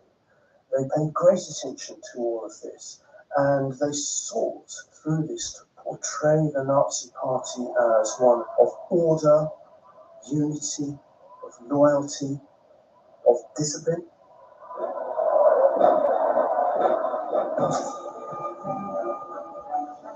For added drama, many of the rallies reach their climax at night. Nazis made very effective use of special lighting effects. At night time, there were torchlit processions. This was not just a formal political event, it was a spiritual coming together of the nation and the culmination of an almost religious experience.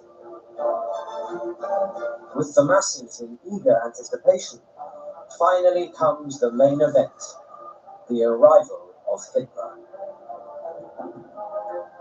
It's another piece of carefully constructed audience manipulation.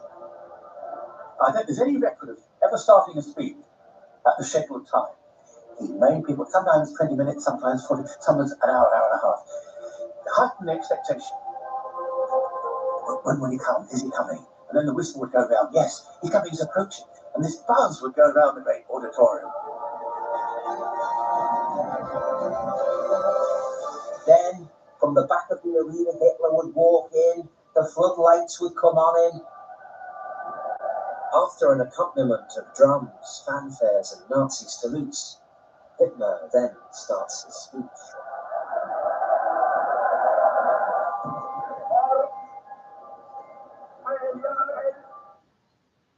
He whispered to people. People strained to hear. He knows how to conduct the crowd.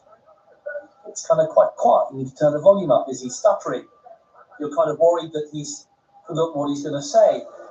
So you feel slightly sympathetic towards him. And then build up, get slightly faster. Then the gestures would come in. The flung out arm, the hand going back, And that used to do that. As if there was an intensity in him that had to be expressed. This is all perfect theatre, and it looks so powerful, and no one else has really done this before. You've got to, if you're halfway towards it anyway, it's an action.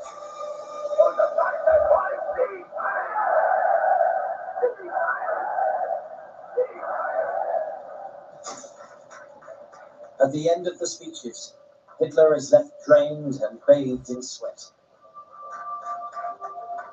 He gives the impression that he has given all for his congregation. Floating voters, who have been sceptical of the Nazis, are won over. And nearly all those who observed this said, you were carried away by it. You could not but be impressed. You came as a doubter, you went away as a devotee. But if the adoring fans think they know him, they don't.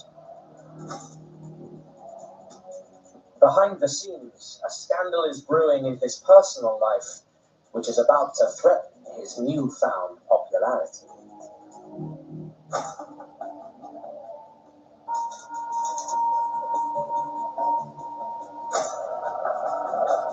Hitler's public image may be one of a man selflessly devoted to his cause. But the reality is very different. In private, Hitler has fallen in love. The object of his affection is the 23-year-old daughter of his half-sister, Angela. Her name is Gaily Raubel.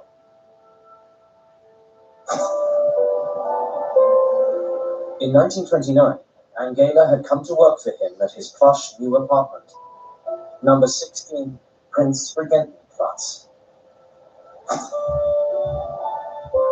Originally, Gaily's mother was brought from Austria as Hitler's housekeeper, and Gaily came along as part of the deal. But Hitler soon became totally obsessed by this young woman. He was very, very fond of her. He took her everywhere. They would go out to a cafe in town, and she'd be there. Wherever he went, there would be Gaily. Hitler even supports his niece's musical aspirations, paying for Gaily to have singing lessons. This relationship, despite the fact they're basically related and there's 2 decades between them, almost seems to be actually a fairly nice, wholesome, sweet relationship. They're going for drives together, they go eating out together. Even today, the precise nature of the relationship remains the subject of speculation. It seems it wasn't sexual. It may sound odd to say that, but it was possession without the sex, if there can be such a phenomenon. Fascinating that a man with that degree of power should be so restrained that way. It may be simply was asexual.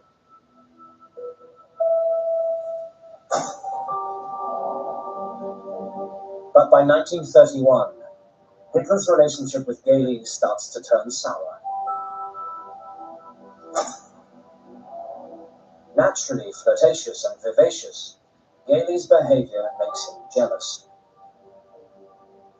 She was a normal, red-blooded young woman, wants to go out, wants to dance, wants to wear makeup. All these things were anathema to Hitler's ideas of what a woman should do, should look like, should conduct herself. He starts to take too much interest in who she's talking to. For example, his chauffeur, Emil Morris, starts to become close to Gaily. Hitler, when he finds out about the relationship, goes berserk. Now, Hitler's well known for going berserk, and Emil Morris is on the receiving end. Hitler, threatens to shoot him. This is the turning point in the relationship between him and Gaily. From now on, everything Gaily does has to be monitored and controlled. If Gaily leaves the apartment, Hitler makes sure she's chaperoned and home early. But as Hitler's possessiveness grows, so does Gaily's unhappiness. By September 1931, the situation reaches a head. Gellie has become increasingly despondent and miserable, as indeed you would be if you were imprisoned by a man that she would describe as a monster. Hitler wouldn't let her go anywhere, and it seemed that she had somehow developed a relationship with a young man from Vienna. It's not just that she's met a young man, it's who he is. The biggest crime in Hitler's eyes about this young man was that he was Jewish. So this is obviously not a fantastic relationship for Gellie to be trying to have behind the back of Hitler. Matters reach crisis point.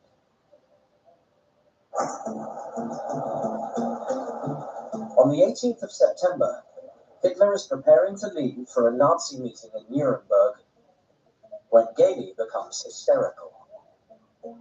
She wants to go and do singing lessons in Vienna. It all builds up. People start to hear blazing rows inside the flat. The next door neighbour says at one point, Hitler leaves the flat, turns round as he gets into his chauffeur-driven Mercedes and shouts back, "You're not going to Vienna, and that's the end of it."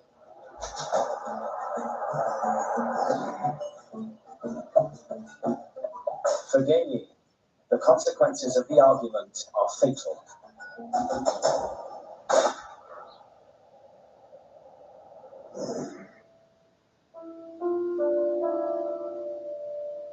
The tragic death of the 23-year-old music student makes news worldwide. Immediately, rumours circulate about the rising politician's relationship with his niece. There were reports that she had bruises over her body that may have come from being punched. These were authenticated or corroborated. But it's possible he lashed out at her. I wouldn't say that's proven, but it's possible he did that. It does fit his possessiveness. Rumours detailing Hitler's sex life are also leaked.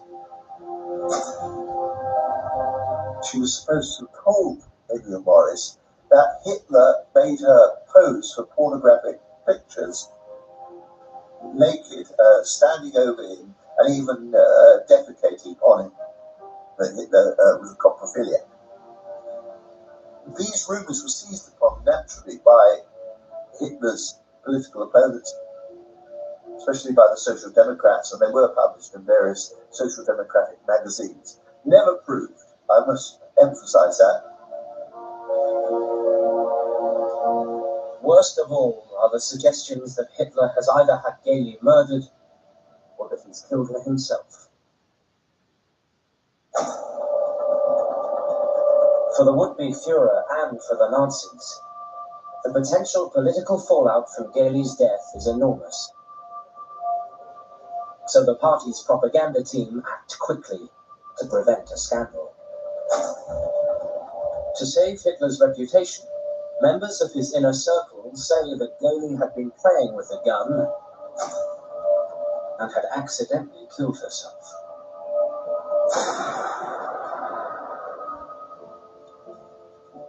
But behind closed doors, Hitler is devastated by Gellie's death. Friends fear he might give up politics altogether. Some, that he might take his own life. Confessing to those close to him that Gellie is the only woman he has ever truly loved, Hitler commissions sculptures and portraits of her, and orders that her bedroom is preserved exactly as she left it.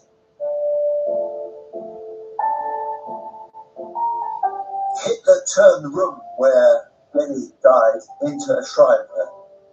He would actually go into the room and spend long hours contemplating her picture and thinking about her. She was, you could say, the one love of his life, and it's maybe testament to Hitler's perversity. The one love of his life was a girl young enough to be his daughter, who was in fact his niece. 2 days after Gellie's funeral, a heartbroken Hitler visits Gellie's grave, and to the relief of those around him, he finally shakes himself out of his anguish.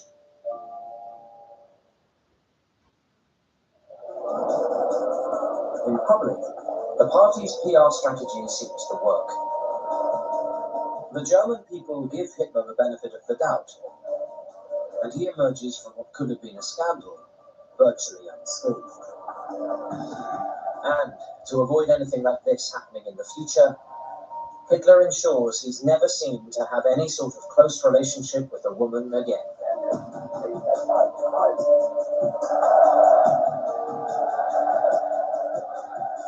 The death of Geli made him realise that actually if he was going to set himself up as this kind of messiah-like figure, he really couldn't be publicly associated with women. He felt that had he had a wife or female figure in his life, it would have reduced his appeal to German women at large. In keeping with his strategy, Hitler's next girlfriend will be hidden from all but his inner circle. Eva Braun is kept in the background. She is never seen in any photographs with Hitler. For the public, Hitler is married to Germany. As Hitler readies himself for the next phase in his quest to seize power, he's more determined than ever.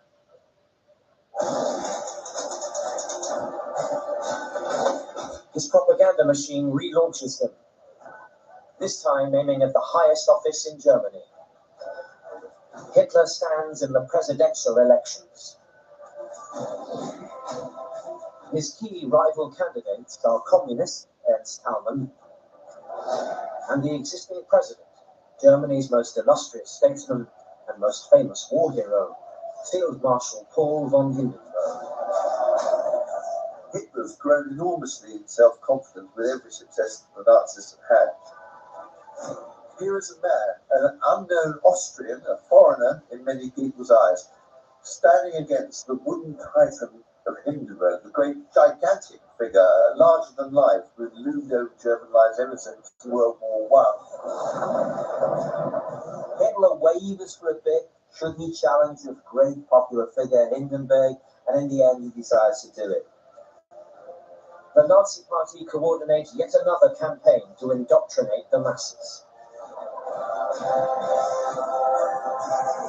In a never-before-seen strategy, the Nazis embark on a plan to reach almost the entire German population. Goebbels devised a campaign device called Hitler over Germany, in which Hitler flew from town to town and city to city in a plane. And the troops were on the ground waiting to see the Fuhrer descend from the skies like some sort of avenging angel falling down from the clouds. And it made an enormous impact. Working around the clock with demonic energy, during the campaign, Hitler makes 20 major speeches in less than a week.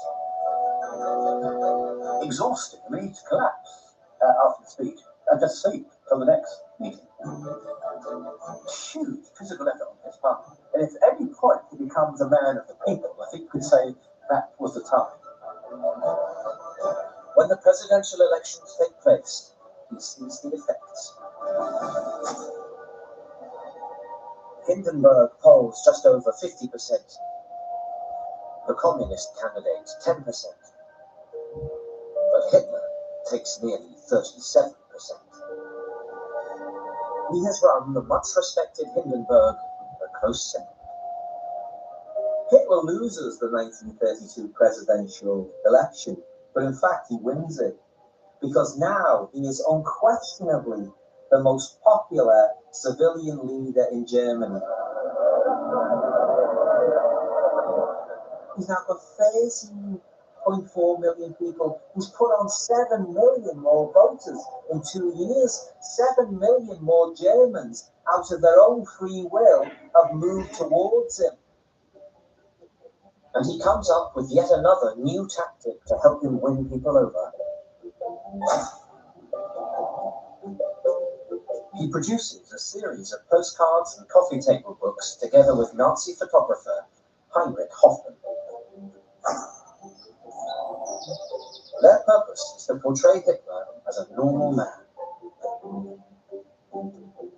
Hoffman's images weren't just formal shots of Hitler standing on a podium lecturing to regimented masses.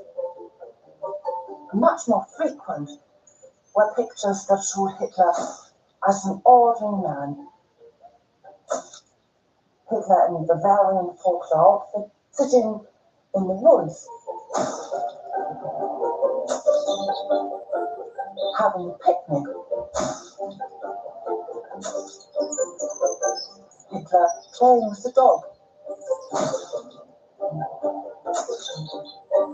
Hitler wearing a raincoat, an ordinary shirt and a battered hat, doing not very much at all.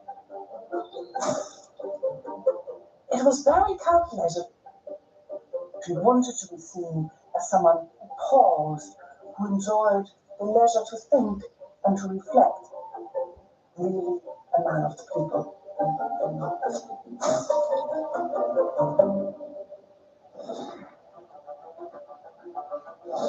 After the presidential elections, Hitler sets out to build on his growing popularity.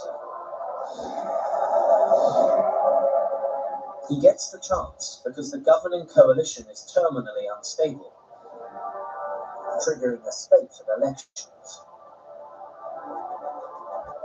In 1932, it seemed that the German people were involved in a permanent election campaign. There were so many elections, national and local, and this is a clear sign that no party could rule in the Reichstag, that democracy had run into the sand and it did not provide stability.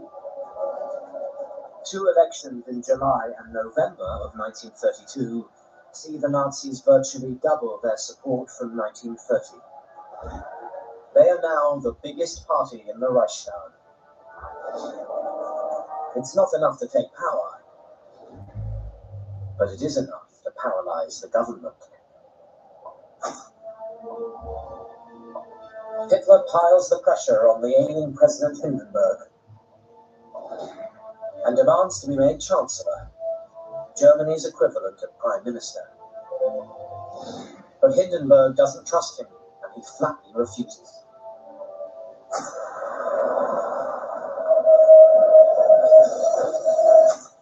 Hindenburg only offers him the position of Vice-Chancellor. Hitler turns it down. He wants power on his own terms. So he sets about wooing Germany's most influential people. He brings together a whole group of industrialists. He said to them, you have only prosperity to look forward to under us. We are not a threat. If we join together, I as a great political leader, you as great industrialist, we have a great future together. We can work together. He meets the army leaders and says to them, I was a soldier, I understand you. The army is critical in the new Germany we're going to create. You are the strength, you are the defense of Germany. He wins them over. Hitler's quest to broaden his appeal is successful. The Nazis are no longer just the choice of the working classes. White-collar voters like teachers, engineers, and lawyers are turning to Hitler, fearful that a communist government will tax them to feed the poor. It's what some have called the Mittelstand in German, that middle section, the section that matters, Hitler said. Respectable people. Old Germans, if you like, in that sense. Young in age, but old in terms of their reference back to German values, German cultural standards at the time. Someone else Hitler manages to impress is former Chancellor Franz von Papen. He's dismissed from power in November 1932, following a vote of no confidence. Though not a Nazi, he is sympathetic to Hitler and organizes a secret meeting between key members of Hitler's inner circle and the president's son, German Army Major Oskar von Hindenburg. This is a really important meeting because at that meeting, Oskar, who's been skeptical about whether Hitler will rule without becoming a dictator. He starts to get convinced by Hitler. Hitler charms him. In return for promotion in the army and 5,000 acres of land, Oskar agrees to convince his father to hand the chancellorship to Hitler. Crucially, von Papen reassures both President Hindenburg and his son that he can keep Hitler under control. Within a week, the president concedes.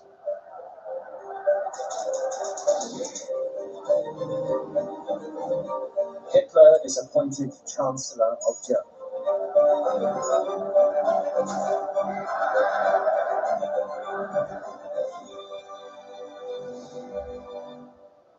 But the Nazis still don't have a majority government. So, Hitler quickly calls another election. To guarantee a majority, he needs to win over the left-leaning voters and overcome the communists. Within days, events conspire to help him.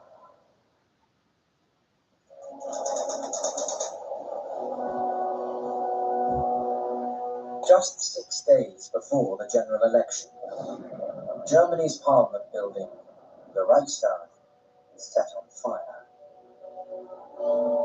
The culprit is swiftly arrested, and it emerges he's a young Dutchman called Marinus van der Lubbe. Van der Lubbe is a known communist. He is the classic lone nut, if you like, the kind of Lee Harvey Oswald of this situation, where we don't know whether he acted alone. All we know is that once the fire was underway, nobody was going to try and put it out, because straight away the Nazis could see that this fire could be exploited against the communists. President Hindenburg's response to the fire is to declare a state of emergency across Germany. Hitler takes advantage. He manages to convince Hindenburg to let him suppress the communists.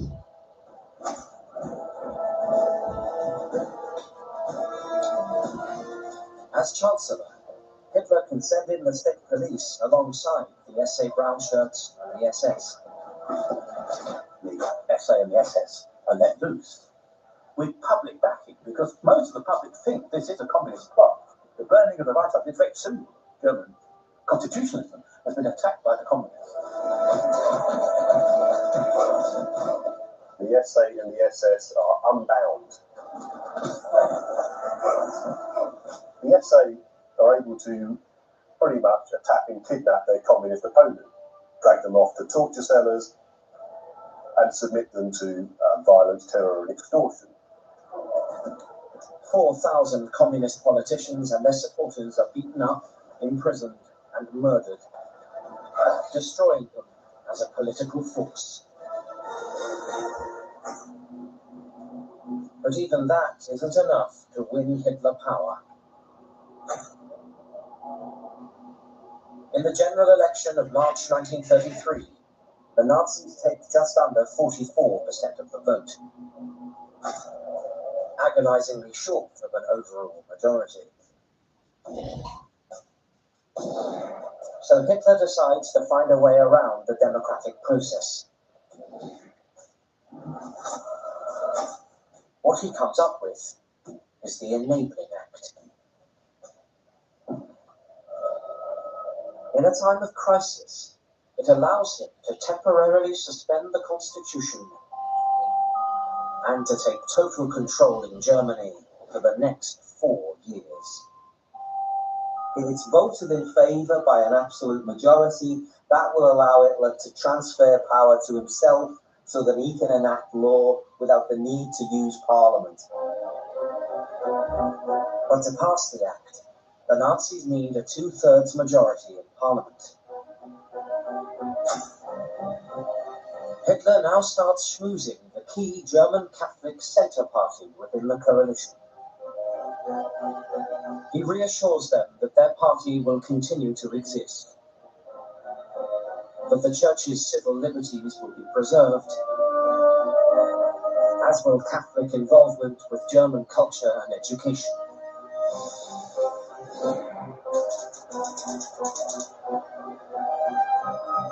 Hitler sets out his case for the Enabling Act in a speech to Parliament. He promises to end unemployment and pledges to promote peace with France, Britain and Russia.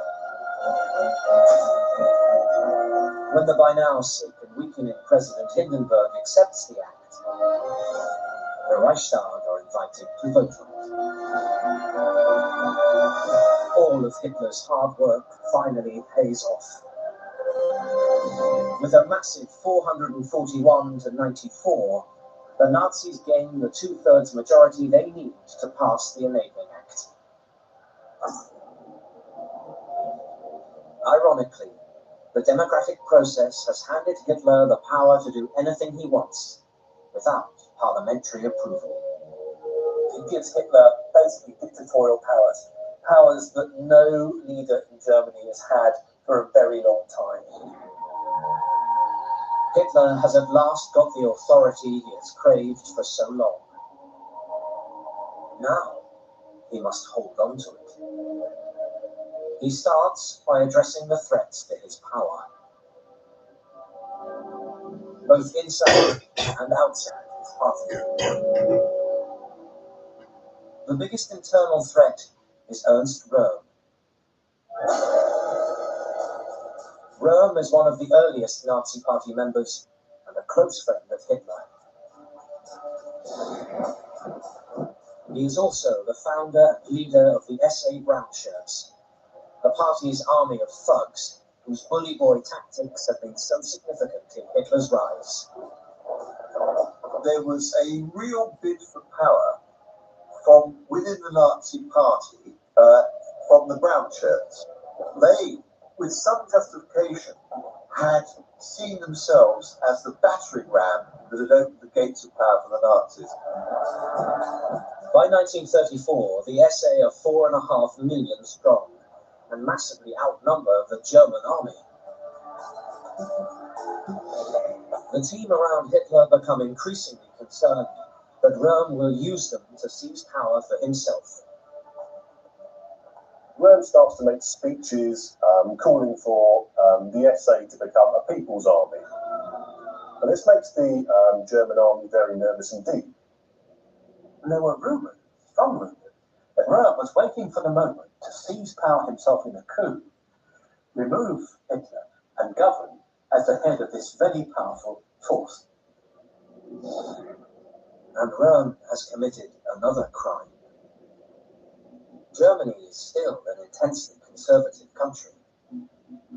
And Röhm is a homosexual.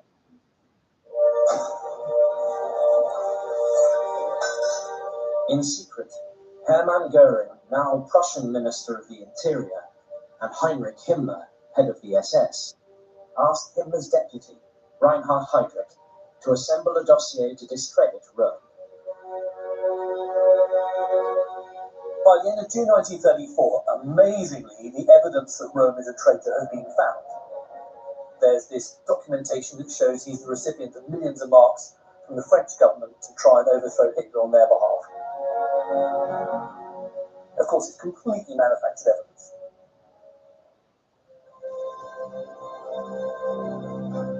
Armed with the information from Göring, Heydrich and Himmler, Hitler organizes a deadly trap. He orders all the SA leaders to attend a meeting in the pretty holiday town of Bad Wiessee in the far south of Germany.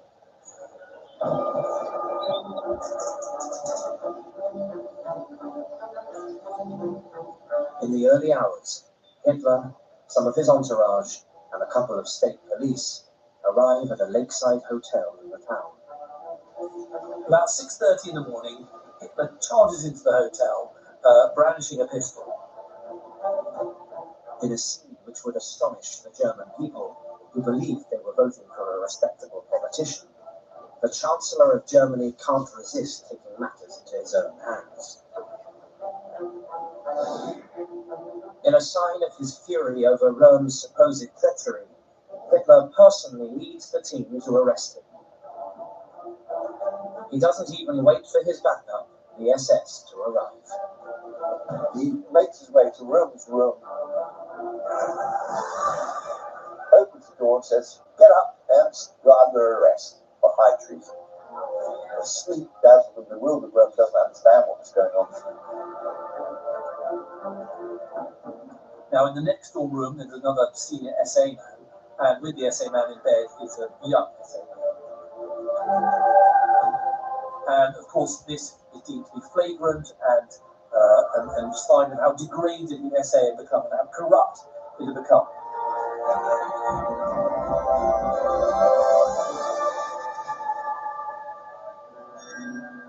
Over the next 24 hours, 200 other senior SA officers are rounded up. Many are shot. Others, including Rome, are sent to Munich's Stadelheim prison.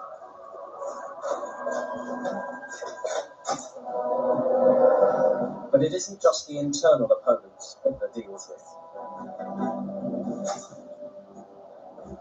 He and Goebbels have been compiling a list of political opponents and old enemies they also consider to be traitors.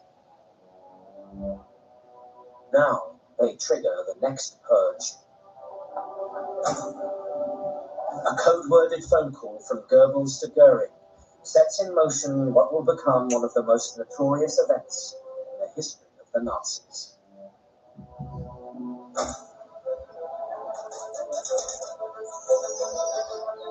The following day, Hitler hosts a tea party in the garden of the Chancellery in Berlin with his cabinet and their families.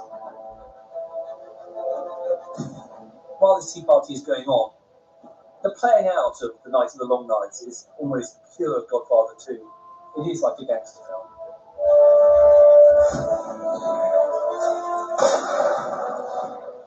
There are people being massacred. I mean, literally just butchered, shot, killed, and beheaded.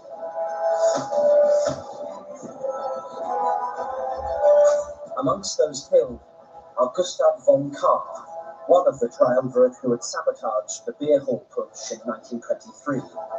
He was hauled out of his home, taken to a forest in Dachau outside Munich where the concentration camp was, and battered to death with axes.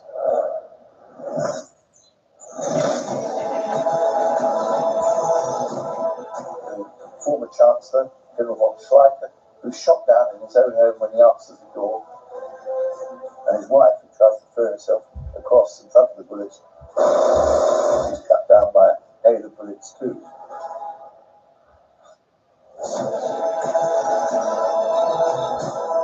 A music critic called Willy Schmidt was mistaken for an SA man called Willy Schmidt and was shot down in Munich. There were lots of cases like this.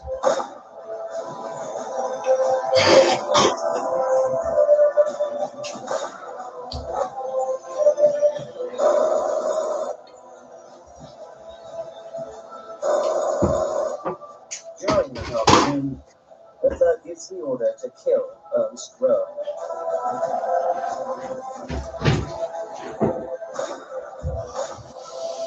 He's shot dead by the SS.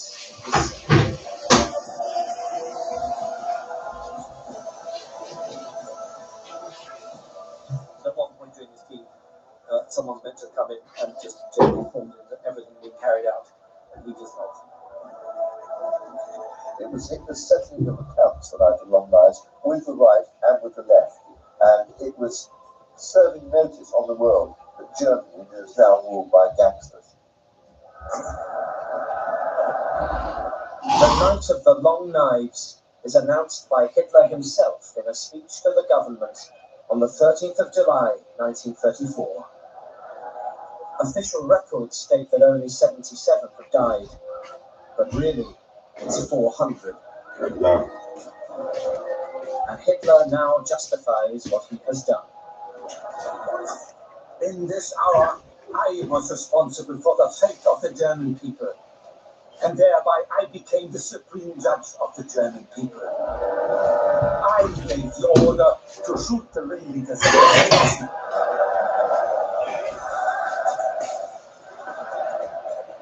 Hitler's actions and words hammer home that he is now judge and jury, with the power to decide who lives and who dies. The night of long night gave a notice not only to Germany, but to the world that you oppose the Nazis' slightest whim at the very peril of your own life. If they were prepared to cut down those who once been nearest and dearest to them, they were prepared to cut down anyone. 2 weeks later, the 87-year-old President Hindenburg passes away. Hitler abolishes the presidency and declares himself supreme leader of Germany.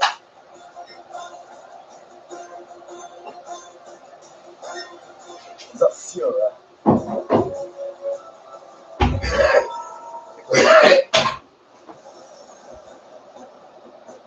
January 1933. Adolf Hitler has taken power in Germany. He has got there by promising to be a man of peace. He has barely even mentioned the Jews. But now he can pursue his real agenda and rid Germany of his long-standing enemies. The Jew was the enemy within, and the great Hitler, the great leader, now pointing that out. But not all Germans are behind him. Many were upset by the ill treatment of Jews. So he must find a way of capturing their minds to turn them to his way of thinking.